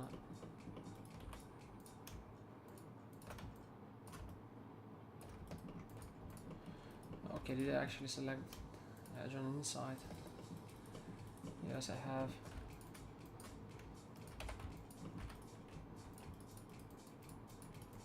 Much better looking. I should get to making a car too, sooner or later. There is much to be made. Yeah, mate. There is. Yeah. There is truly a lot to be made, and that's why I'm kind of trying to do the, the most I can in a day, because I feel like I don't have enough time. I'm thinking like, if something happens to me tomorrow and I have to leave something behind, what that will be, Now maybe that's too kind of deep and too far, So not necessarily I'm I mean that's just a fact. Like, if something happens tomorrow, I want to have something that someone can be proud of. Not that anyone would give a fuck about my models here, but someone will say, okay, but that's the thing that he did, that was great, or this and that. I don't know. I don't know if that makes sense whatsoever. Anyway, I'm just saying that maybe due to the age I am, which is not, by the way, a lot, but I just feel like I'm lacking in that sense, in that regard. For all the years I've been developing things for clients, but never have I, dedicated time for what I really love to do. And to, how to say, not specialize, but just focus on what I like, which is cars, for the fact that I had nothing, pretty much nothing to show for. What do you like to do? Cars. Show me one. And I had just few of them.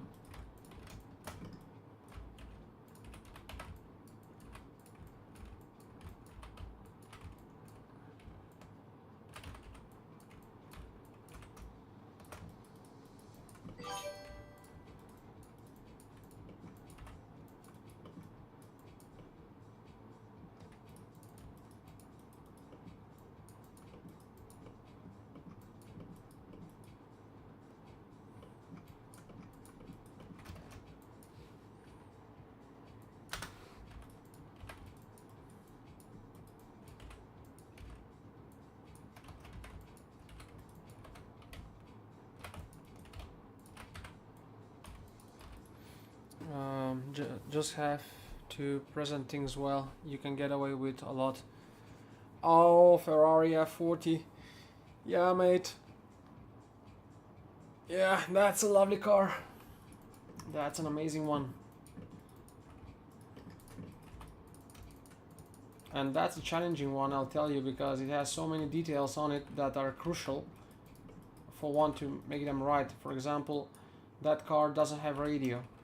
That car doesn't have much of the things that normal road car has. And why? Because the sole purpose of that car was to go racing. So, I mean, now if I'm doing that, my reasoning would be, how would I transfer that for anyone who doesn't have any clue about that car? Like, how can I make them believe or see what they actually need to see?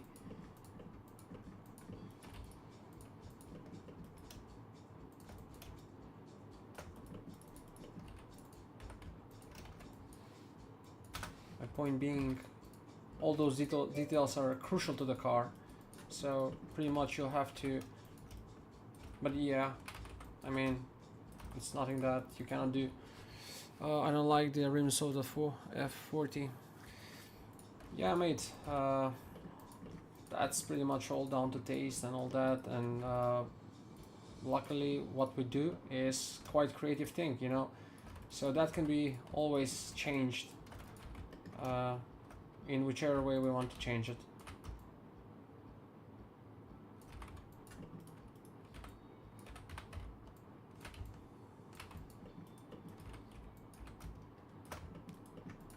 What I'm working on right now is the bottom of the car, which is never gonna be noticed, but I will notice it. So I have to have this made properly. That's good. And let's see what makes sense the most to this. So I'm gonna bridge that. Have these join there.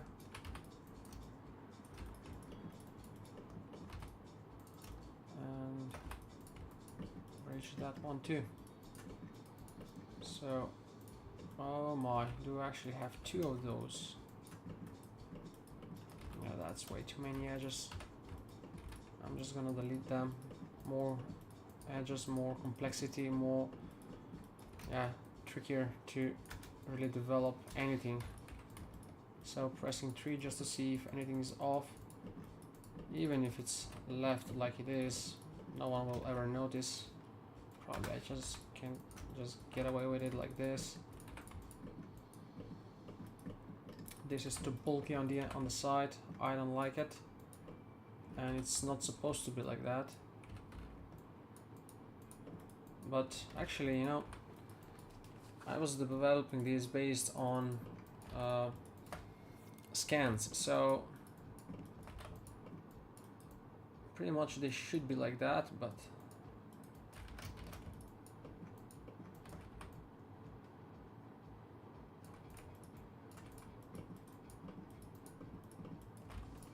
okay, let's make this.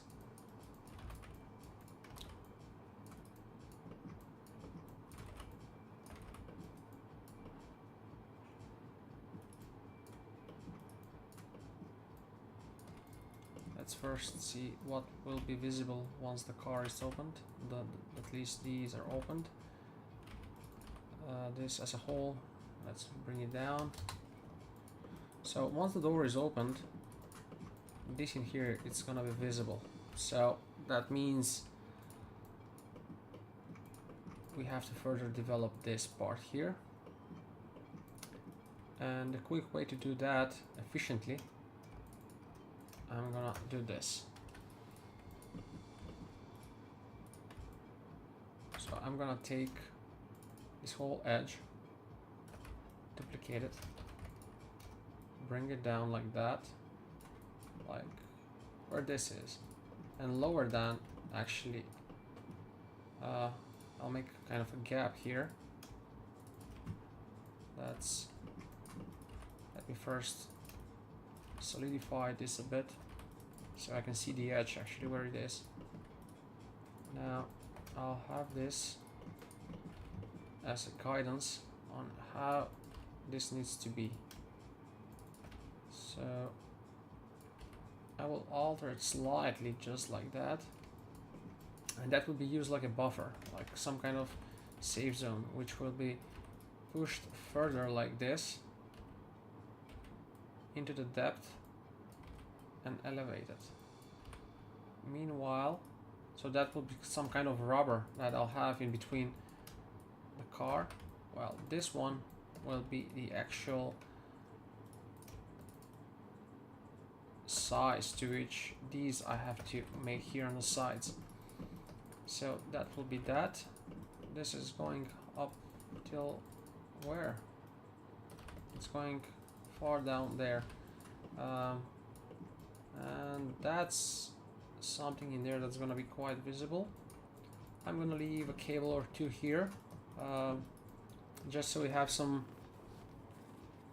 playfulness of it. I don't know how to say it. Let's see if I can find some reference on the front. From what I've seen, I know I don't have such one where I can see those details.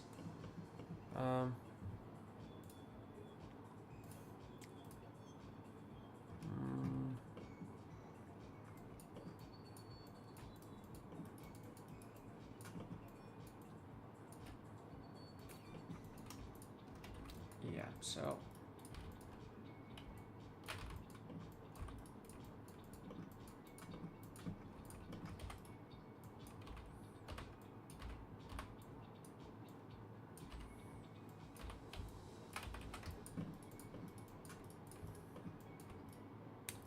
to make this quicker,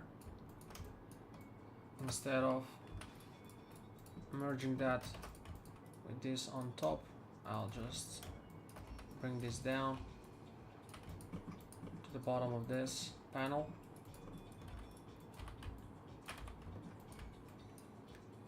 and quickly rearrange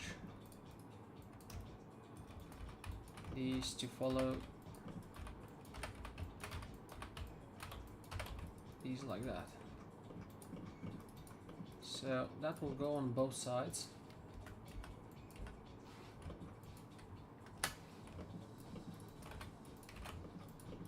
And before anything else, so this is again like a rubber that we'll use on the top.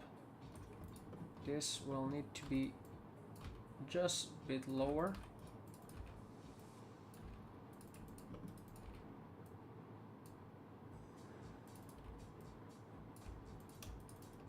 And there should be that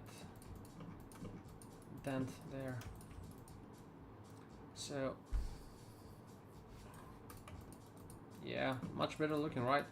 So again, this will be used as a buffer, pretty much like that.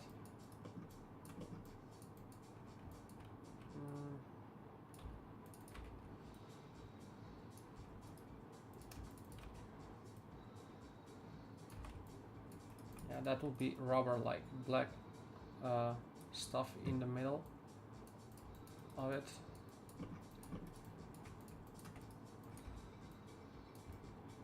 Just like that. So I will actually have that right now made with all that I'm doing right now. So we are done with it quickly while I'm here doing this. So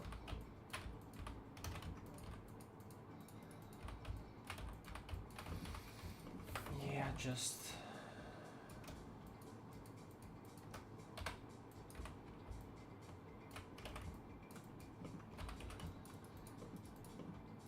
like that, and this pretty much there.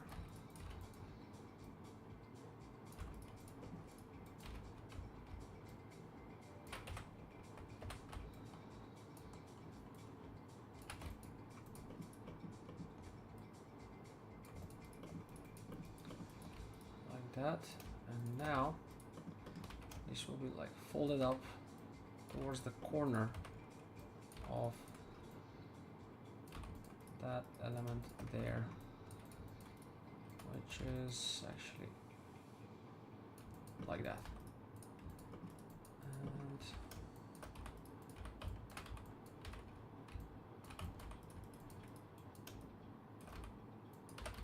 now we can make that fully smooth. So yeah, where is it, the Lambert? So yeah, it's good as it is.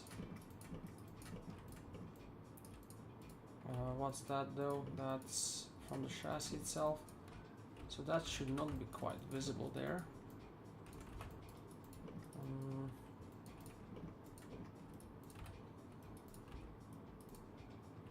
Yeah, we wouldn't like that. So for that reason, we will just hide this like this as much as we can. Yeah, that can freely enter into the dashboard in there. It's not gonna be visible anyway. Just like that. Now, this at least should have been following that line. So it's kind of, see, yeah, quite weird actually.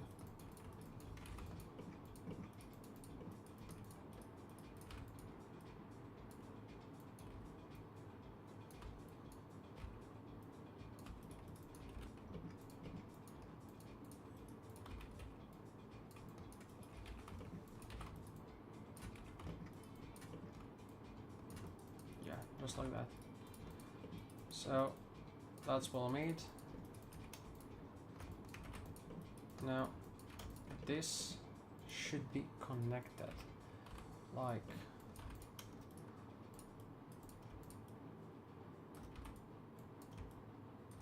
get that, get that, connect these, and this, sure enough, we have to bevel it. That maybe even more, so to have some unnatural or natural bend right on the corner of where the door meets the chassis frame. That's quite okay there to have. Maybe actually I'll just improve it like that. This is gonna be tricky here. And yeah, it's not even connected. So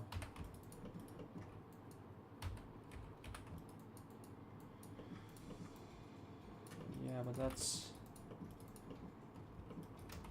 is not how this should be made.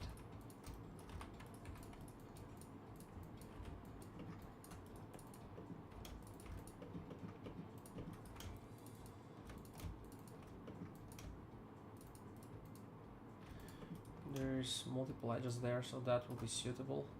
Like, you can make it 2 and add more to make it really kind of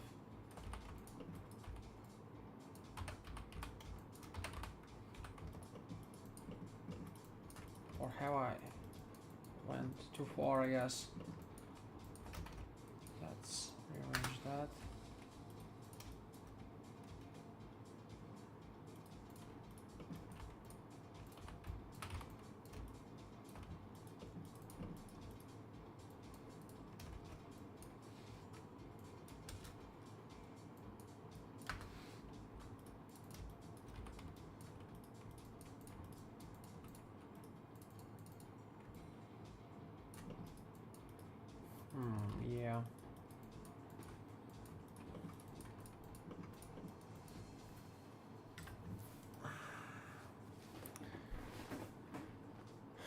That's quite complicated there.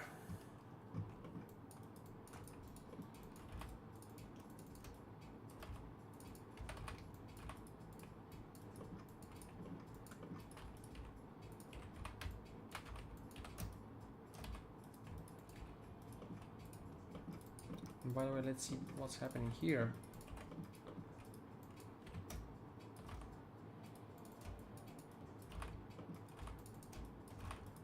Yeah, this is a mess.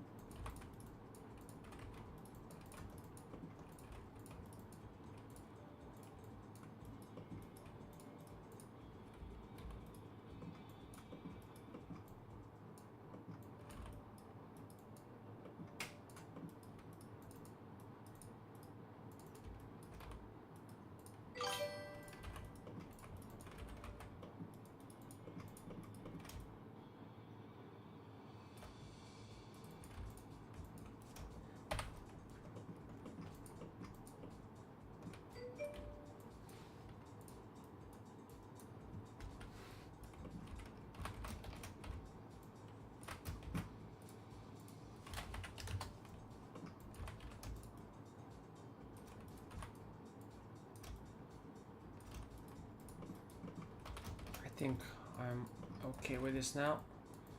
Looks much better, and I'll have the rubber here as well with this. So to add it, you know, to this portion of here, to hide all that, and I'm gonna bevel it at the end, so it's kind of, you know, soft, some soft touch, and just randomly do that to make it unnatural. randomly edge flow. No, no, no, no, no, no, no, no, no, no. Yeah, just like that. Just mildly. So we have the rubber. We have this.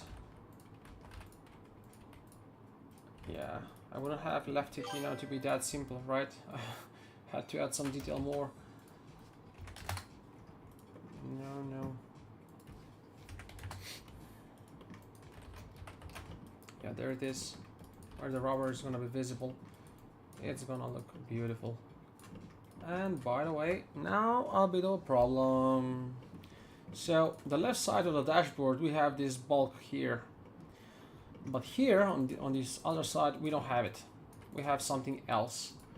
So yeah, that will require some slightly different approach, and that's what I'll do right now. So I'll try to just have these shapes follow that. Come on. Yeah, follow that.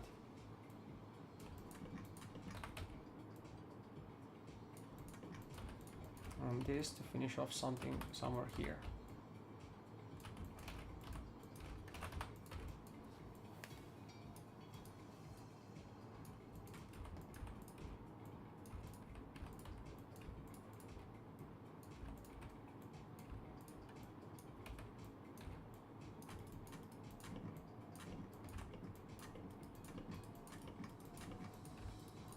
However, there is a much bigger gap now here, which we need to cover. So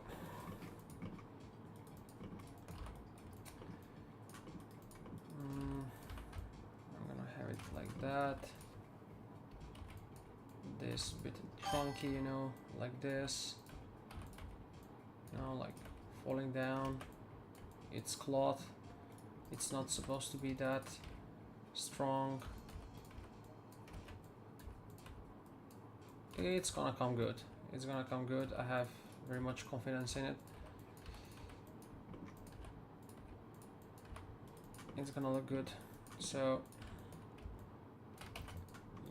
yep, maybe add another one. Have it played a bit, like dragging there maybe. Have that edge right there on the corner and tucked in behind. So pretty much like that. Now, yeah, that's all gonna be like that. Black over there should be good. I mean, if you guys take a look at racing cars and how they're made, you would notice that they don't make much sense in the ways that you would see things that are not usually found or in the place where they would be on a normal car. So, and they would be for whatever reason, so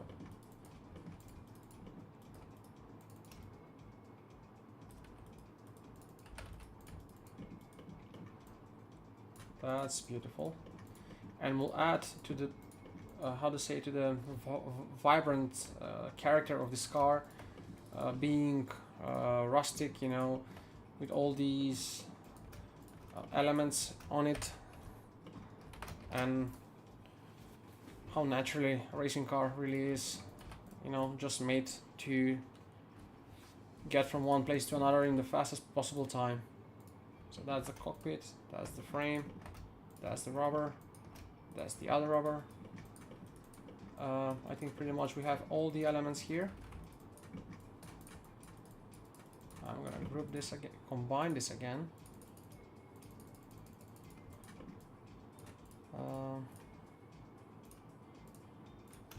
Delete that, delete this.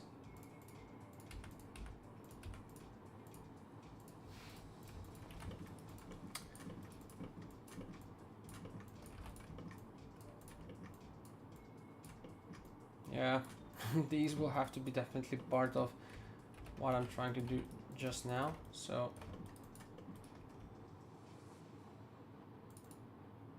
that will definitely get. Okay, that's not covered, so that will get a bevel. Nice. Not that one, this one. Yeah, that's right. So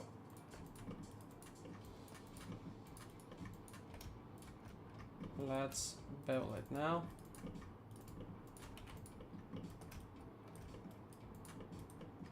Maybe slightly more. No, one. Have it with two.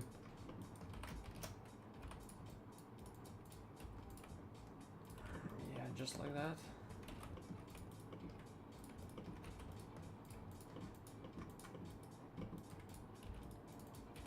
Still not happy with this though. Now a bit better. Definitely better. That's gonna be deleted over there. That gives a character, like a line or whatever. It makes sense. It's not that it doesn't make sense. This is a panel that's in front of the radiators. For yeah, let me check on those. Oh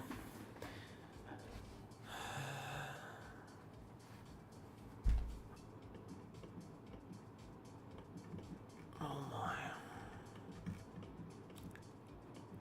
Yeah, that's it. So you see, pretty much the car is like in this. How to say this? Like it's falling apart, you know. But yeah, we don't like to have that. So now I'm thinking, and instead of having all these panels here, I'm gonna modify this. So did I took something else? No. I'll have one bigger, like that, so to be much more pronounced. And that will save me also some geometries, some few lines, you know.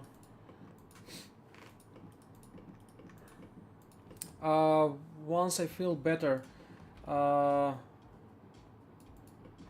you okay, like health-wise, you know? Is all good?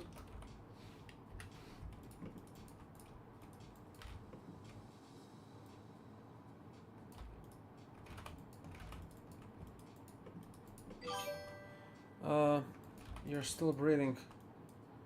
Okay, I get what you're trying to say, I guess. Oh man, I don't know what to say, I mean. I hope you're doing much more than breathing, you know. So, I got COVID or something. Ah, I see. That's one tough MF, you know.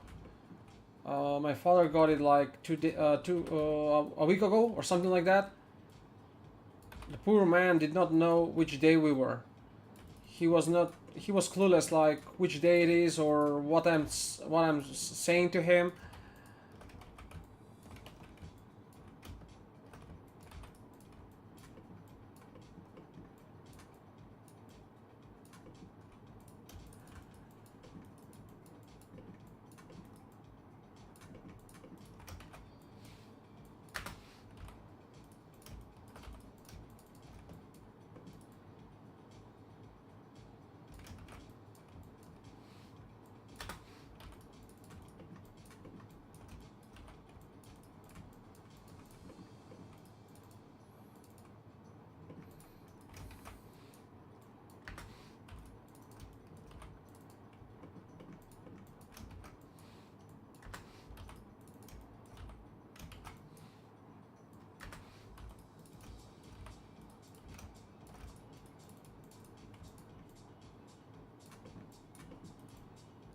You know what? I hate when this happens. It's like I cannot find where the middle, where the end is.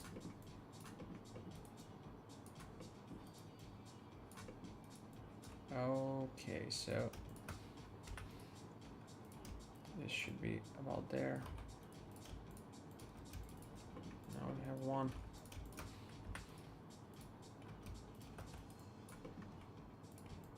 Now we have two.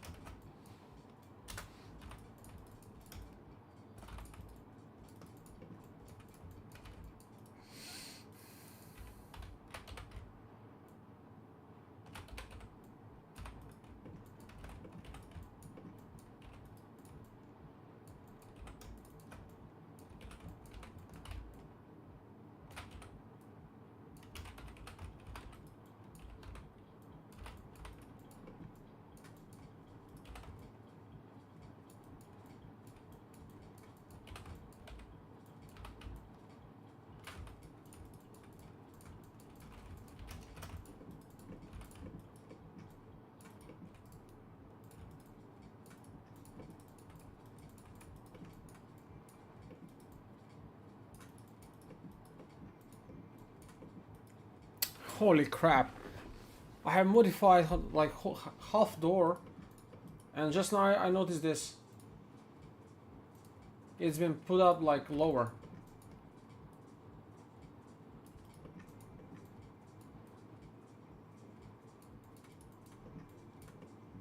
Oh my, the ramification. Oh my. I hope I haven't went too far off.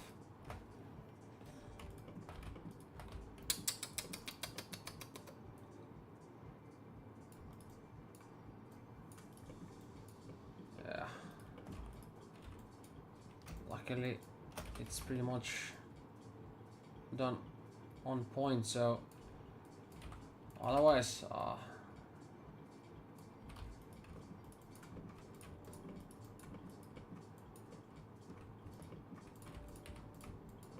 that's like, that's a beauty.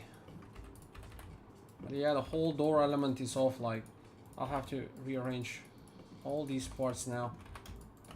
For fuck's sake. Fuck's sake.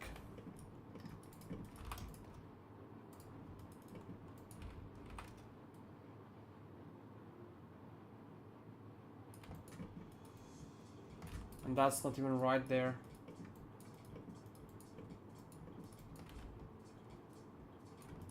Yeah, screw that. Screw that.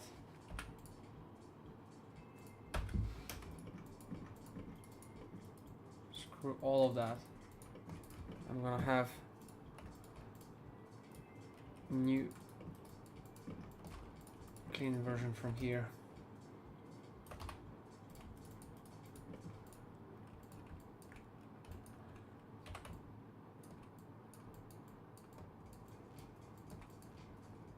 Dashboard, 500 gear shaft, electronic steel roll cage, pedals, hide. All I need is the door.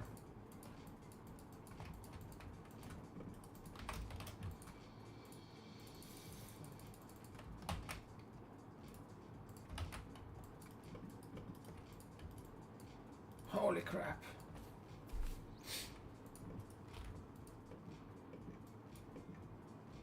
Holy crap.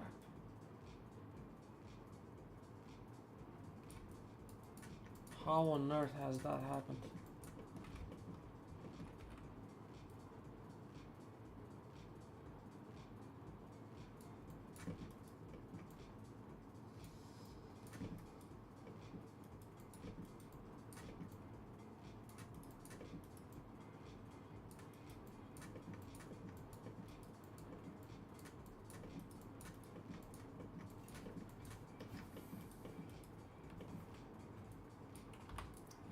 Let's delete that.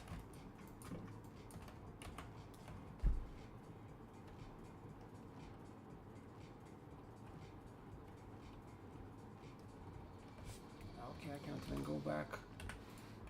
I'm risking now losing the whole work I've done. So I guess it's a good point to save. Okay, I'll go to make a coffee and I'll be right back in a moment.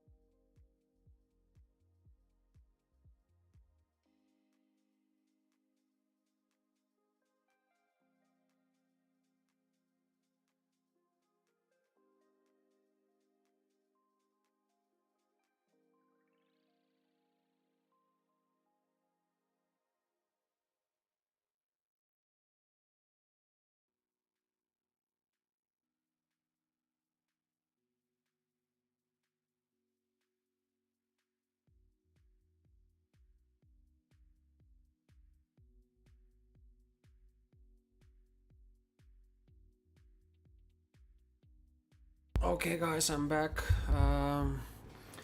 So what do we have here? What have we made? What I've actually made now, guys, is I have screwed over with the geometry of the doors. What we want is this to remain as it is, and basically to get everything else from the cleaned model here, but without that. So yeah, let's do that. So I'll have is that connected? Like, yeah, it's connected. Now 1 second first to see something here. Yes, in this case the door is quite firm. Actually, without doing much work, actually, what I can do is to try and have it like this now. To copy it and to bring it back here. Let's see if the pivot transfers. Yes, transfers. So having done that, now I can just pinpoint it over there. And still, let me see if that's the correct.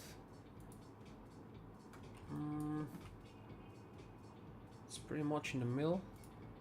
It's pretty much in the middle. How is this? How is the gap this big here? How suddenly the gap became so big? Honestly, I have no clue. Look at that. It's like completely different model.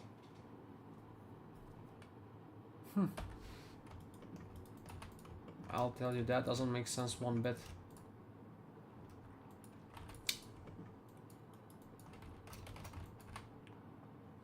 And maybe, yeah, so this is the model we are working on. This is the cockpit.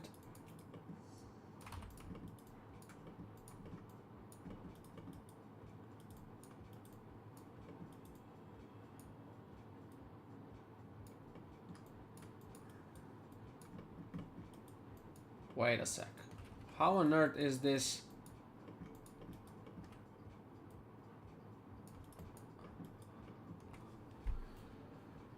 Oh my god, how stupid I am. The whole car, it's off. It's not only this, it's whole car. So what that means is I need to have this piece actually, and we're gonna have it sorted out in no time. So let me just, it's good I figured out what it is, because I had this element raised a bit. So what I'll do now is I'll just copy, like mirror it like this, you know. I'll get this model, but now this needs to be pretty much with that.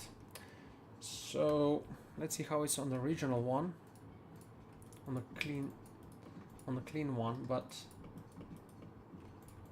yeah, I need in correspondence with the other models, because everything else, like the whole chassis here, it's as well as here, it's one piece, except I had the chassis like this grouped, and yeah, anyway, let's try this. Enough with the talking. So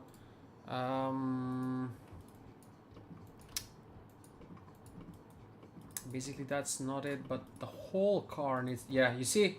So there you go. Basically what needs to be done is the following.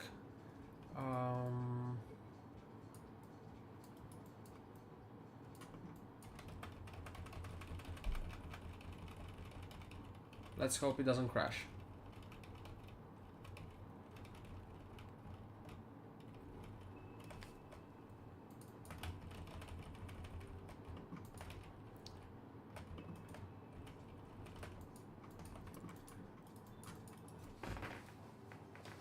Just a sec. No, I think I'm screwed anyway, because now What's the time?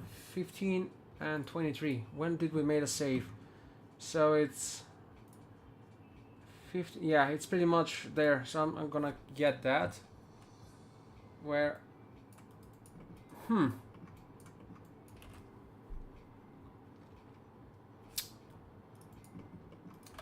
Fine. Fine, let's have it your way. Piece of shit. How stupid I am. How could I have done this? How could I have done this?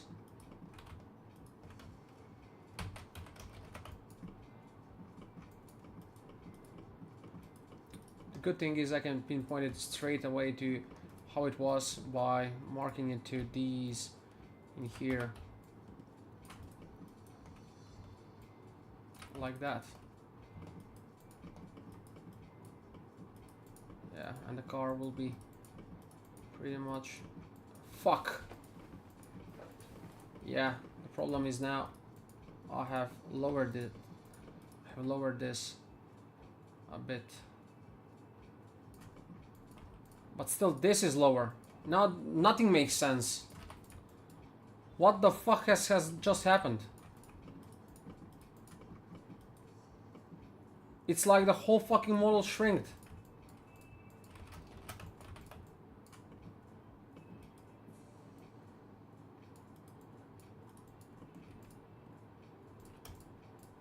You know what? Get the fuck out of here. I'm gonna rework that whole part. We are gonna go 3 hours back. Let's see, this. It's fine. Okay, so how should this be? It's pretty much there. I'm gonna try and find something to lock it on. Yeah, they're on the front. I mean, everything is matching. Like, how on earth? I haven't changed the scale of the car. I mean, what I'm pissed off is not that I screwed it up. It can happen. But I haven't changed the scale of the car, and now when I'm trying to get it back to how it was, to pinpoint on specific parts of the model, it doesn't add up.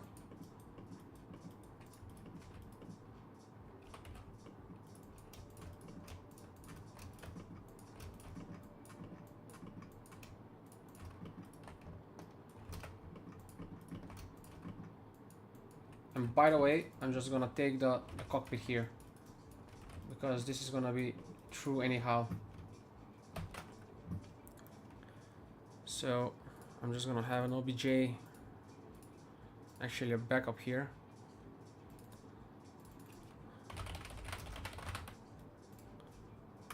Cockpit frame. Let's see what happens. Stupid shit. Okay, I'm fed up with all that. One material, combine it and get lost. Now, let me try and get this shit back.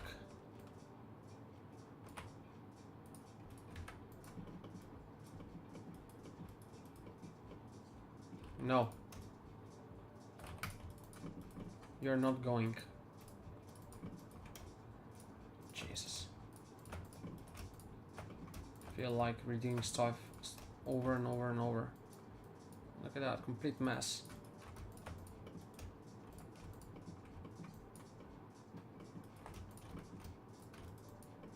Yeah.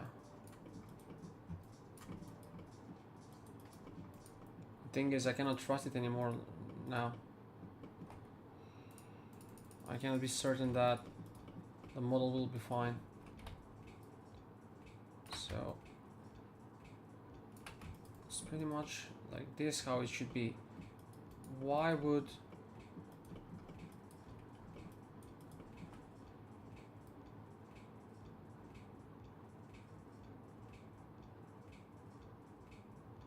no, it definitely something has been altered with the model, like it's scaled or something like it, because it doesn't make sense. I'm matching it with the points and still it's not matching.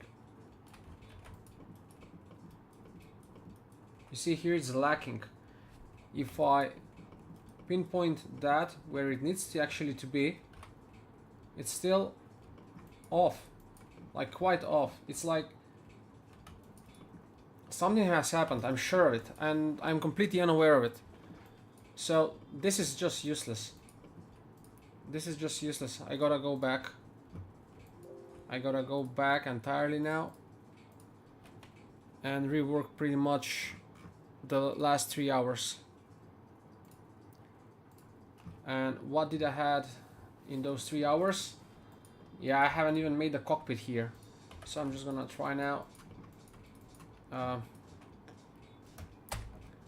Yeah, fuck this.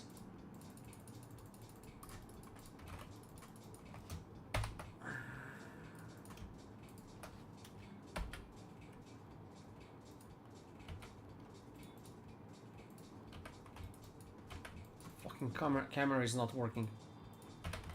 Stupid shit.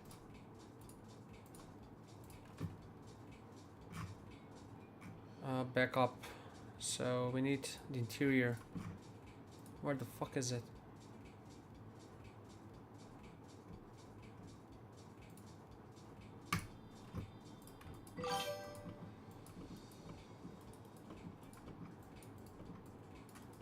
Is it matching? Is it off? I mean, there is nothing worse than this. Like, once you lose the integrity of the model, it's like screw everything. You cannot be certain of anything anymore. This seems fine.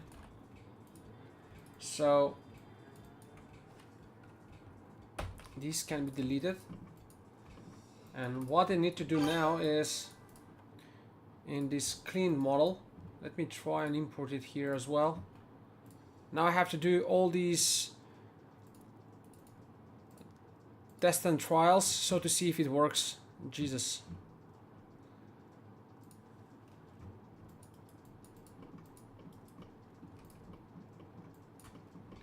Okay, that's, I can see matching over there.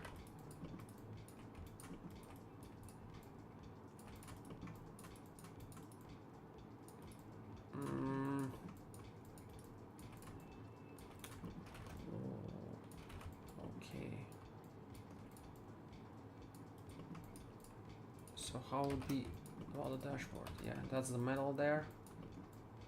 For the chassis itself, that needs to be gonna be fixed later on. But the rubber here, that's good, I guess. So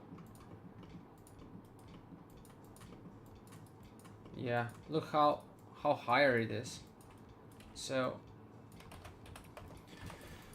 oh my.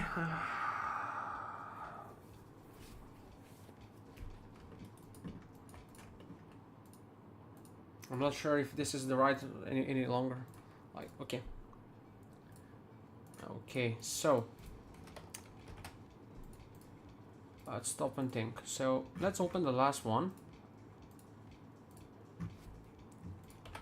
And let's delete all this.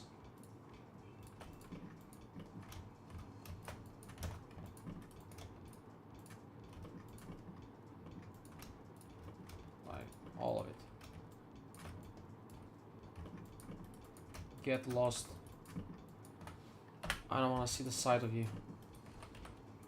And you, and you. So, oh my. Yeah, bring those Blender guys and tell me they'll do this in I don't know, in 2 hours. Stupid fucks.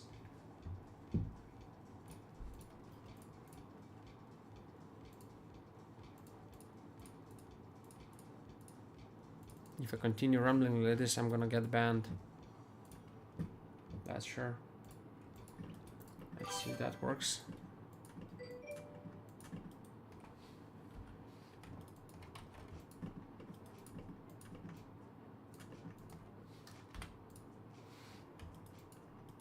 That's matching. The dashboard should be fine. Oh my, how did I get into this mess? Oh my. All I need to do is to make the chassis to be and by the way, here it is, where it's broken, by the way. Now that's the cockpit. Oh my, look at that. Look at these. Yeah, pretty much useless. Pretty much useless. I don't know which end should I catch first. We have a saying, you know, when you're like clueless and you're not sure what you need to do. Let's see if this door is actually... Door is fine here, at least. And this is, by the way, yeah, 55, so that's the ruined one. Let me try and see if this works. Yeah, that's the one. This is the clean scene.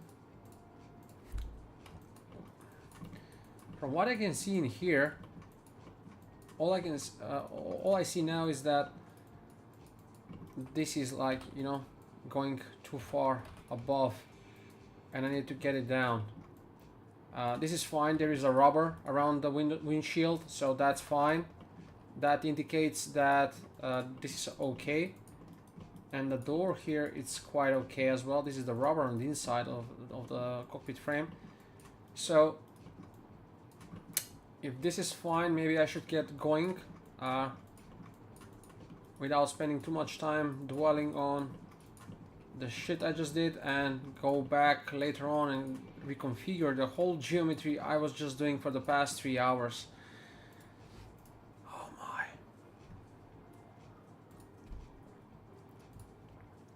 Finish this in 2 hours in a week. Yeah, sure.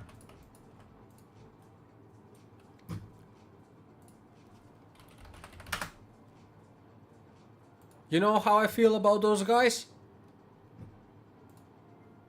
Like this.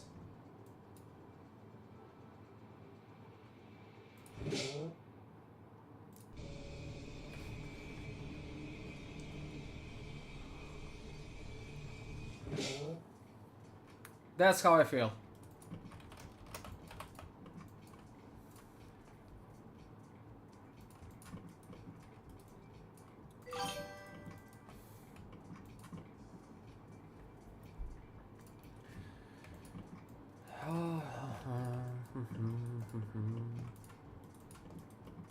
So that's, yeah, one part. That's gonna be the rubber.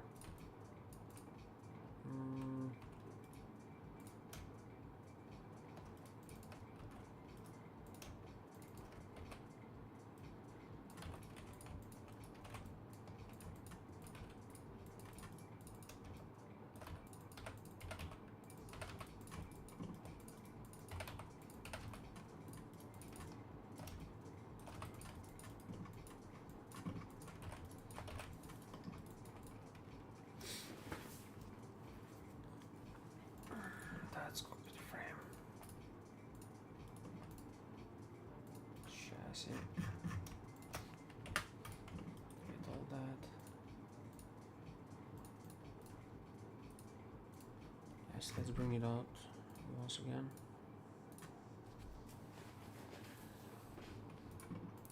So this hole has to be deleted.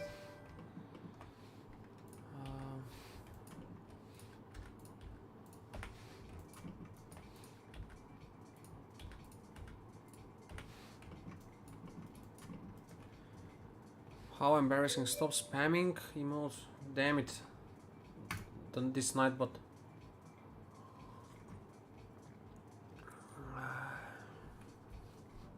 I would lay down in front of my PC all day, but my boss might fight with me. Yeah. The bot is messing up.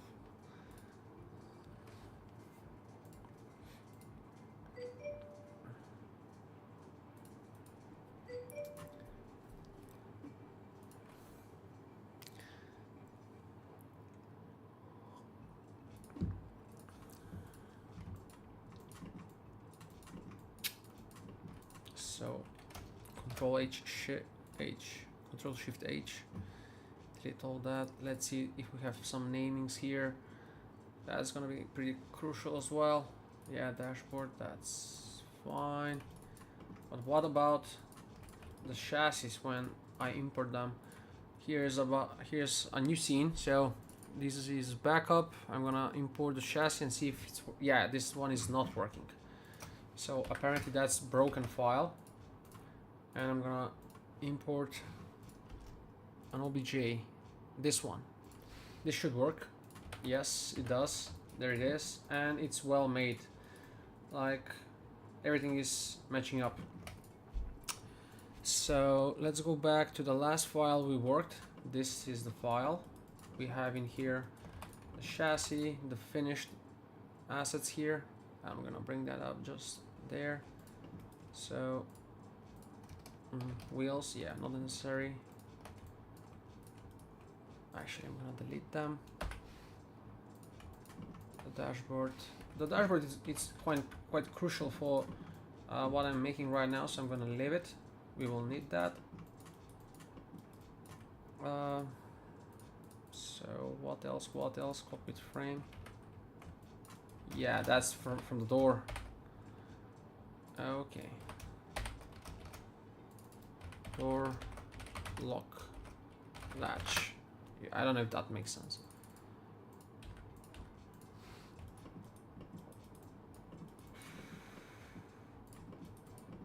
Okay, that's that. What I want to see now is only if these that I have developed here are matching with the chassis that we have previously. That's the backup, so we need the clean one. The OBJ folder, chassis, OBJ, and you see it's pretty much everything is matching here in that regard. The door is well, all is well there, except we have to match it on that side of, and that's no big thing. But what's gonna be a big thing is rewiring the whole of this that we've made, and all the details on the door, on this side of things, on this element, and all that. Now, for the sake of having it a bit more organized, what I'm gonna do is, first and foremost, I'm gonna make sure this whole side is complete, so it's not like half made like this. Let's hide everything so it's easier to work. Let's separate stuff, and let's delete this, like the whole here. By the way, guys, I cannot flip it because this hole, it's not present on that side, so I have to be mindful of that. Let's check if these are well connected. Yeah, 33 vertices. So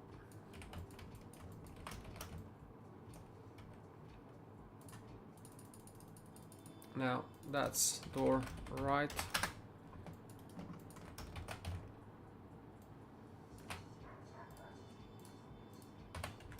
Door left. Have that under doors, chassis, have it inside, hood,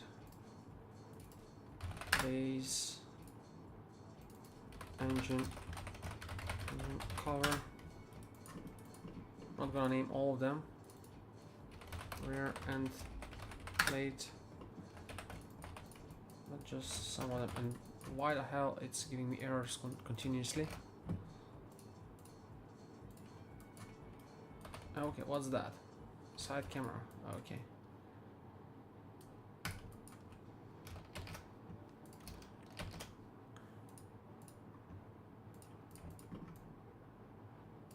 Now let's have. Okay, let's do it. Yeah, one by one. So I need to clear it out, the chassis to be as a whole, you know, complete. So I'll make these Actually, it was already made on the middle. Here, if I click that, it's on the middle. So I just flip it. That's it. Oh, no, it's not in the middle. The car is not in the middle. That's why. Now, I guess it will be.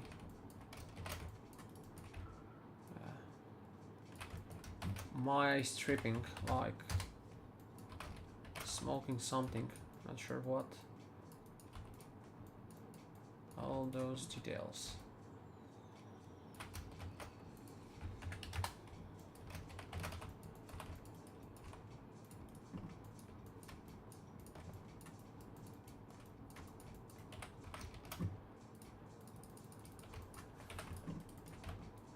Yesterday after the stream, I've been doing this for another 3 hours, trying to clean up the scene. I noticed that the hood of the car has been completely compromised. It wasn't well, so had to go and rework that. Oh my, how much I love this car, how much I love cars in general. What Jeremy Clarkson would say, their testimony for human ingenuity and all that they represent. I don't want to get carried away, but truly they are pieces by which we mark years and generations.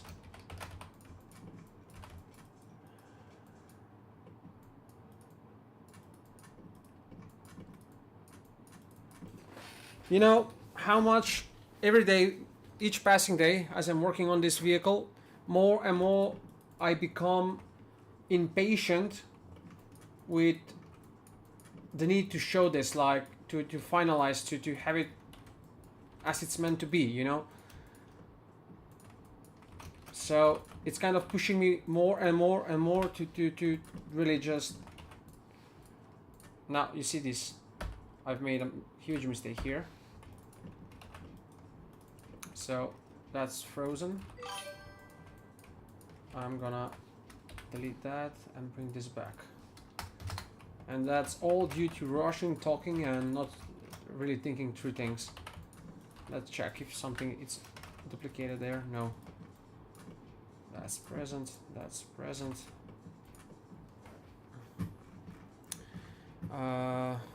When are you making the F1 car? Take your time. Quality takes time. Absolutely, mate. Now let me show you, DG, something else I have in the pipeline since 22. This is a car that I have been coming back and forth for the past 7 years. I've made, the first model I ever made in 3D was that car, but it was nothing apart, slight resemblance of that car, with only 3 hours of modeling in Maya and basic controls like extrusion and movement, like translation, of elements. I managed to do that. That's like a small piece of a model that I have it attached on my Instagram page back in 2016. And then that's how I fell in love with 3D. I was like, I have to develop further this car in details. It's the MP44 that Ayrton Senna drove, of course. And I had like many reiterations of it. I made it already once. Then I went, back at it, trying to further improve it. So, but I stopped. So yeah, I was working on a lot of projects. So you can see here, MP44/025th version. What's the date? 18/6/24. That's more than a year now. Year and 2 months how I haven't worked on this vehicle. And the details of that car, I'm just gonna briefly show you on how I'm tackling that. You're gonna see it here. So it has some textures. I'm also making it fully into details. You can see the end plate here that I've been doing, like all those here details to have that's holes, you know, it can be modified, all that. Now the details of it, I actually found a video and there is a hole actually to it. You see, just a sec, I'm rushing a bit here to show you. So there are holes actually into those lock heads. So I'm trying to, you know, do it in all these details. Now I'm gonna show you the suspension, which is something I'm quite proud of. Look at that. Look at that. Now this remains to be textured and it has to be sorted out big time. So here it is, 4th of May 2023. That's when I have published that one, and I haven't really touched on it since very long time. So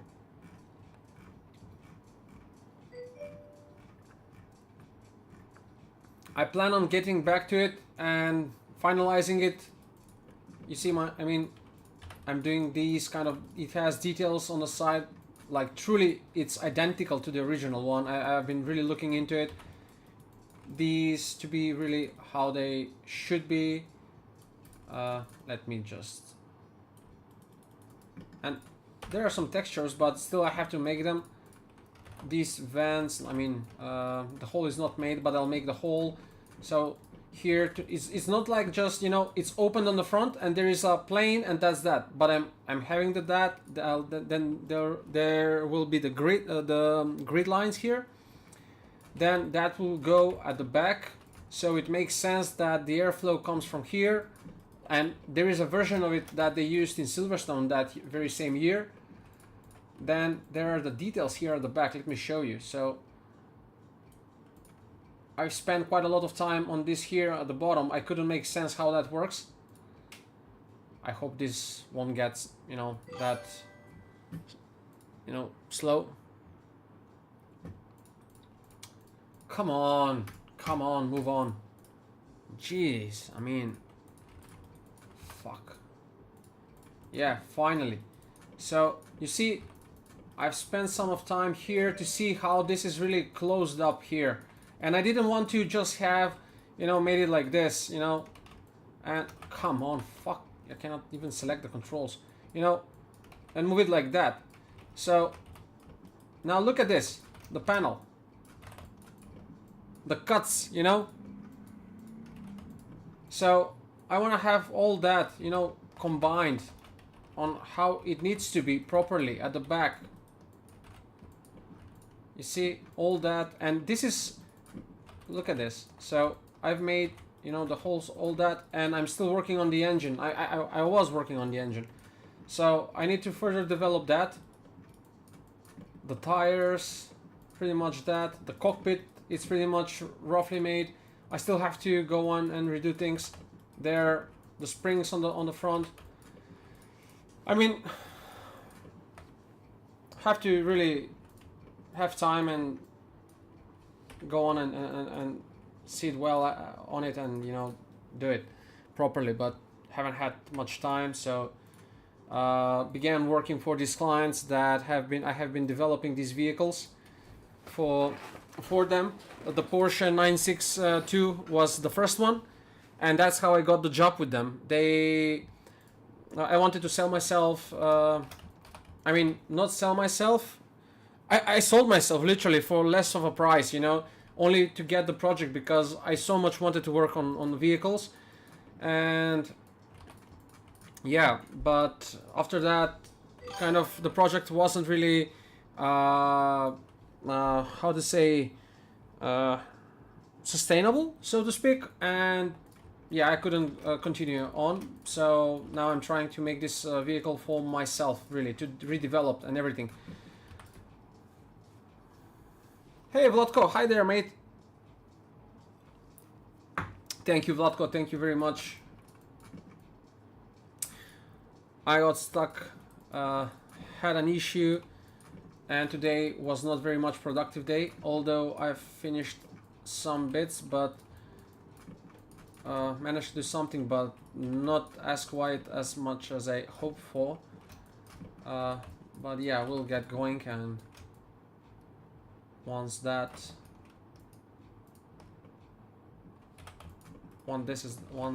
is done, it's gonna be easier.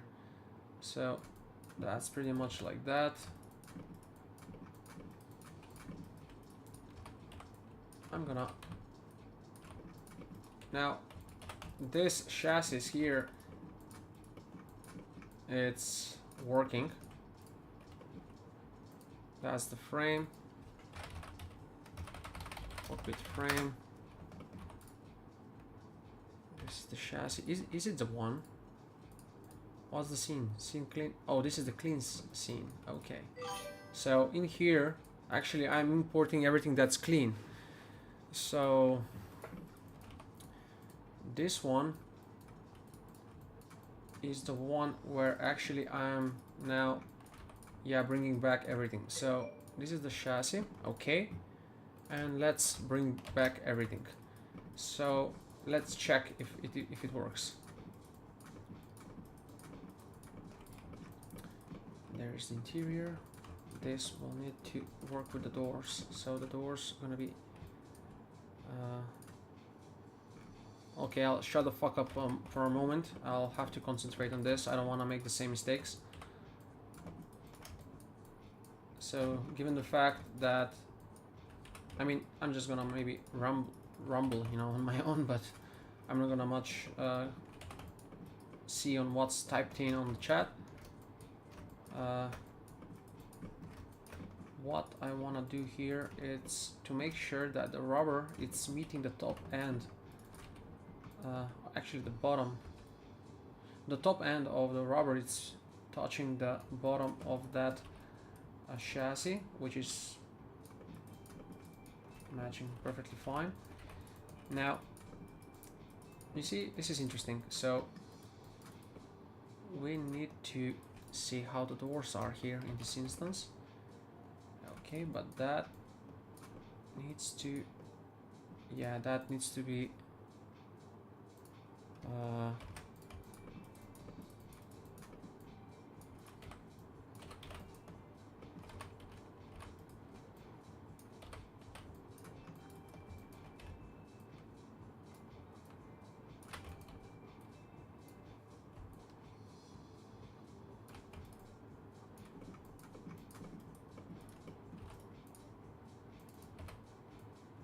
yeah, that's much of a change. We don't need to do that.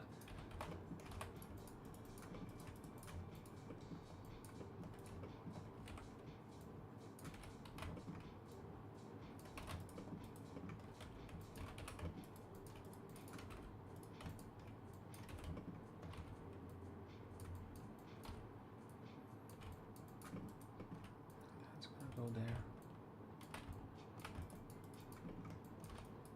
Pretty much.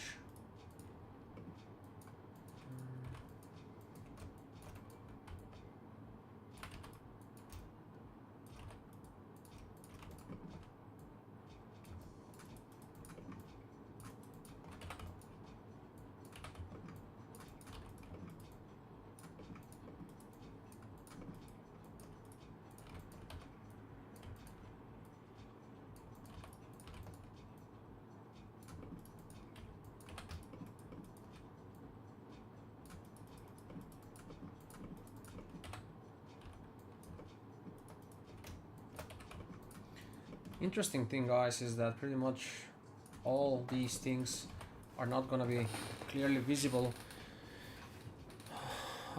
Amazing work explaining frames and your perspective. Thanks, honey.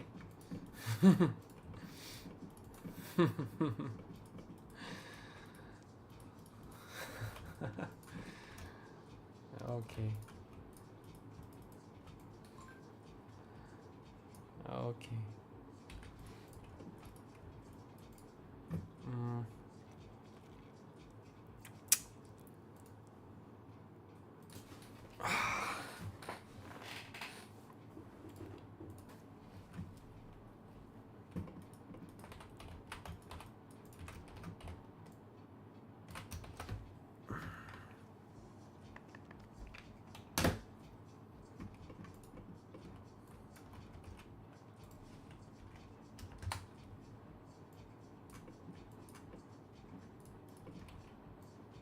Let's check if we did something wrong or not. Now that all should be fine. Now, the only thing that might be important for us to check is to see how this will be with the dashboard here. This part. Quite frankly, I believe that it's quite good to have both sides being quite equal. And now I'm just gonna, yeah.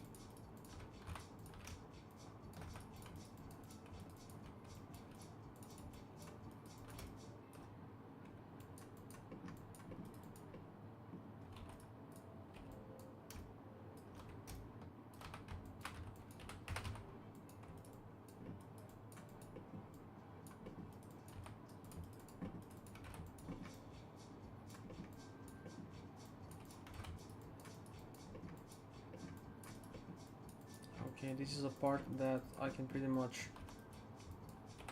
mirror it. So I'm gonna do so. Okay, I'm getting my senses back, kind of calming down a bit. That we're probably back on the right track. You know, when suddenly things get downhill, start going downhill, and you don't have much of a, like, it's not because you don't know how to work, it's because that, you know, of a rushed mistake, silly mistake, and suddenly you're way off. That's the problem.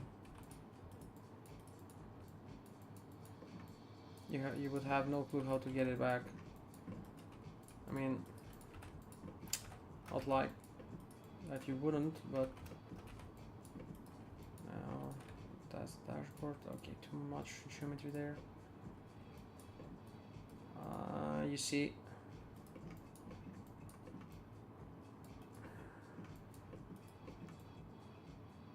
now I want to do it, you know, I want to have that, but is it necessary? Not really. You know, like DG mentioned, if I can hide it, like but yeah, I pretty much have render from here, I guess. But what about if we have it from here? And be it, yeah, it's gonna be visible. So I don't want to have that. Oh my. Yeah, I know what I'll do is I'll try to get I'll make a geometry here, additional one, and I'll match it real with how the cloth is really here, and I'll just leave it as it is. So I'm not gonna touch any of the dashboard's details as they are. That's the roll cage, that's done, that's there. Now I began working on this, so this should be brought a bit lower, like that. And previously we developed this that we lost, so I'm just gonna go back at it.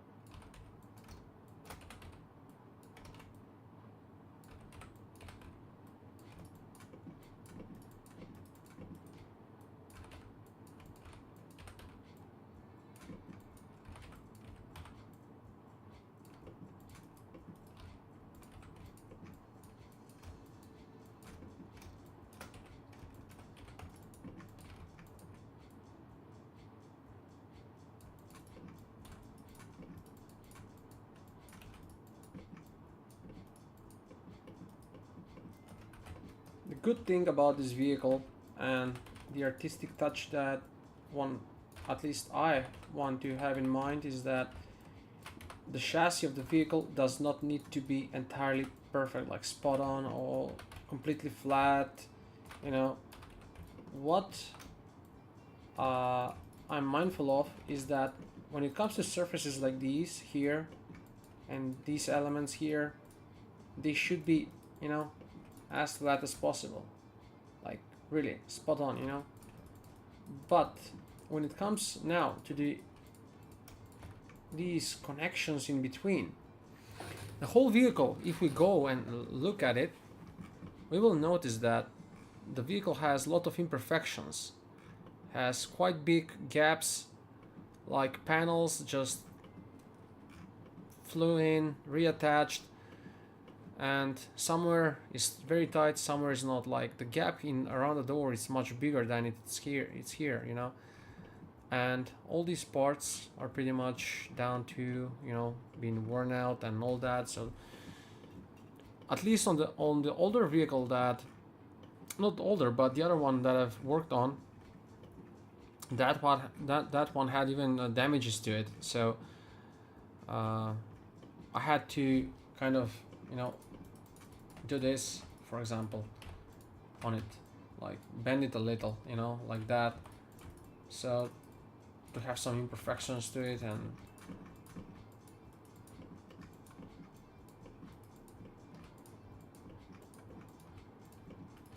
now this, actually I'm gonna just cut it here.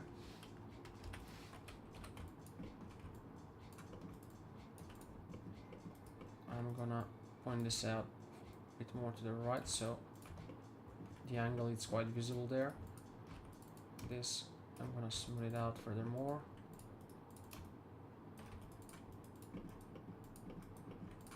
And another edge to be really smooth like that. And I would like to have this also like that.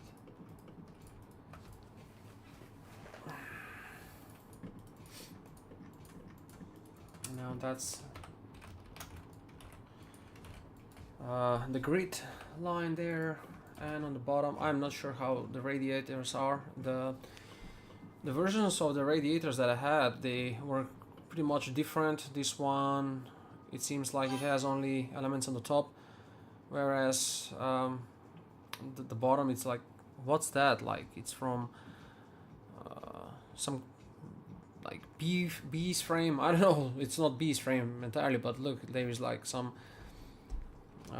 sponges in between. I don't know.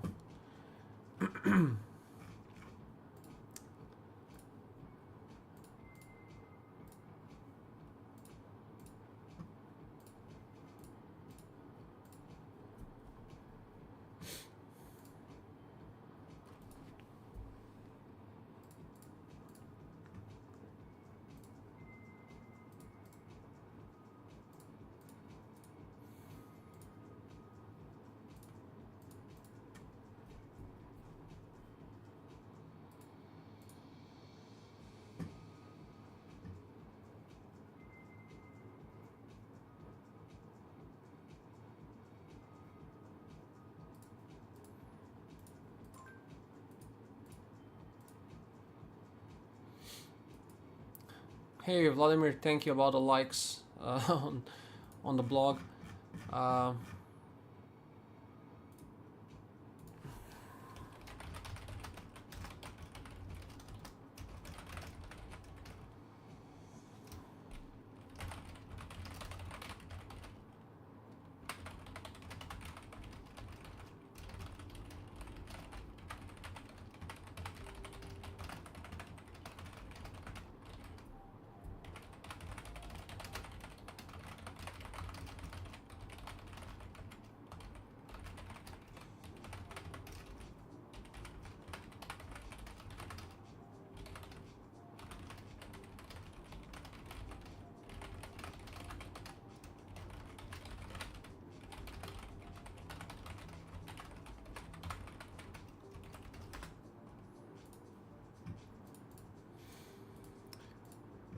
Okay, where are we?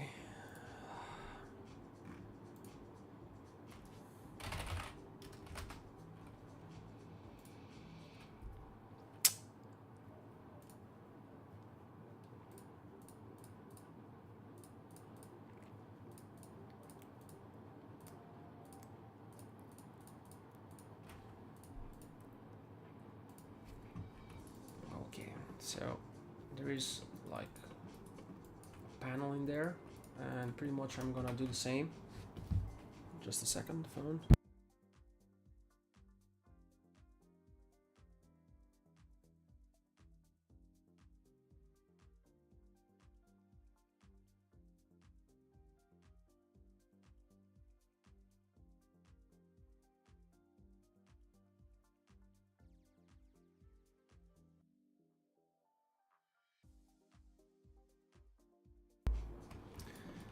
So this is going to be quite interesting here. I mean,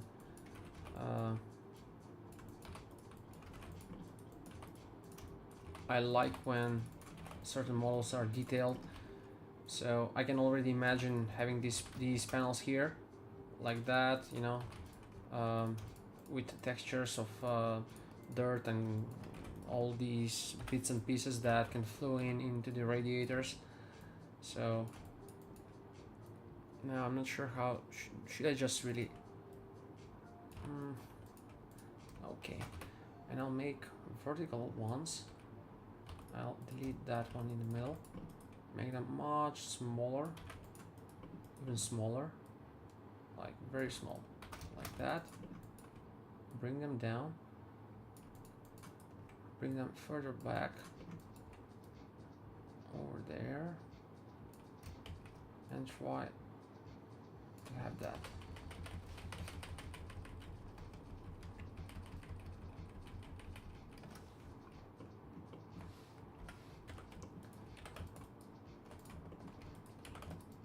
I'm not sure if you can, but I can see kind of lines in there, right? So that's what that is, and I want to make sure I have that as well. So there is kind of bevel on it.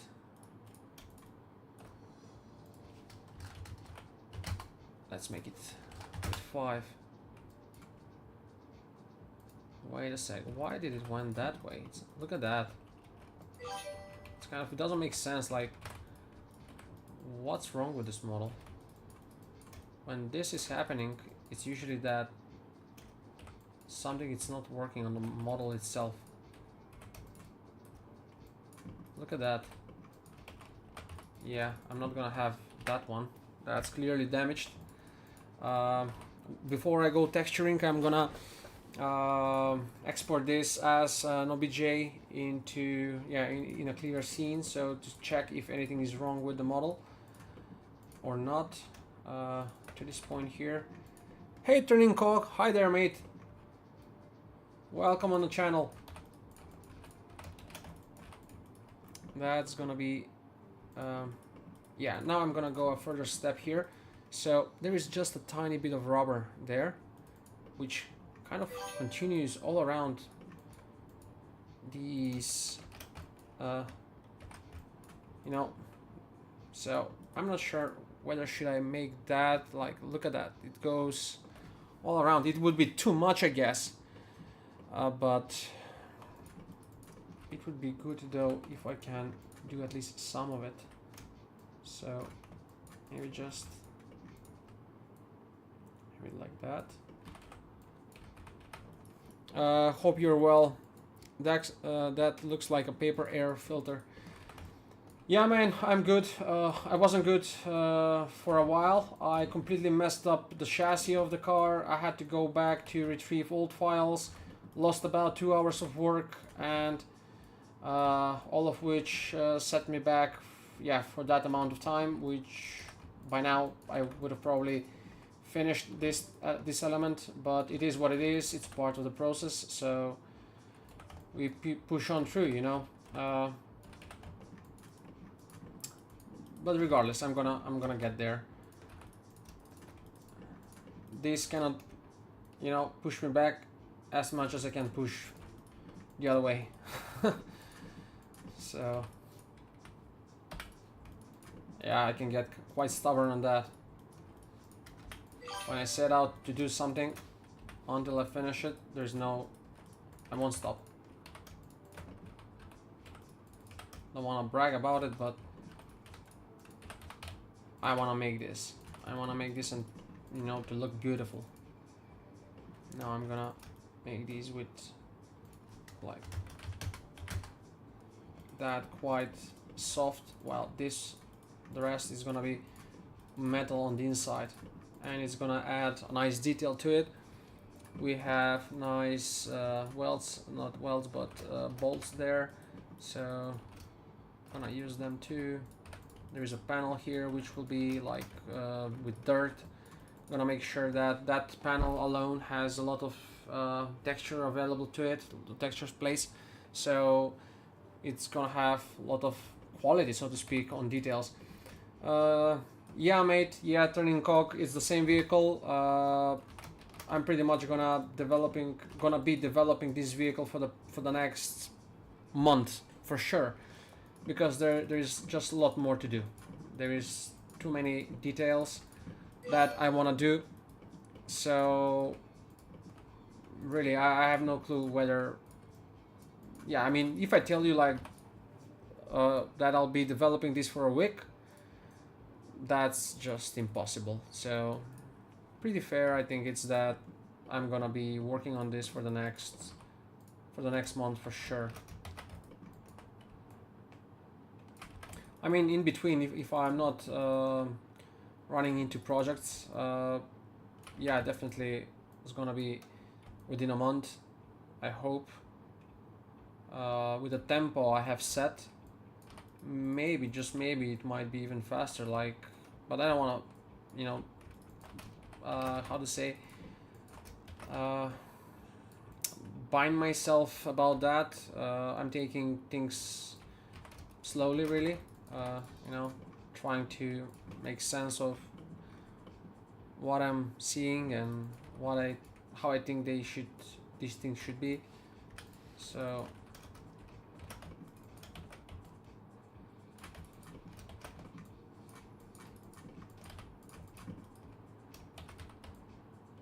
but yeah, I'll be developing this vehicle, like I've said, for a month, and it's pretty much what anyone will be seeing only on this channel for foreseeable time.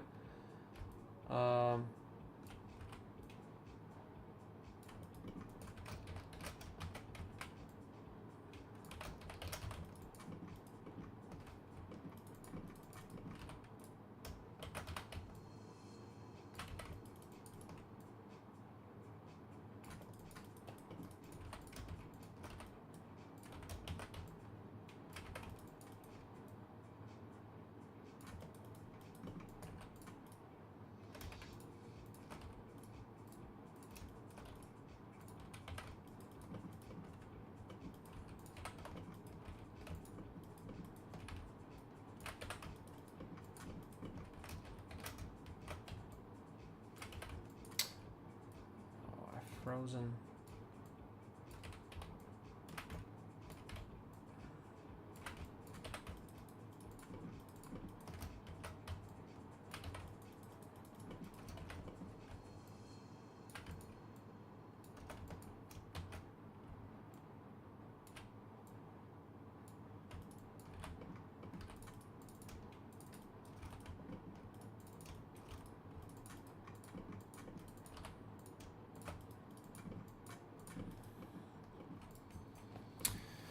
Now, how to do this?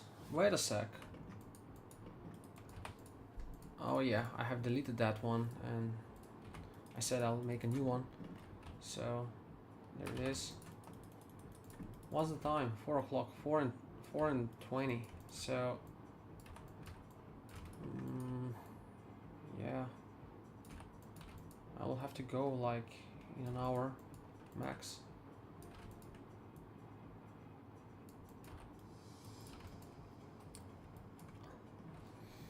So the means by which I want to make this is, look how messy this is, right? Like this is bent here. There is a cut, whatever that is. There is this rubber that's all that plastic, metal, whatever it is, worn out, oils, blah blah blah, you name it. So that's why I'll leave spaces like these open there and not really close them up. I want to make it to be quite believable, you know, like not damaged necessarily, but you know, to give the idea that has been used quite a lot. So now this in here doesn't make much sense, not yet at least. So in here I think the door should enter, so let's see how the door comes here. There's the door. That's pretty much spot on. Now this shouldn't be crossing that panel there, so it should be like that. And I'd like this like proper natural, I guess, element. And what I'll do is I'll cut that off, will leave me space to work with this. I'll cut that side as well, and I'll do the following, like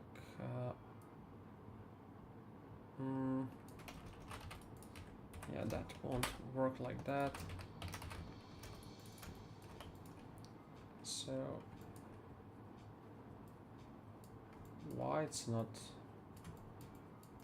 yep, no, it's offset, but the offset doesn't work. That's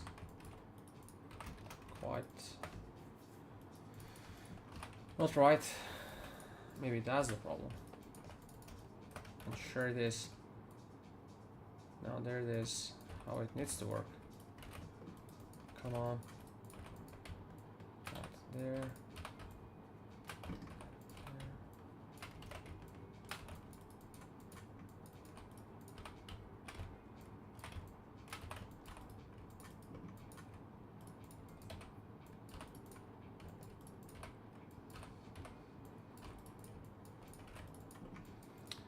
So thing is, this is much smaller there,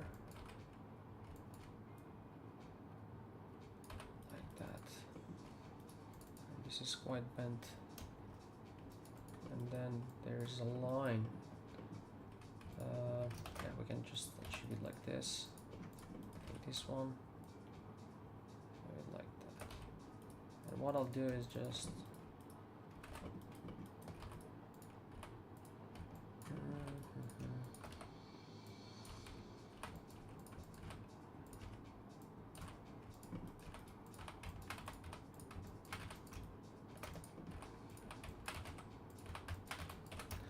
I want, when people see this model, the first thing they would think of is to say, whoever did this is crazy.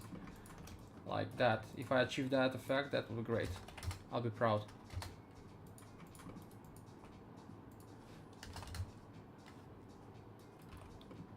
But I don't think I will.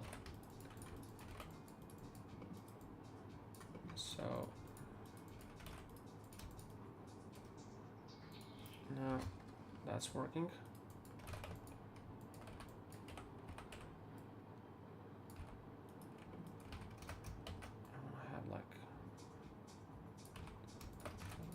fine there. Maybe I'm going too far with details that are not gonna be really visible, but yesterday what I made, I'm kind of, if I spend probably a day more or hour more, just hour more, not more than that, I'm pretty sure that at least few things would be done better and it would have solved the model better as a result.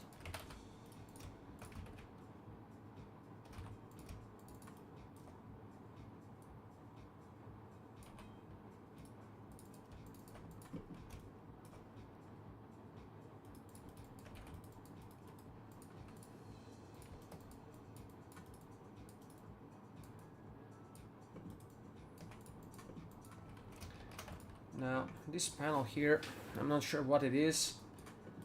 All I know is that it had a marking on it and inscriptions, and it's some kind of metal that protected the surface beneath, which is not, by the way, a fully metal plate, but kind of fiberglass or something like that. You know, being a racing car, this one, you know, they need to make it from light materials, so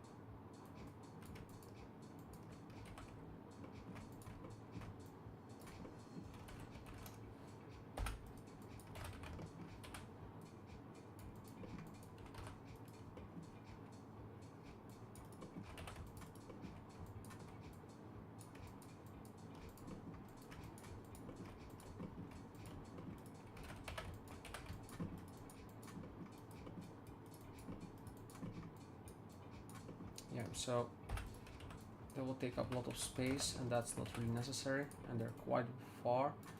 Now I have references that they do show the radiators going far back, but still they're not that wide, you know. You see, there it is, like, and it's not the vertical ones but the horizontal ones, so I'm gonna cut them off like that and leave the vertical ones right up there. So if this comes up, yeah, and this is a panel that goes pretty much with that, so to add to the visualization, that's how it will be. And they're confined in a box, so around it, that's pretty much not there, like, yeah, this is far back, going like that maybe. Ooh, how far back has that been? Like, maybe bring it up here. It's not visible there, so it can be even shorter, easily, like that maybe. And that's what makes sense more than what I had previously. There is no side of that panel here, so that's pretty much part of the cockpit we are working on. Okay, I think, yeah, let's get this back, because I don't want to repeat the same mistake from earlier. Oh my, what's the hour?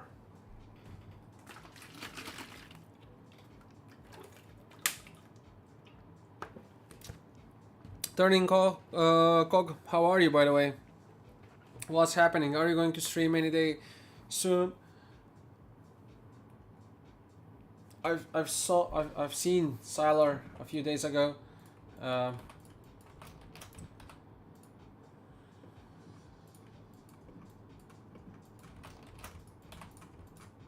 let's save this.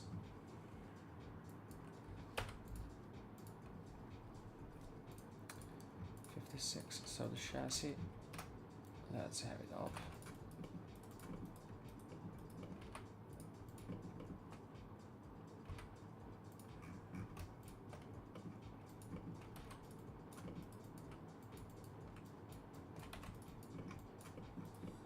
Yeah, there is no point for this to go further than this point here,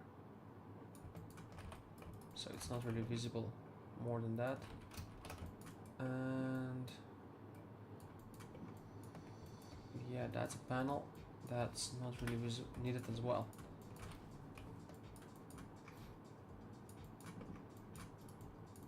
And now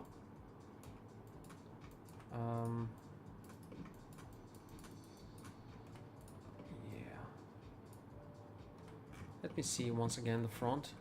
So there is this like a cube there. I guess it's only on the back that I'm gonna make it. So yeah, I'm gonna focus on this side of things first. You know, like I'm not gonna go too much into those details because it might get overwhelming.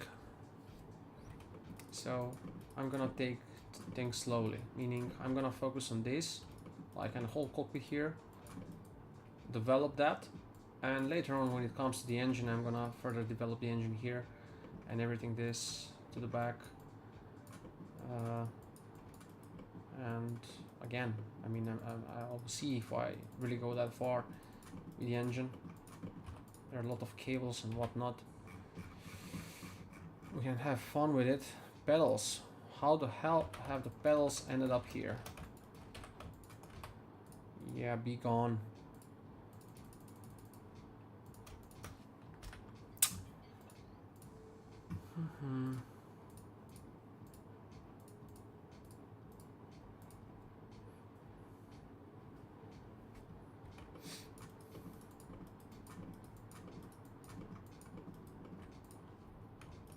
So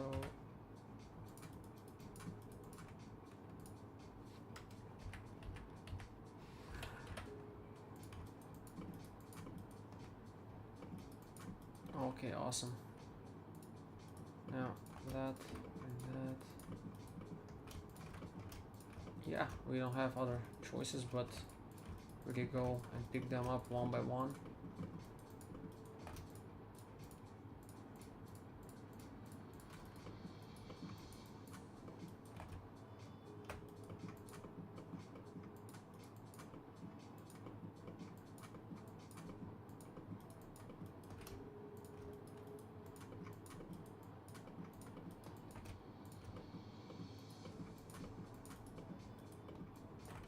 So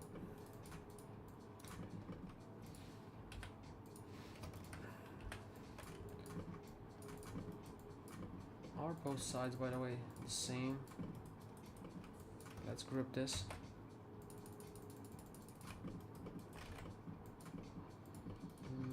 Chassis, where's the chassis?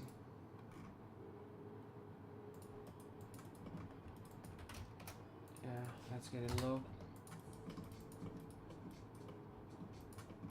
Yep, it's pretty much matching.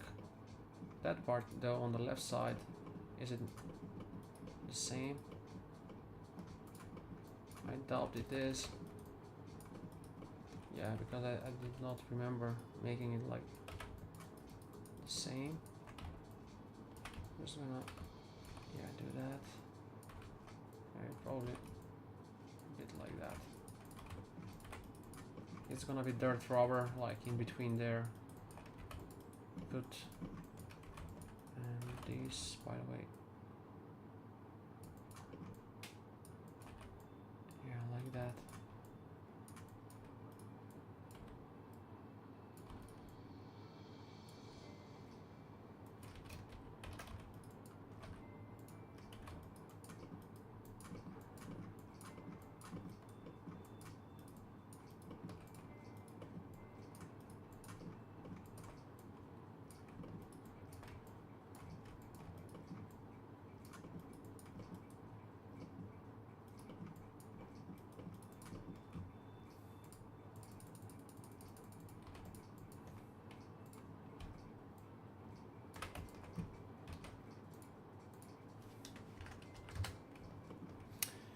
You know what, actually I'm gonna have this UV mapped on one side and then I'll have the rest, so I'll flip this on the other one, and both are quite the same. So radiator, side, no, cockpit, side details. Let's save here. First turn these off, and the wireframe. So 57.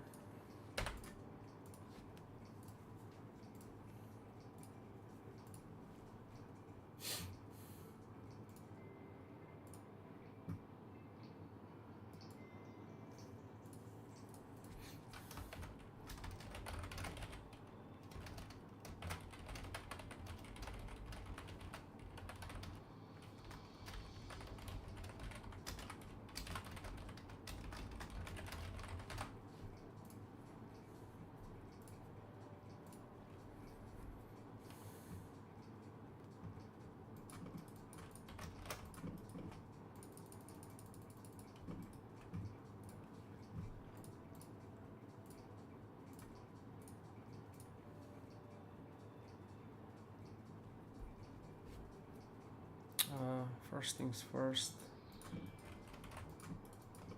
Yeah.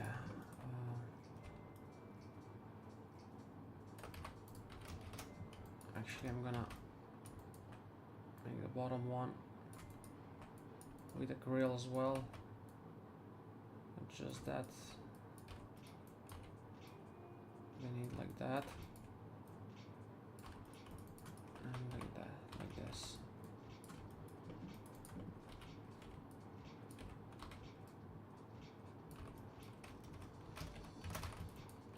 Yeah, perfect.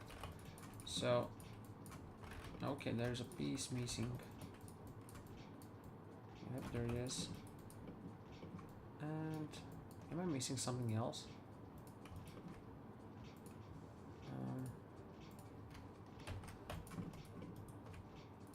Yeah, that one.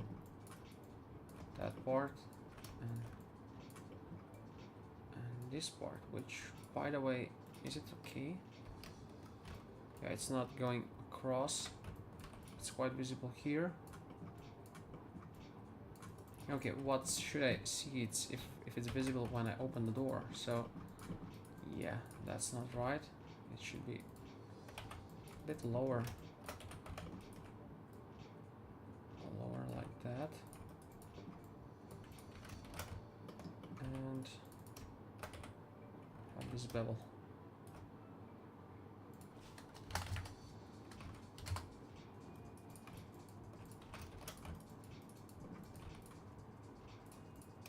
So all that.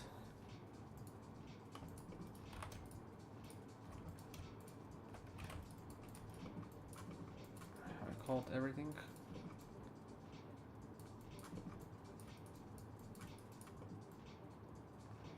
Yeah, now I'm trying to make sense of these. Maybe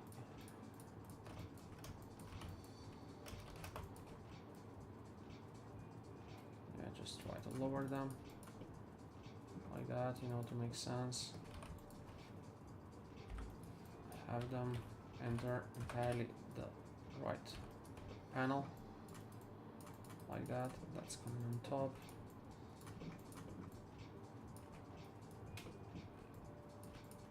This is quite unimportant. This on top as well.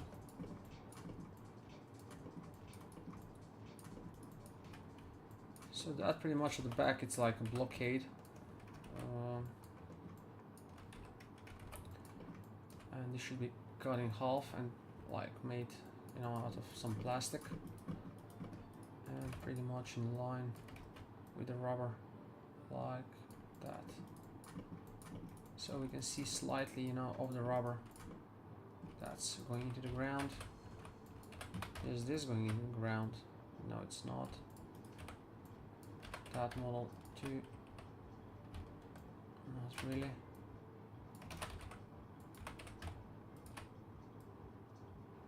So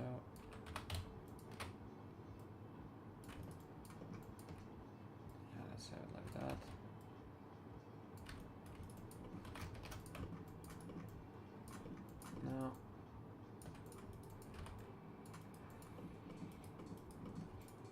considering the panel it's ending here, maybe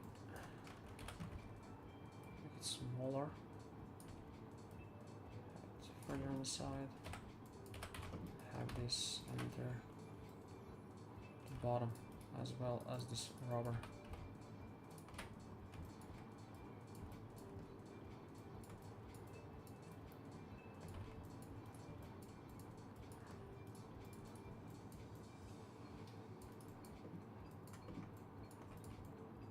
And that rubber quite effectively would be blocking the other side over there. Okay.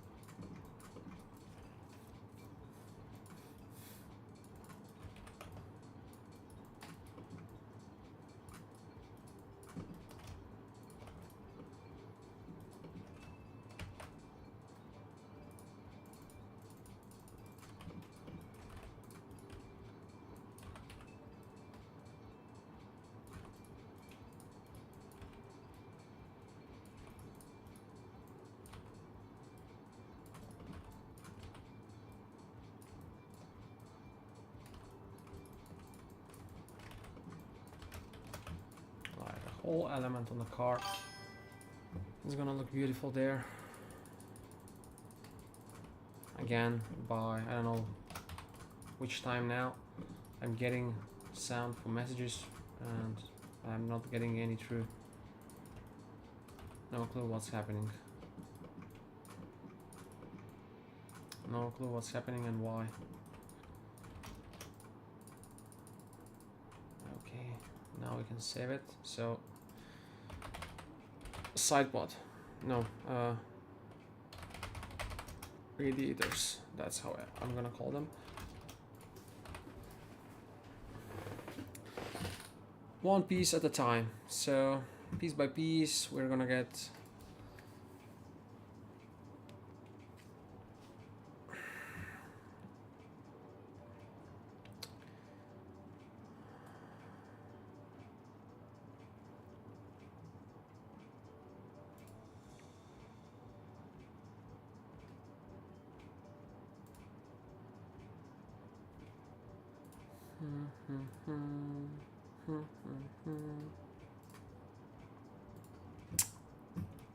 thinking how to.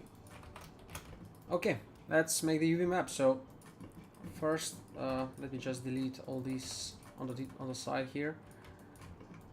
Pretty much none of which here it's required. That not, no. Clear out. That's the whole piece here. That can be easily just like that deleted. So leaves us with a big hole. Whatever we have adjusted on the right side, I need to flip it on the left now. Just quickly.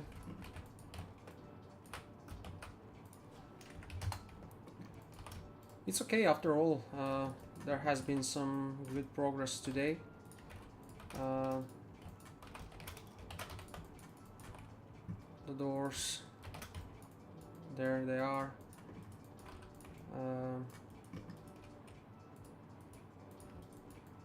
It's looking beautiful. We'll be adding textures to all these panels, so it's gonna look pretty much convincing, you know.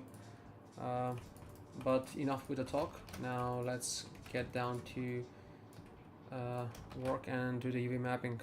I don't want to risk with this any, so I'm just gonna save new space in terms of you know, gigabytes on the side. On the PC it's something we don't have to bother about that.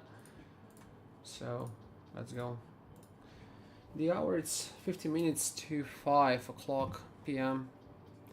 So if I manage to do this like in the next 15 minutes, that's gonna be great. straight away try now.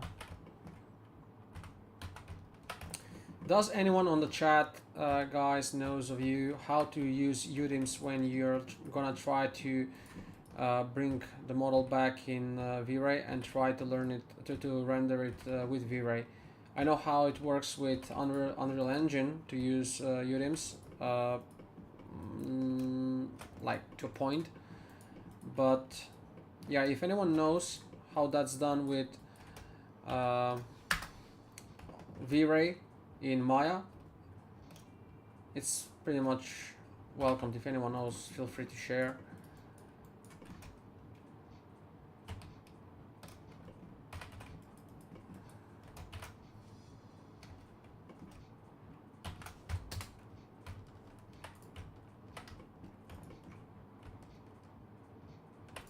What I'll actually do right now, I'm not gonna open these, I'm just gonna cut the geometry and see if that works, because something I've done yesterday has been outrageous. I cut some of the geometries of the UV maps actually here, and with one click I managed to unwrap it like in a blink of an eye, a whole model.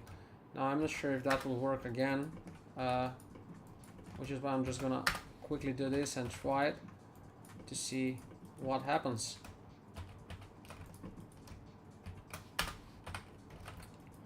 Oh, look at that at the back. Oh my, I should have known. Get lost.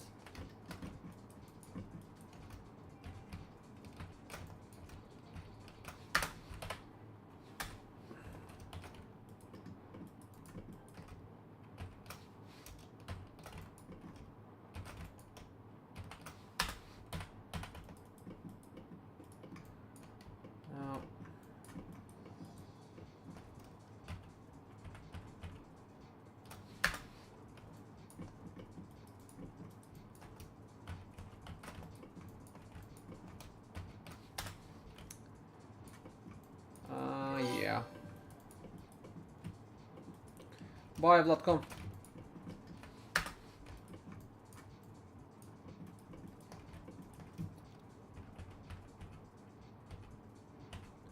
Why does it says for Vladka to be first when it was actually yesterday founder? Oh, actually it's 1 month subscriber founder, that's why. Oh my. I got confused. I read 1 there and I thought, why on earth? Because he was yesterday.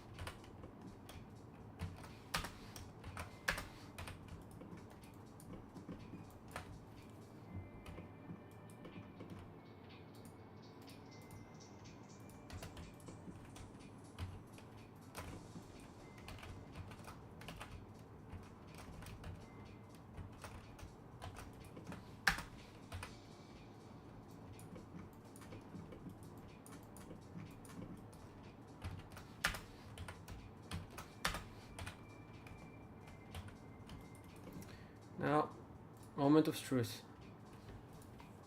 Let's see if this works. Yeah, 2K, round 4. Yeah, it won't unwrap them automatically, so I have to pretty much unwrap them myself. Okay.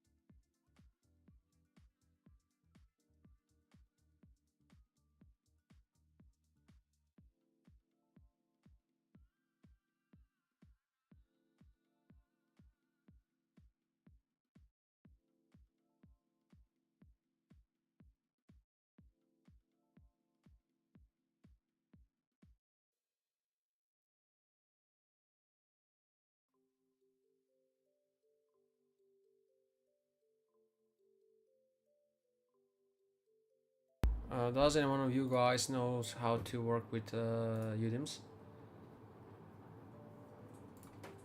With V-Ray in Autodesk Maya?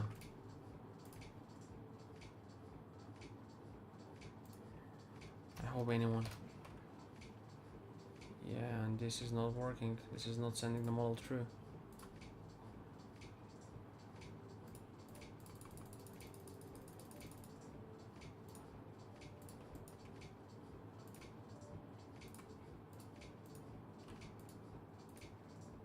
It crashed.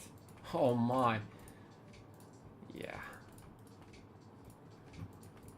Today it's not the day. Okay, so far, what do you have? This is the cockpit mesh. Let's see if I...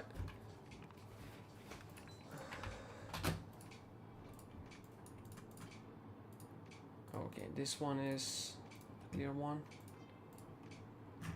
Let's reopen this one just from a moment ago. So radiators, I'm gonna export them as OBJ. Actually backup.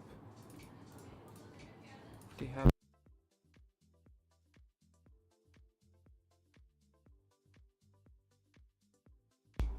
it like that there. Now the scene we have saved. And we're gonna close all of these. We don't gonna really need them.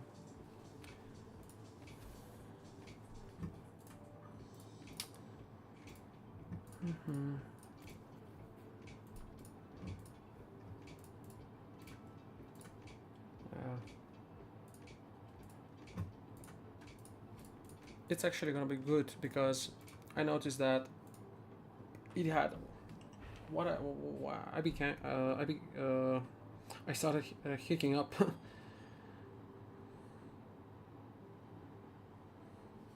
Oh my, friend of mine.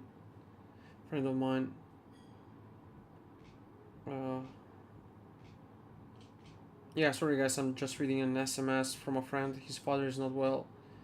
Not something that I should bother you with, but just that he's about to make a wedding, and this just took me off guard.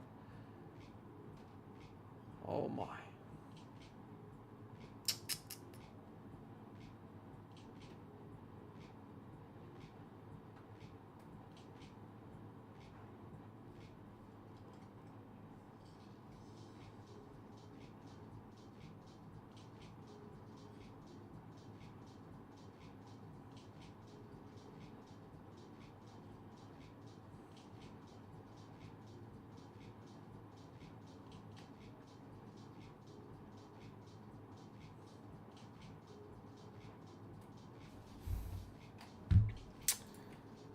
Holy shit.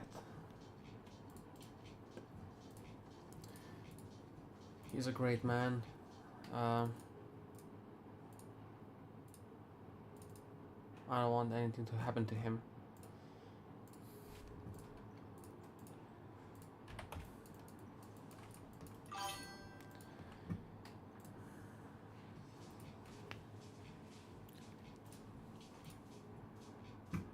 Yeah, OBS, whatever. I mean, I'm getting these messages all the time, like notifications of messages, but I have no messages through.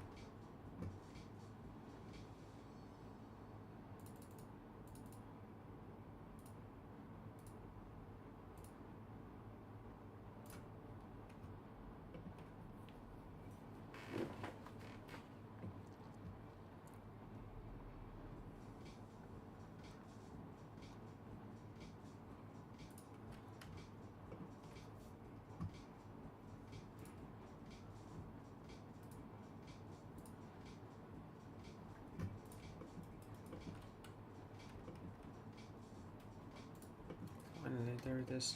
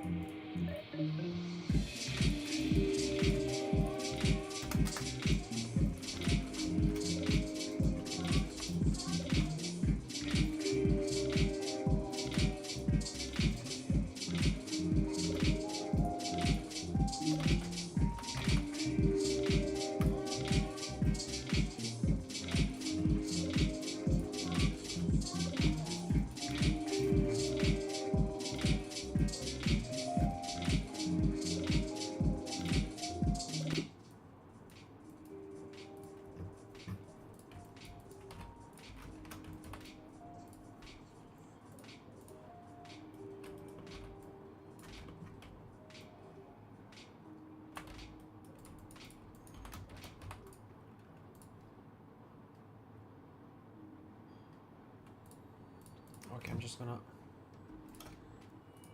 try now. Import.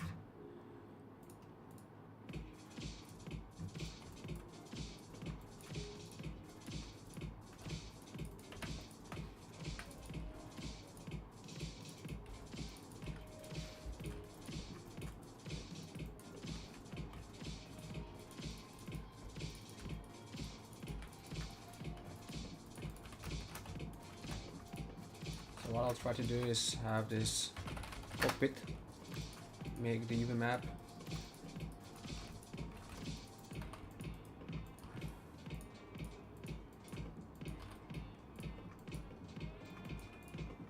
and have two UDIMs, so to try and learn how UDIMs work, because so far I have no clue, honestly. Now, maybe I should have yeah, let's not dwell too much on it and see how it works. So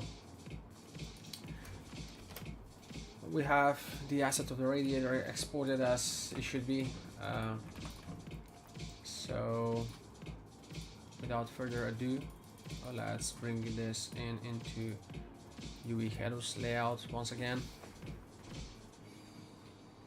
and redo the whole work. I mean, not redo the whole work, but just try and make the UV map. What I'll do first is I'll isolate each of these pieces. Now, have I... yeah, that's actually for the rubber, so we can just easily like that, have that for the rubber. That's gonna be that. Those pieces. Bring them in like that. F.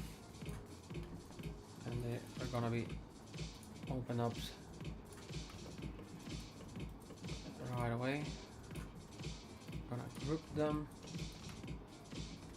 and just pack them like that. Pack it. That's gonna be pretty much straightforward. Now, smaller bits first.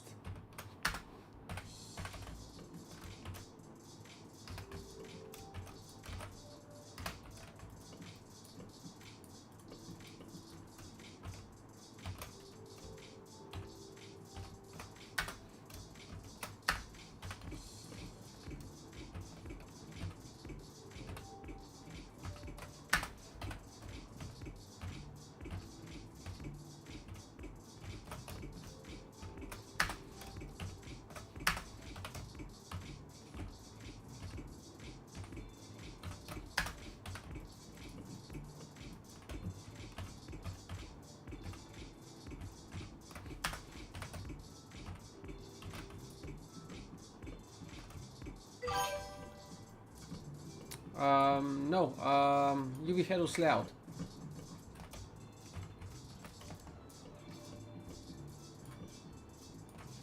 I've never used Rhizome.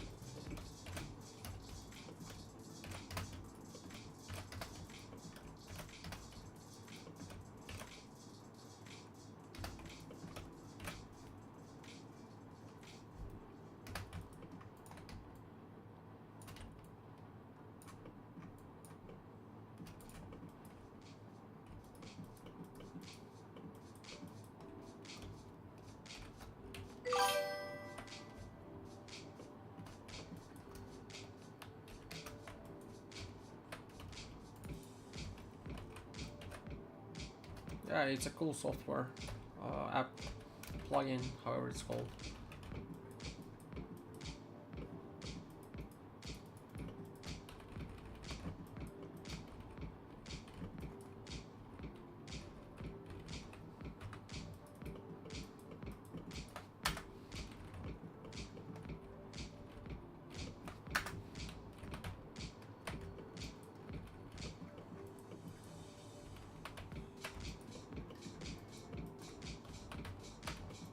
Oh, look at that.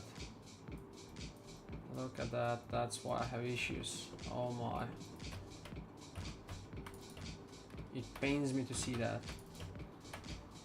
I cannot look at it. How have I not seen that?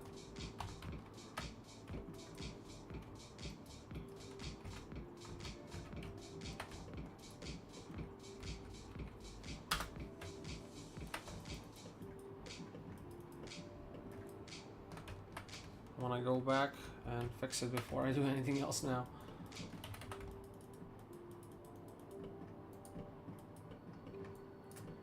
So, the cockpit now. Jeez, since when I haven't done this?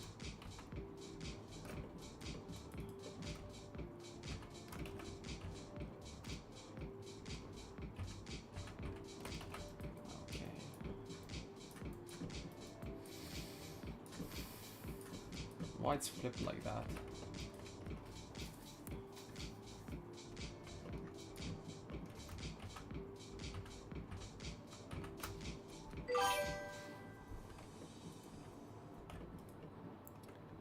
I assume you've been working from this morning 6-ish. Do you usually work 12-16 hours a day? Pretty much yes. Pretty much yes. I will say that yesterday I closed the stream at around, what hour was it? Maybe I'll be wrong. At around 6 o'clock I think. And I continued well into the night. So I stopped at around 10 o'clock my local time. That means I've been on PC for about 12 hours for sure. I began at around 9 a.m. 10 a.m. something like that, and I was pretty much up from PC around that time. I was trying to figure it out, some renders on the models that I've done, trying to figure some really stuff that I did, and tried to present that, tried to make a website for myself. So yeah, pretty much stayed whole day. I mean, it's not like I have a smarter thing to do basically.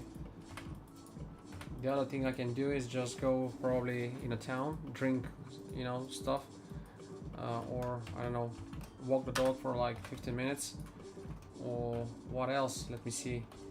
So that's pretty much all, you know.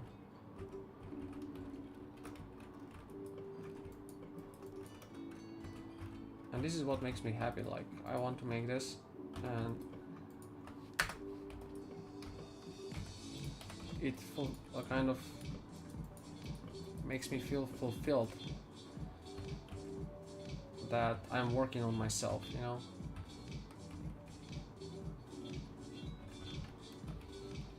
This is what I do for profession, like doing 3D, right? But I'm a freelance. I'm not working in a company. So what that means is I cannot get to I don't get to come to get, you know, like what I wanted to say is to get home, but I'm not getting home. I'm home all the time. So I don't get to you know, get picky a lot, in the sense that okay, I have a work you know, where I go and then I go home and now I can do something else.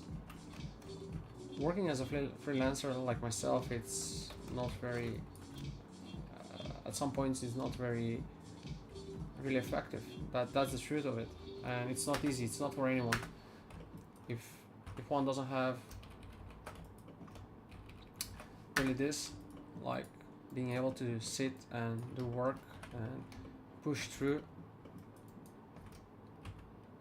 Yeah. It's not ideal, but Orpheus, I will tell you, I mean, that's the options I have in my country.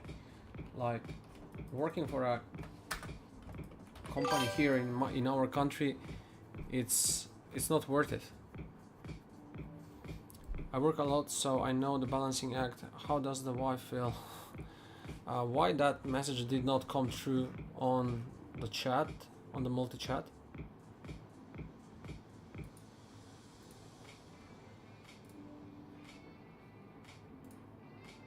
Something with the chat is wrong here on my end.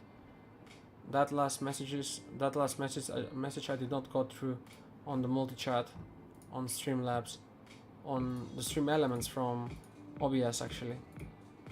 So how does the wife feel? Well,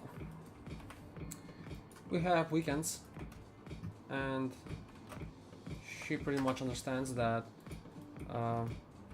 if we want to have things, I have to work. And if I'm about to ever buy a Porsche in my life, which I'm pretty much set out to do, then I have to work. So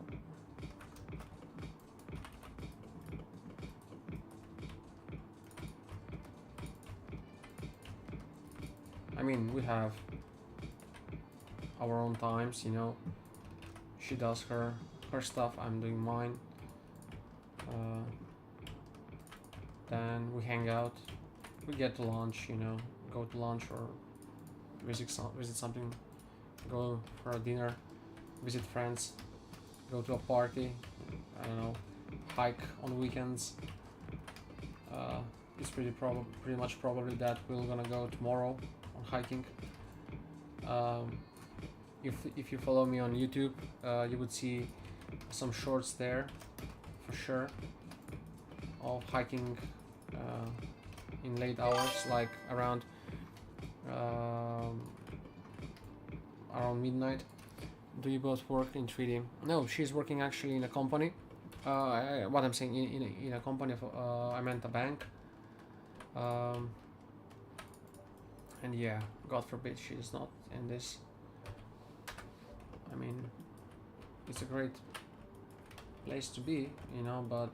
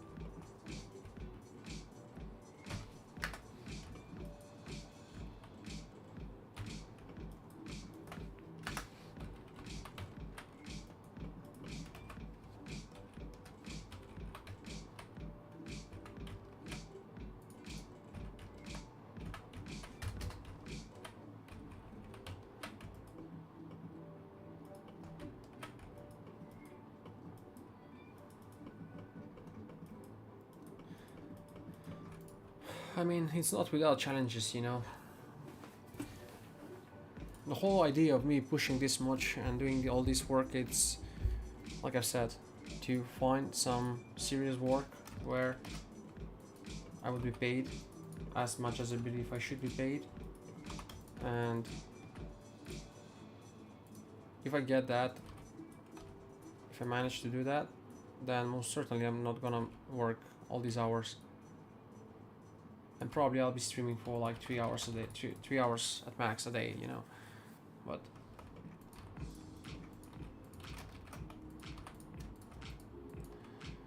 Now I'm gonna texture this, and let's see afterwards, guys, how we can make this with UDIMs.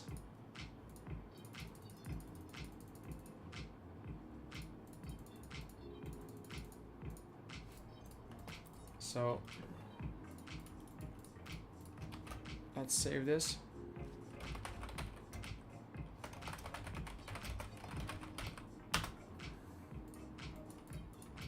Okay, awesome.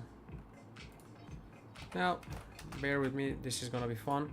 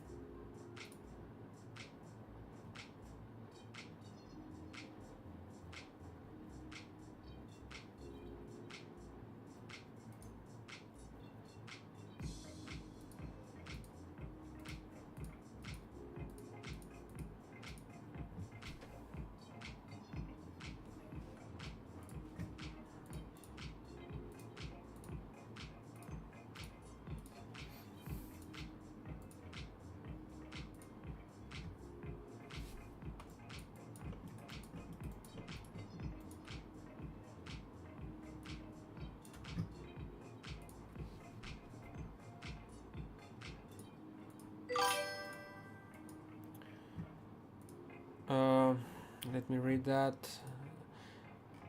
Why some messages don't go through the...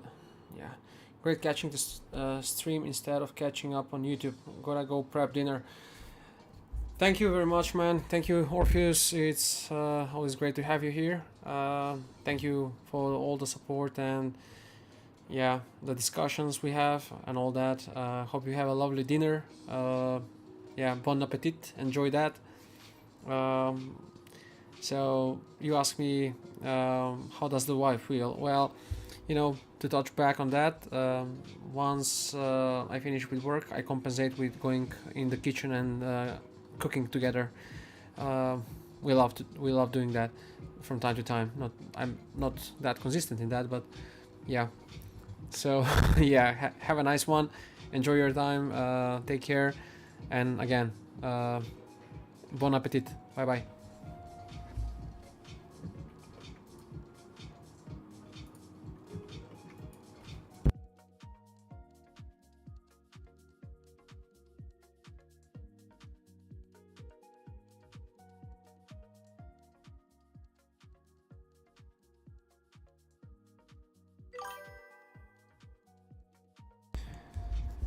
Sure. Yeah, I'll be pretty much around the same time. 9 a.m. around that time, I'll be online, continuing with the development of this vehicle, and by that time, I'm pretty much sure that I'm gonna have the whole cockpit here. Pretty much everything else is done, and we're gonna move on the front of the car, so that's gonna be fun as well. There's a lot to do, especially when it comes to the livery of the car. That's gonna be a treat. Since always, like I mentioned, I wanted, you know, to paint cars and all that, especially when it's one of mine vehicles. Like for those who are not, I mean, you can actually see it on my banner, on my yeah, pretty much on what I've set on my Twitch. Yeah, that one.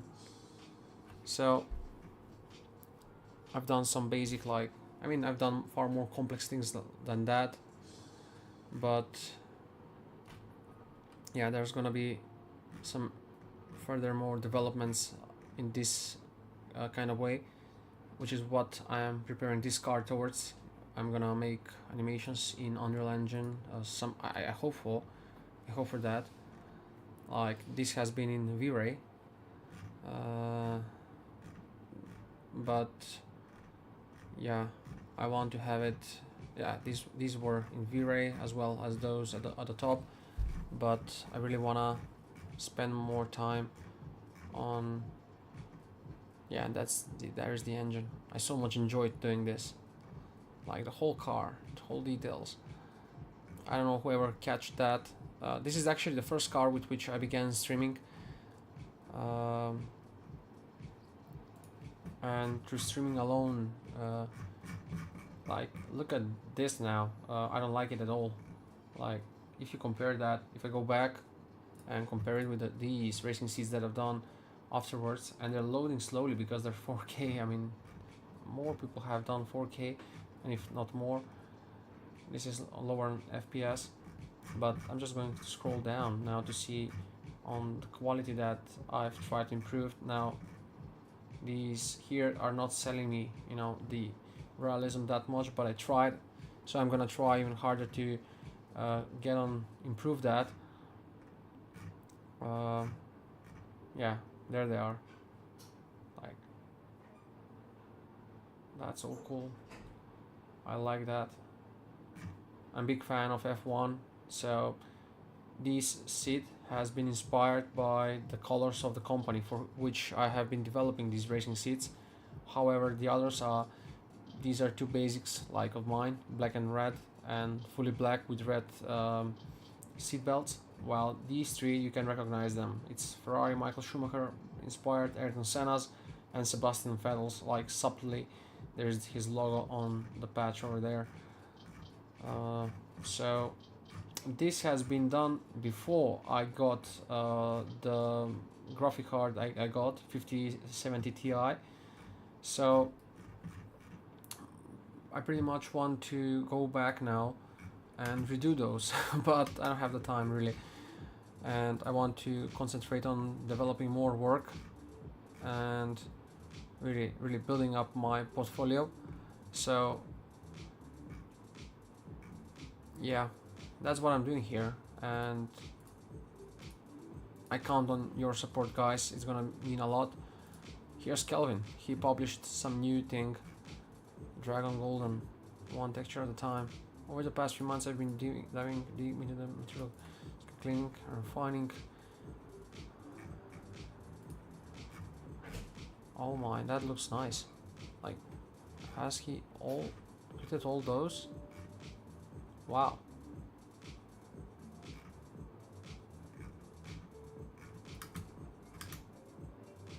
Well done, mate. Shout out to Kelvin Cropley, he is also streaming. Not now, but from time to time.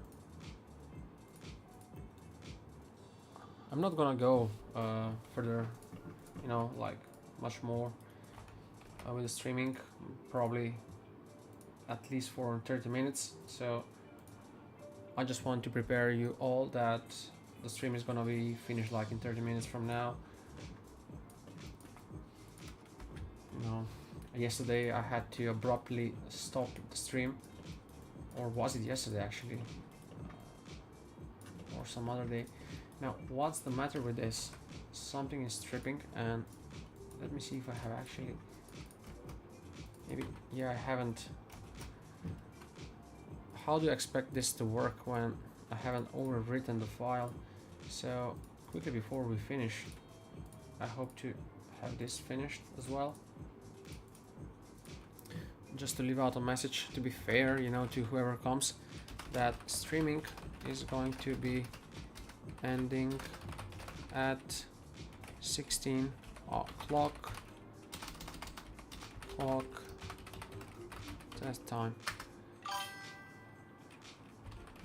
More.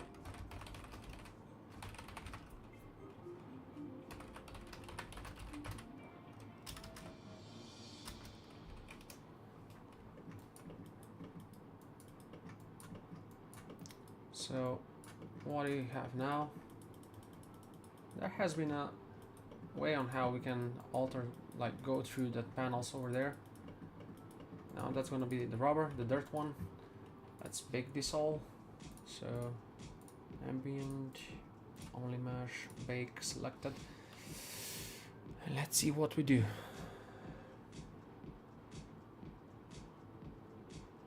Yeah, kind of seen not so well.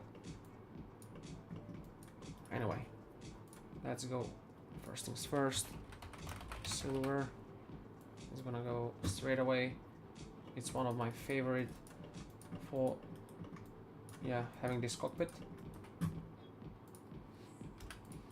Now black mask, paint, and the cockpit itself. These, and that one.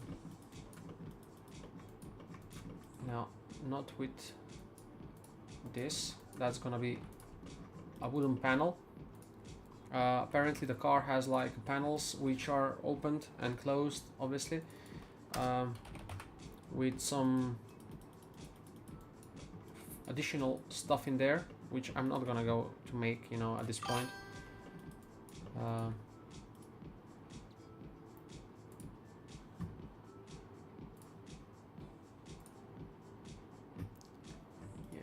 Again, no idea why some messages are not coming through. And quite honestly, no clue what that is. I'm not sure how well the wood would be carried with that, so I'm gonna use something else, like plastic. And use fiberglass. That is gonna be better. Paint, and those will be black.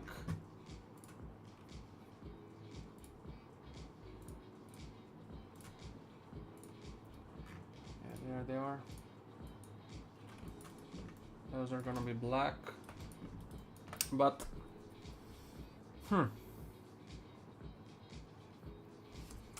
let's hide it for a moment. Let's have this plastic. No, it doesn't give me the feel I'm looking for. Metal again, maybe this steel paint. Yeah, that can be quite alright, actually. So paint, have that and that. Color like that.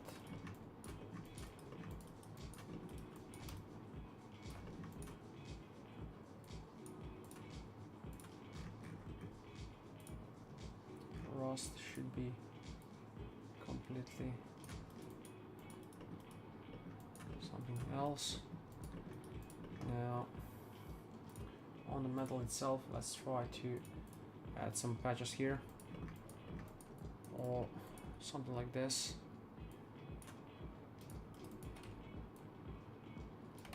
Yeah, we need tiling.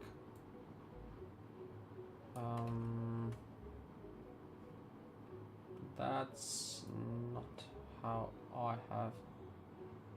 Wait a sec. So maybe this should be scaled like that. Yeah, that doesn't make sense. No.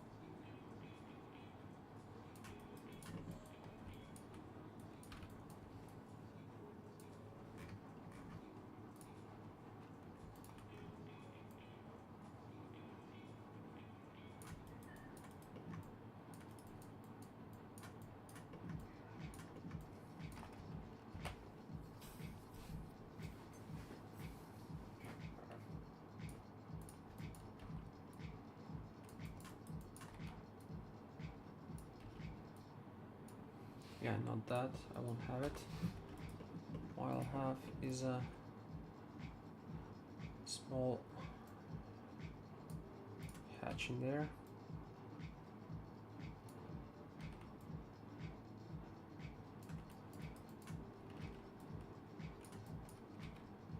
Should be the one.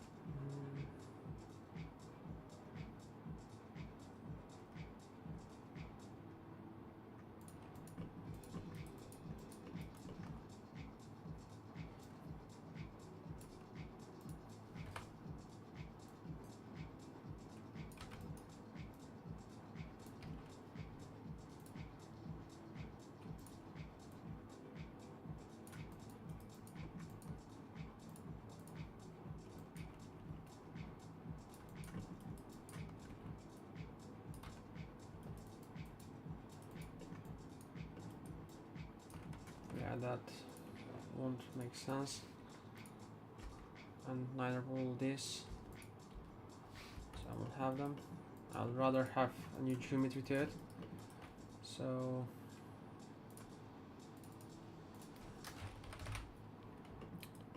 metal, steel scratched.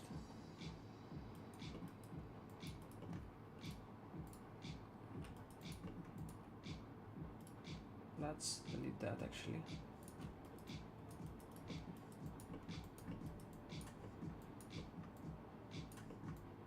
Yeah, what we had was better, so I'm not gonna have this.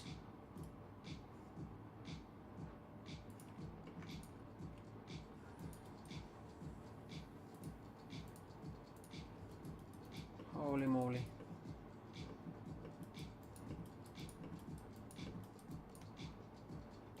Yeah, it's better if I actually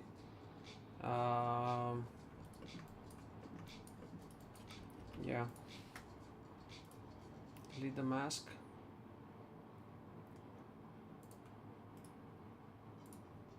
And I'd add a white one.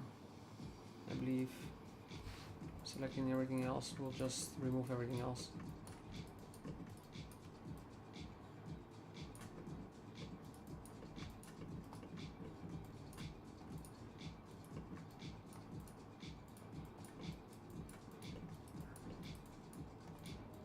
Yeah, not that. Actually, that as well. So now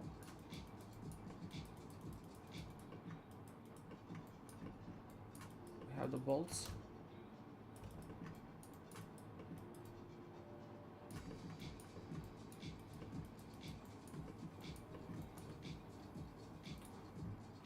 But they're not quite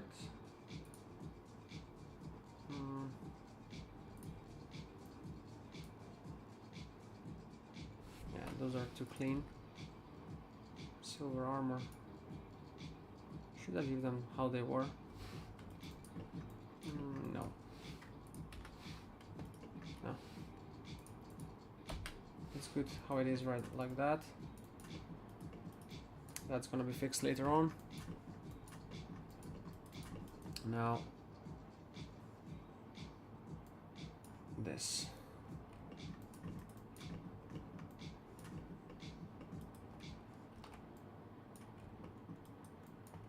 That's the same, yeah, still dark. I'm looking for one specific. Yeah, let's see if it's this one. It's not. This is well gonna be used for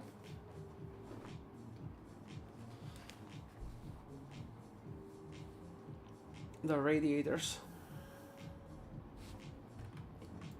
Look at that, like too much wasted.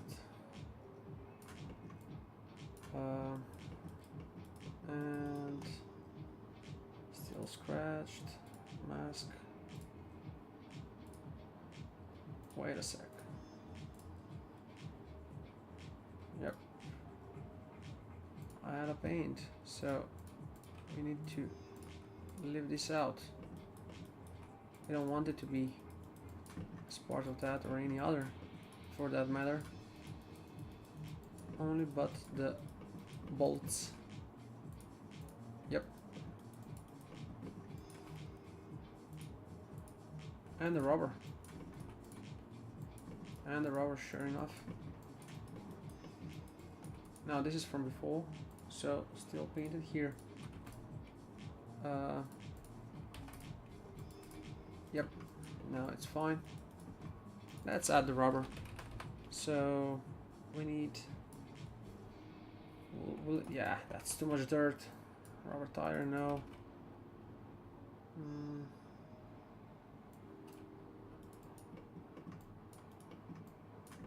That's kind of bluish, no. This is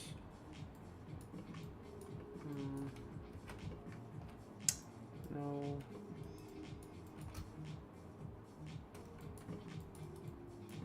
That's too general, like rubber dry. This can be well. Pretty much, but now let's have the dirt. So let's lower the dirt because that's just too much.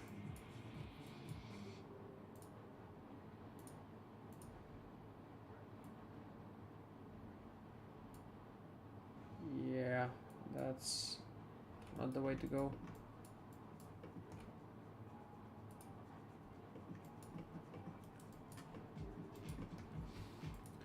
Clearly not the one.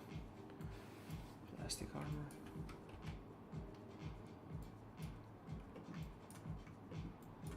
This is actually quite fine.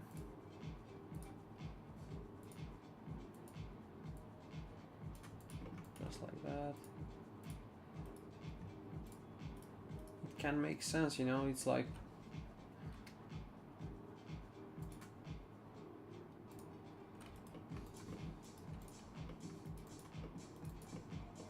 that kind of material which so that's on top.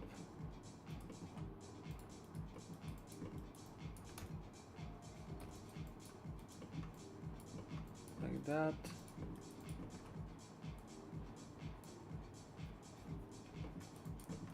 Now that's awesome. Just maybe the dirt, lower it a bit. Where's the mask? Curvature. Yeah, pretty much about that. That's decent. So black mask, paint. No. So these only, and I'm seeing there in the back. So now that's interesting how they pick up in the back, or how several are taken. That's a no. Why is that happening?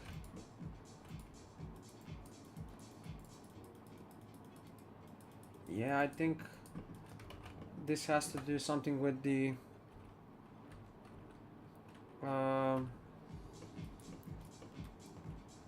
memory itself.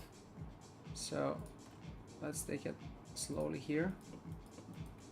Now, good luck knowing which one is which.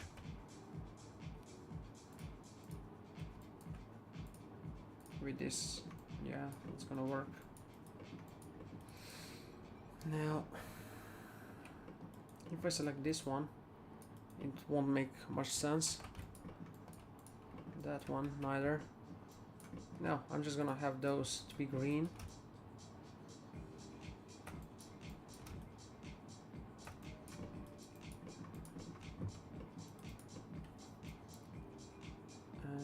lines here, pretty much to plastic. Black, paint,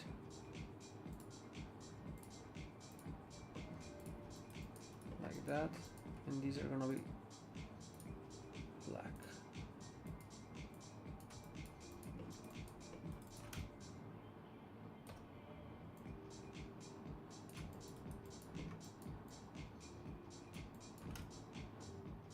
Yeah, just perfect.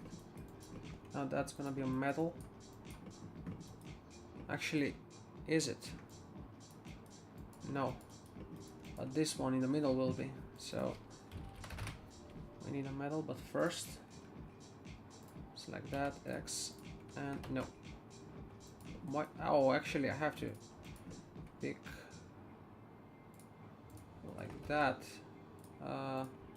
Frame, but okay.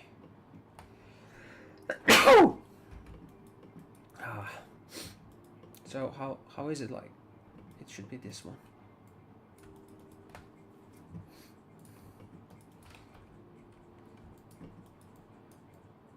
Yeah, no. Let's have metal scratched. Not that one. Let's have it here, copper. Something like that. It can be, you know, to have some,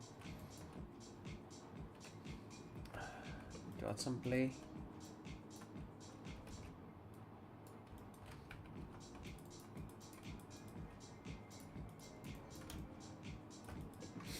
Just like that. Now this, actually, and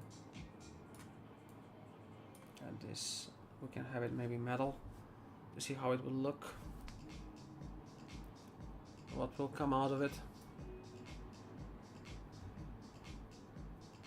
You know, it should be quite, yeah, that's too much, I guess. Like, too much rustic.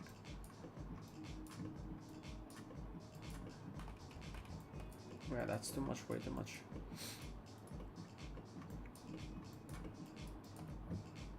So, steel paint. Yeah, that's awesome actually. So, paint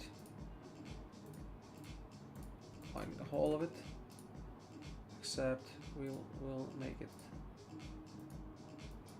black, and the dirt will be as well black. And it's pretty much this one like how it should be. Like if I select them, I took them both,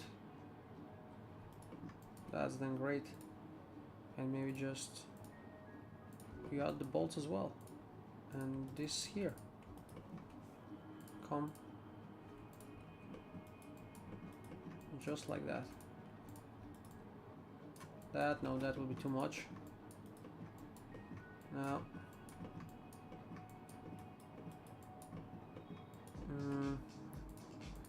maybe that as well. That's too shaky. No, definitely not. What that would be a rubber, but a different one, like a clear one. Yeah, like that. So black paint.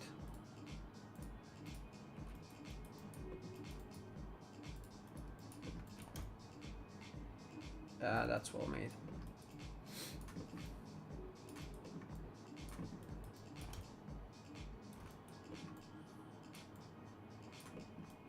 Now these on the back, I'm gonna make them white. White with dirt. Paint. And now we have to pick them off one by one.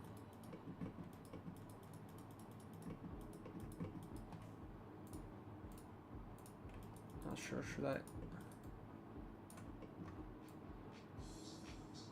Oops. I'm trying to be you know, precise here, not to catch anything that I shouldn't have. That went good. So that's pretty nice. Okay, that's gonna be a grid line there, that one as well, which can be altered later on easily. Now, around the cockpit itself, I don't want to add much, except that I want to have around the base, I want to add dirt as to, you know, where you would have your feet, and, you know, giving inputs like, you know, all that drives this and that. So let's see if that works. Yeah, that won't work like that, but I'll have to drag them from here if there is. Yeah, so what can we use?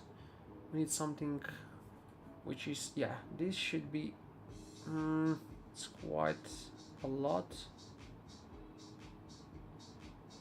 This can be showing like some activity, you know, but no, I actually have this on the roll cage, which, by the way, I can change it a little bit. So maybe just throw in these details here.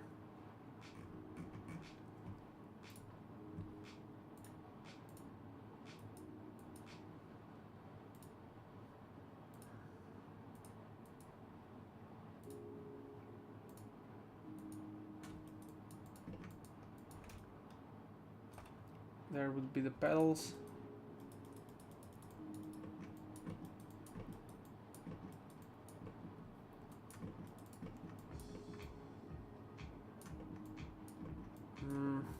Okay.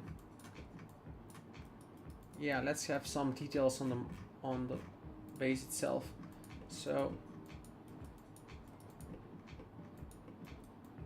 that's a no-no. But that's not from this. Actually, it is. But from which one? I just, yep. So mask editor and the curvature. Yep, there it is. What I want to do here now is add the brush, have weld, and do some welding.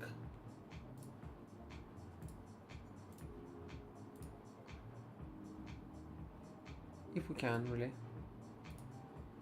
Depending on the quality. Oops, that's looking nice. That's looking nice, but we're gonna have it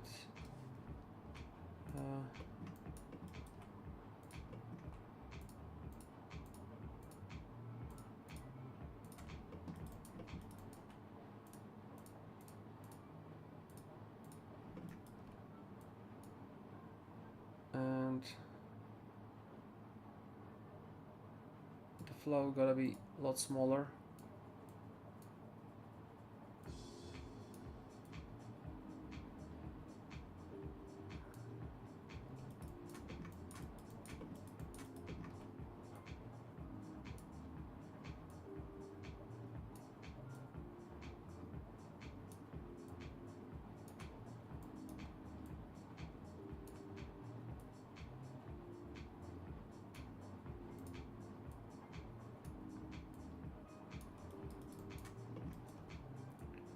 Yeah, something is not adding up here.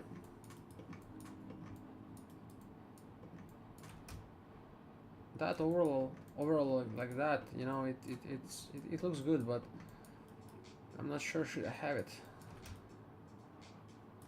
It's better than without, you know. So I'm just gonna have fun with it.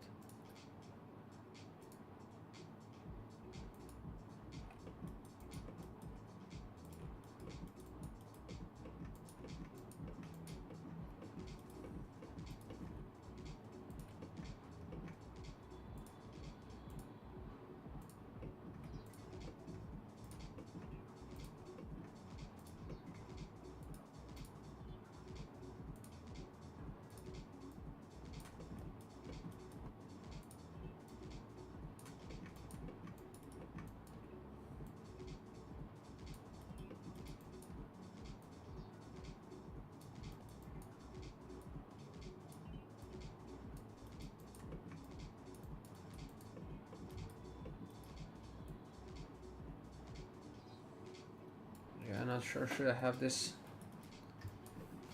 as it is. It's definitely looking good, but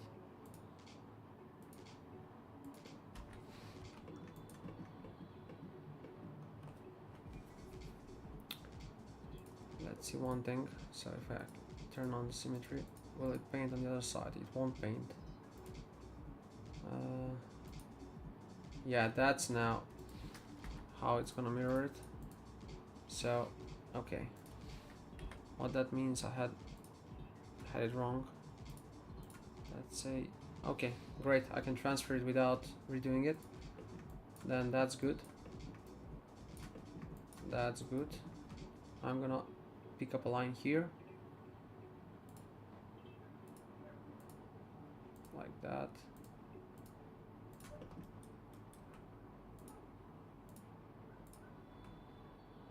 And increase this to 4. Pretty much like that. Come on. Now that's gonna be next to the car, that's quite visible. What else can we do is continue a line from here.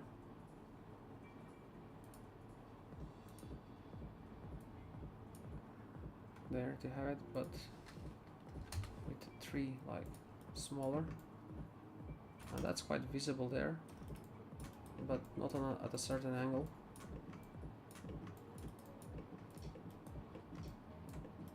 And maybe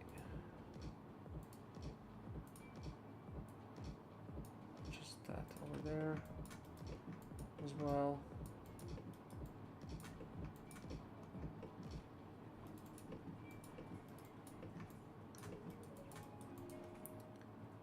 I have weld there, like small touches here and there, you know,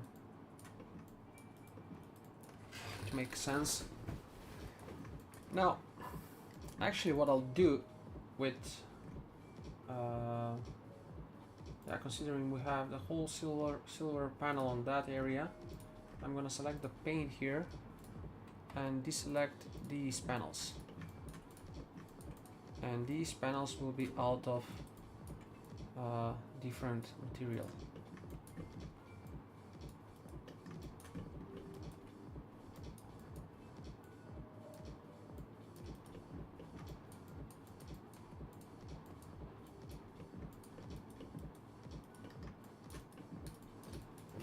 Not that one though.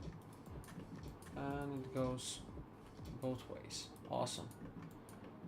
So yeah, it's simultaneous. It's symmetrical. It's because of the symmetry. So that's fine. That's fine. That's great.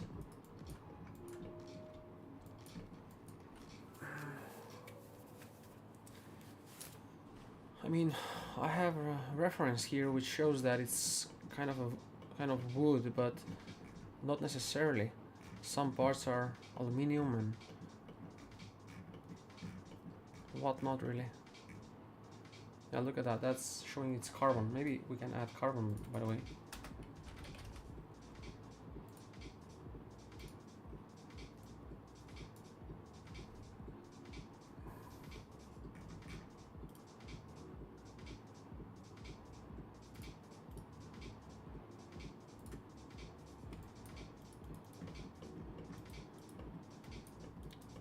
What is that red?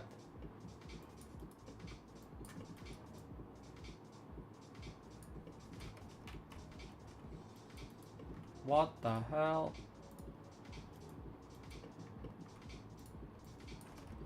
No, that's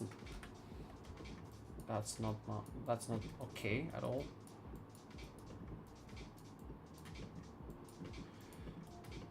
Okay, let's first make this. Actually, metal, just have that other one. Metal scratch. Yeah, the other one. That's gonna be nice. So, black metal. Again, look at that. I think it's something with the memory, I guess.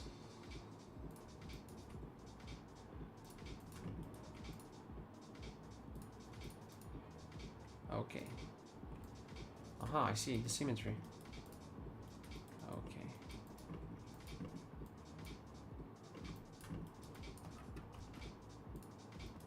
So that whole panel and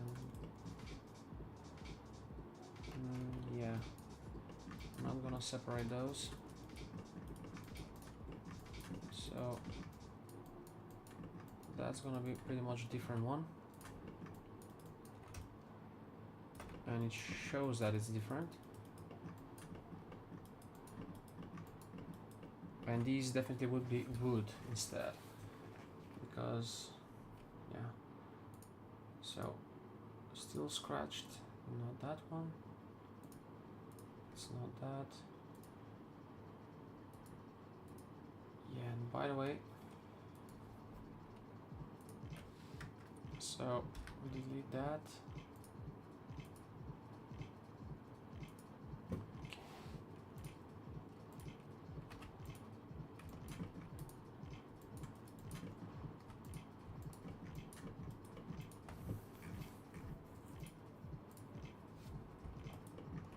Yeah, so they're quite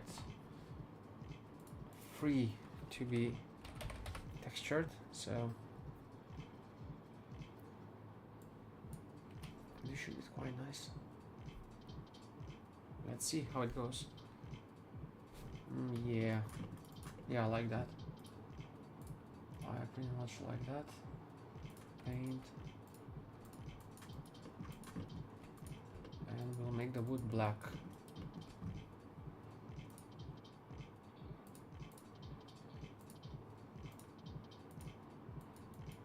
No, more like that.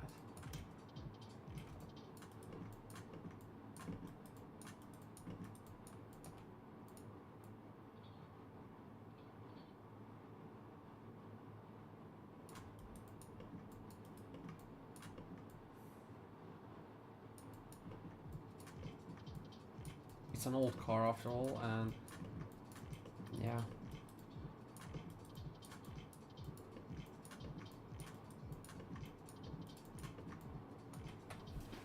It looks fine. Looks fine. Let's try this one, by the way. Like shiny. I think that one is gonna be even better. Yeah,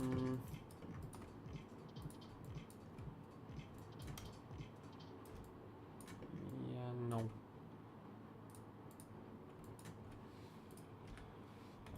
No. This one is quite good.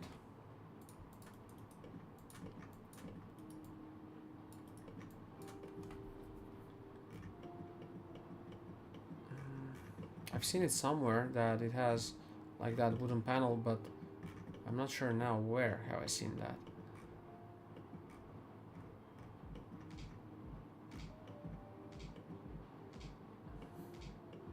But still, I don't know, like wood, it doesn't really make sense.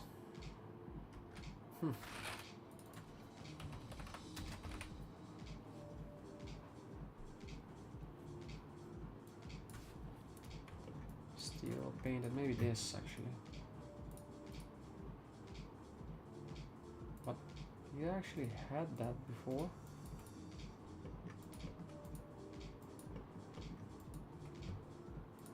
It was just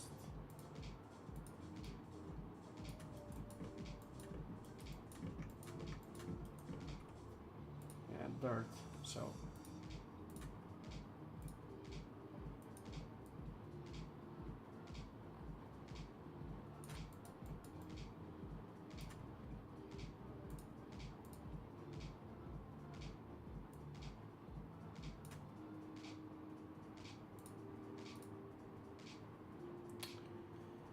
sharpen. Where is the edge? Base metal, paint. Yeah, this is the one.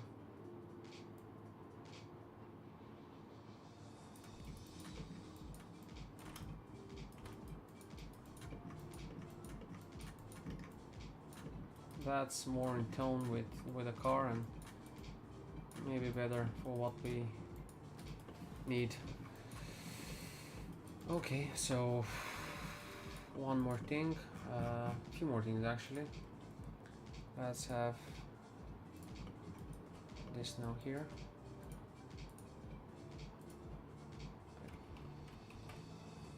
Why that? Yeah, I went on different side, so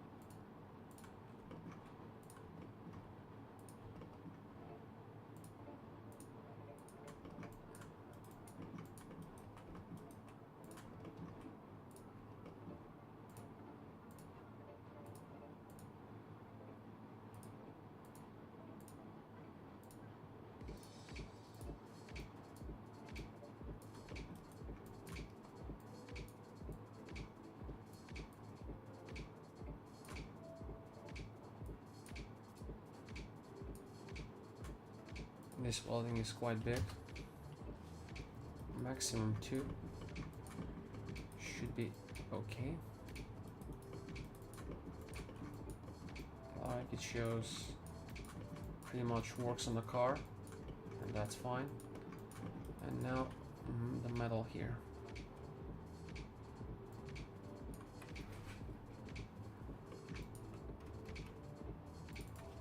Metal. Steel scratch. Paint. Which one was it? That's not it. Steel paint. That's not it.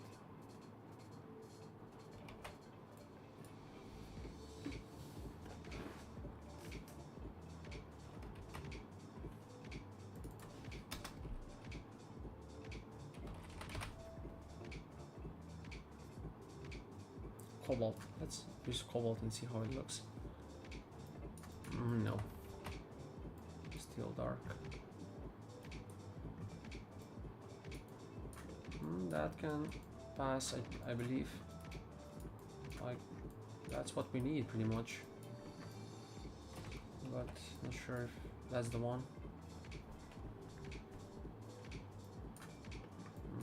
No.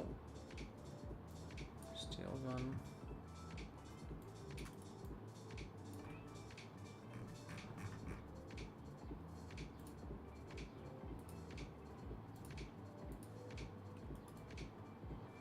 Yeah, that one, but without the scratches. So paint, not whole, just this one. Okay, now this is tripping. Yeah, just like that. Okay.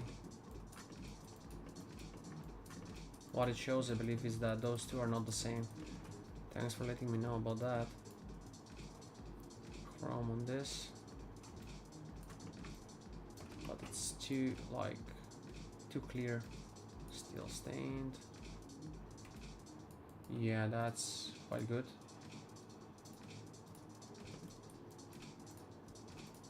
That's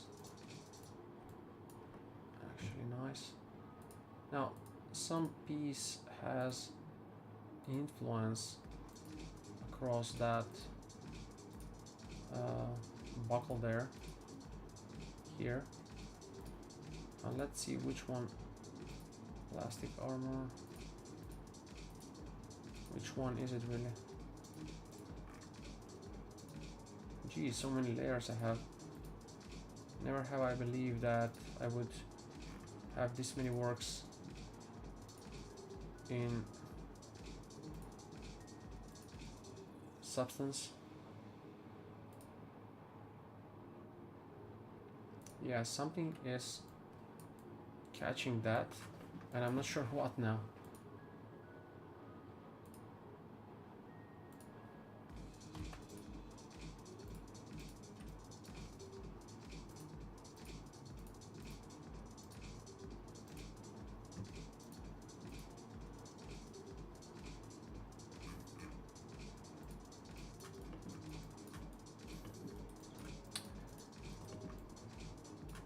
Is there a way to really see what's influencing on this?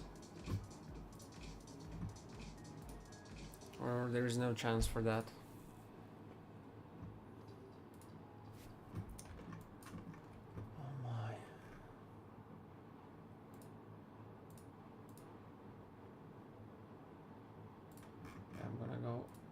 turn all these off. Oops.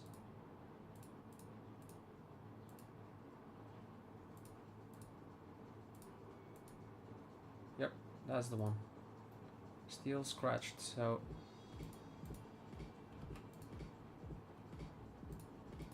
but I can use that, by the way. Yeah, there it is.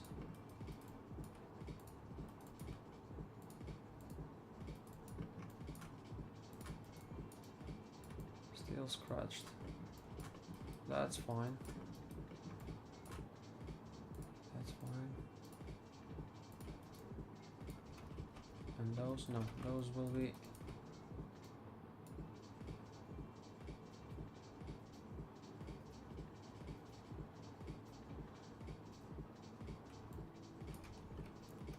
aluminium.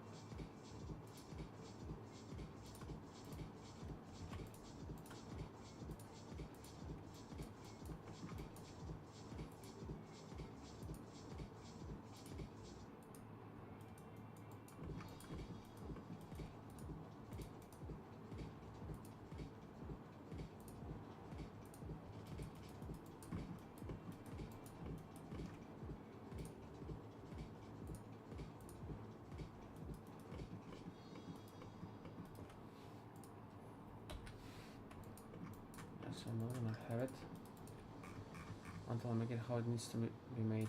Steel, let's see what that is. No. Steel scratch, steel stained. Yeah, that's the one I wanna have. Steel stained. That's gonna be only for this. So, not fill. Remove effect. Paint. Only this. Only this, and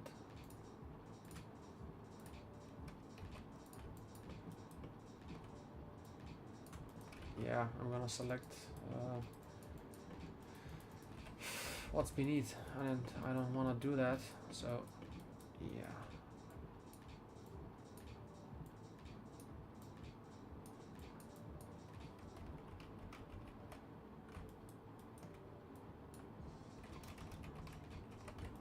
And that's quite small. Maybe if I made them bigger. Yeah, the view map is like on 2 there. Let me just have it.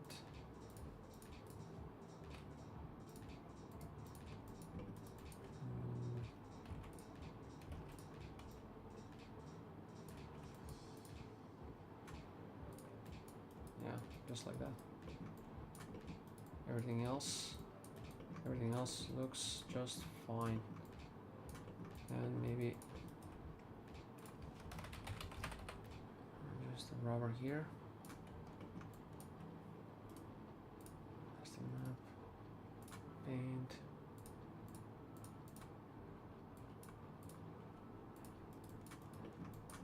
Plastic band.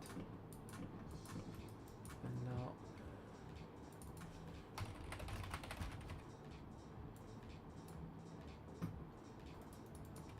metal stained, add white, paint, and have everything pretty much.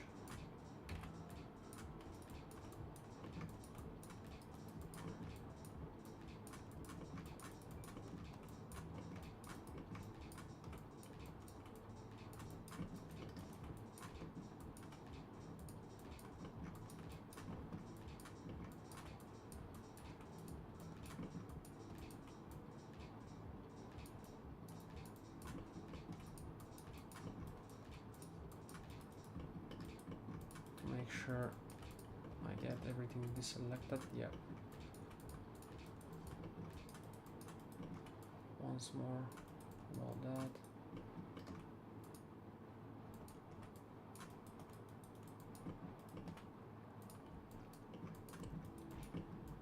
And yeah, that's pretty much it. And one more thing also is only I'm gonna make still paint here on this one. But it's gonna be pretty much black. That's not good. That's not good. So metal, steel. What to use? What to use? Maybe this one. It's actually more like plastic, maybe. Machinery. Oh no no no no. That's too much. Have the plastic. Yeah, that one. Much more suitable. Look at that. It's a beauty. Just like that. And maybe have it with the color that our car will be, like that. Something, you know, to showcase that, you know, the panel will be up to here, so that one should be for the color of the car. Geez, 8 hours and 20 minutes, 6 o'clock, and I said that I'm gonna work until 6, but there I am. Actually, yeah, I got that wrong. Sorry. And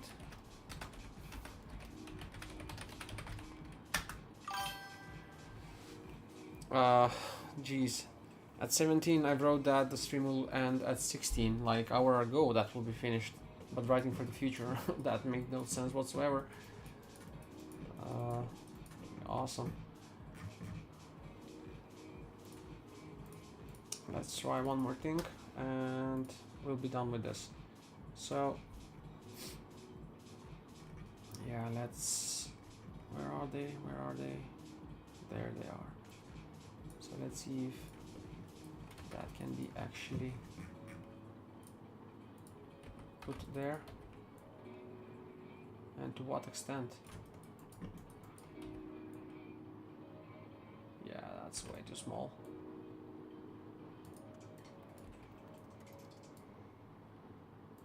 Let's see how that turns up.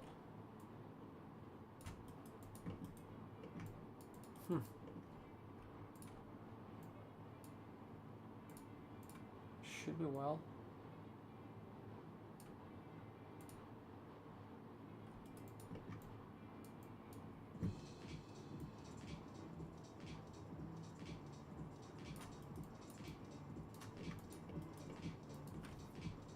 Should be well.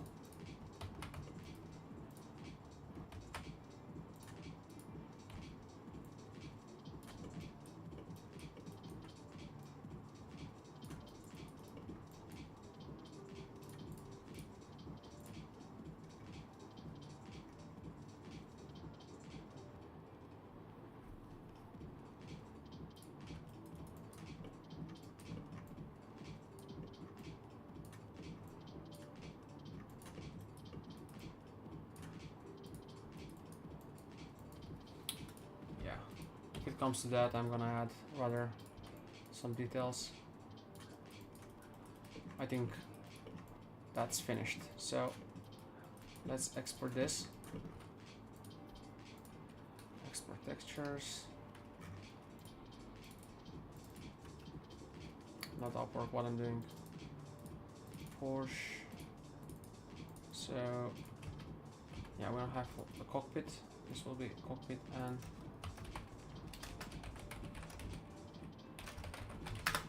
and radiator.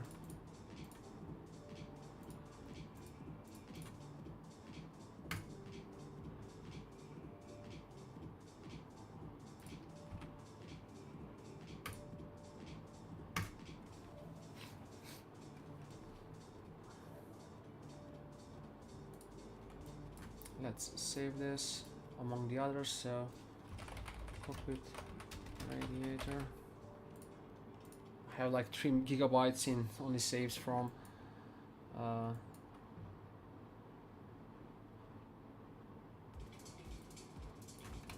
well. I went about painting there. Let's close that. Okay guys, well, that would be all. One more thing I'll try just while you're here, whoever is here, and while I'm on the stream, streaming now 8 hours and 20 minutes, I'll just try and see how to import UDIMs in Maya with V-Ray.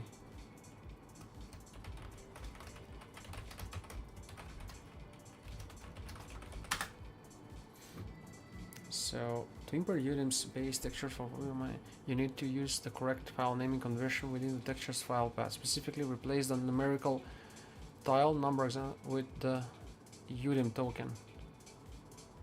So instead of typing the specific number, replace it with UDIM. For example, if your texture files are named mytexture-1001.texture, mytexture, etc., change the file to my UDIM TX. Let's see if that works.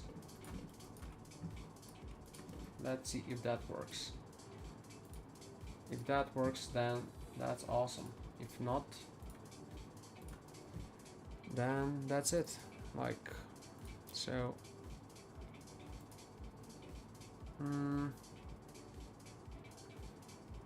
Yeah, that's one.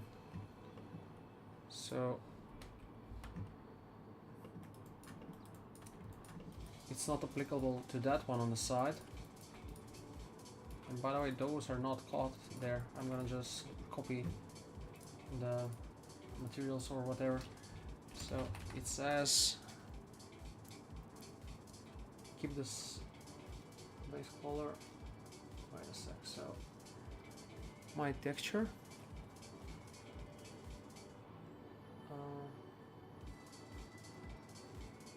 Example. So tile. Place it with.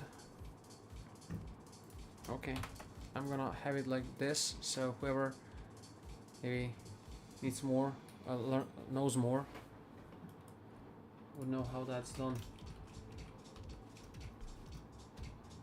So I guess it's here that I need to type.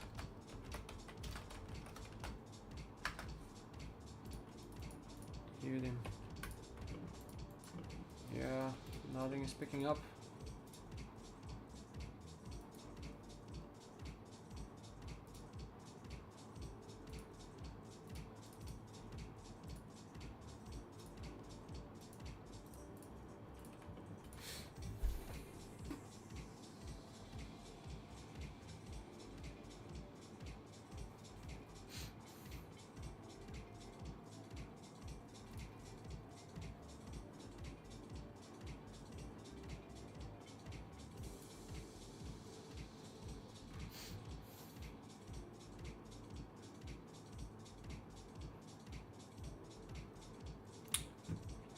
For file name in the pen. Okay.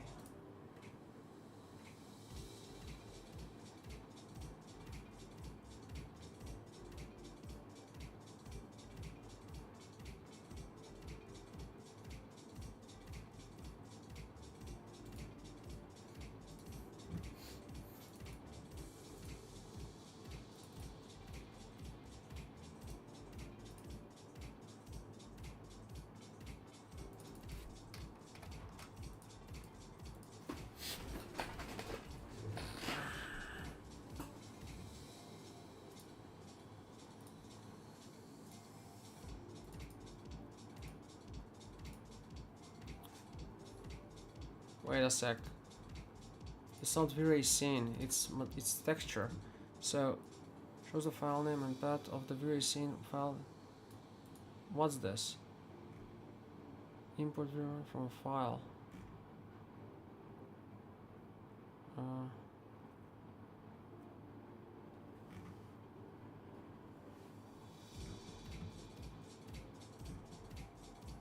Yeah, that's not it. UDIM.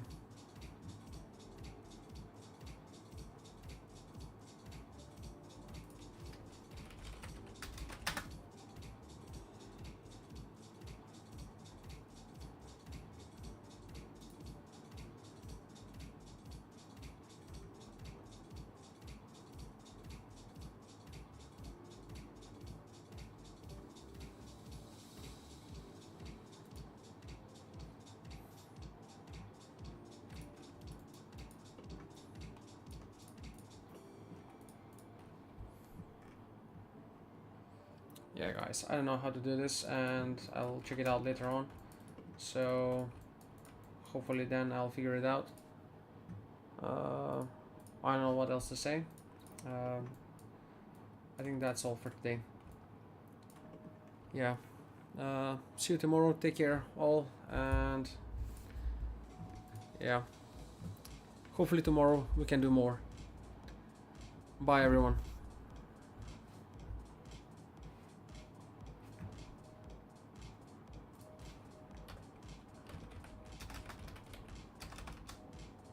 Let's send you to Nims. He is doing great. He's doing some works, so I'm gonna try and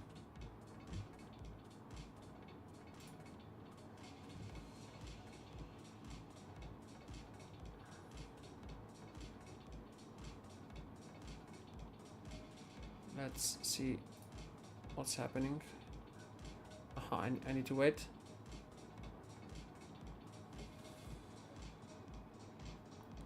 Yeah, so I'm gonna send you over to Nimlot and show some support. Not that he needs it much.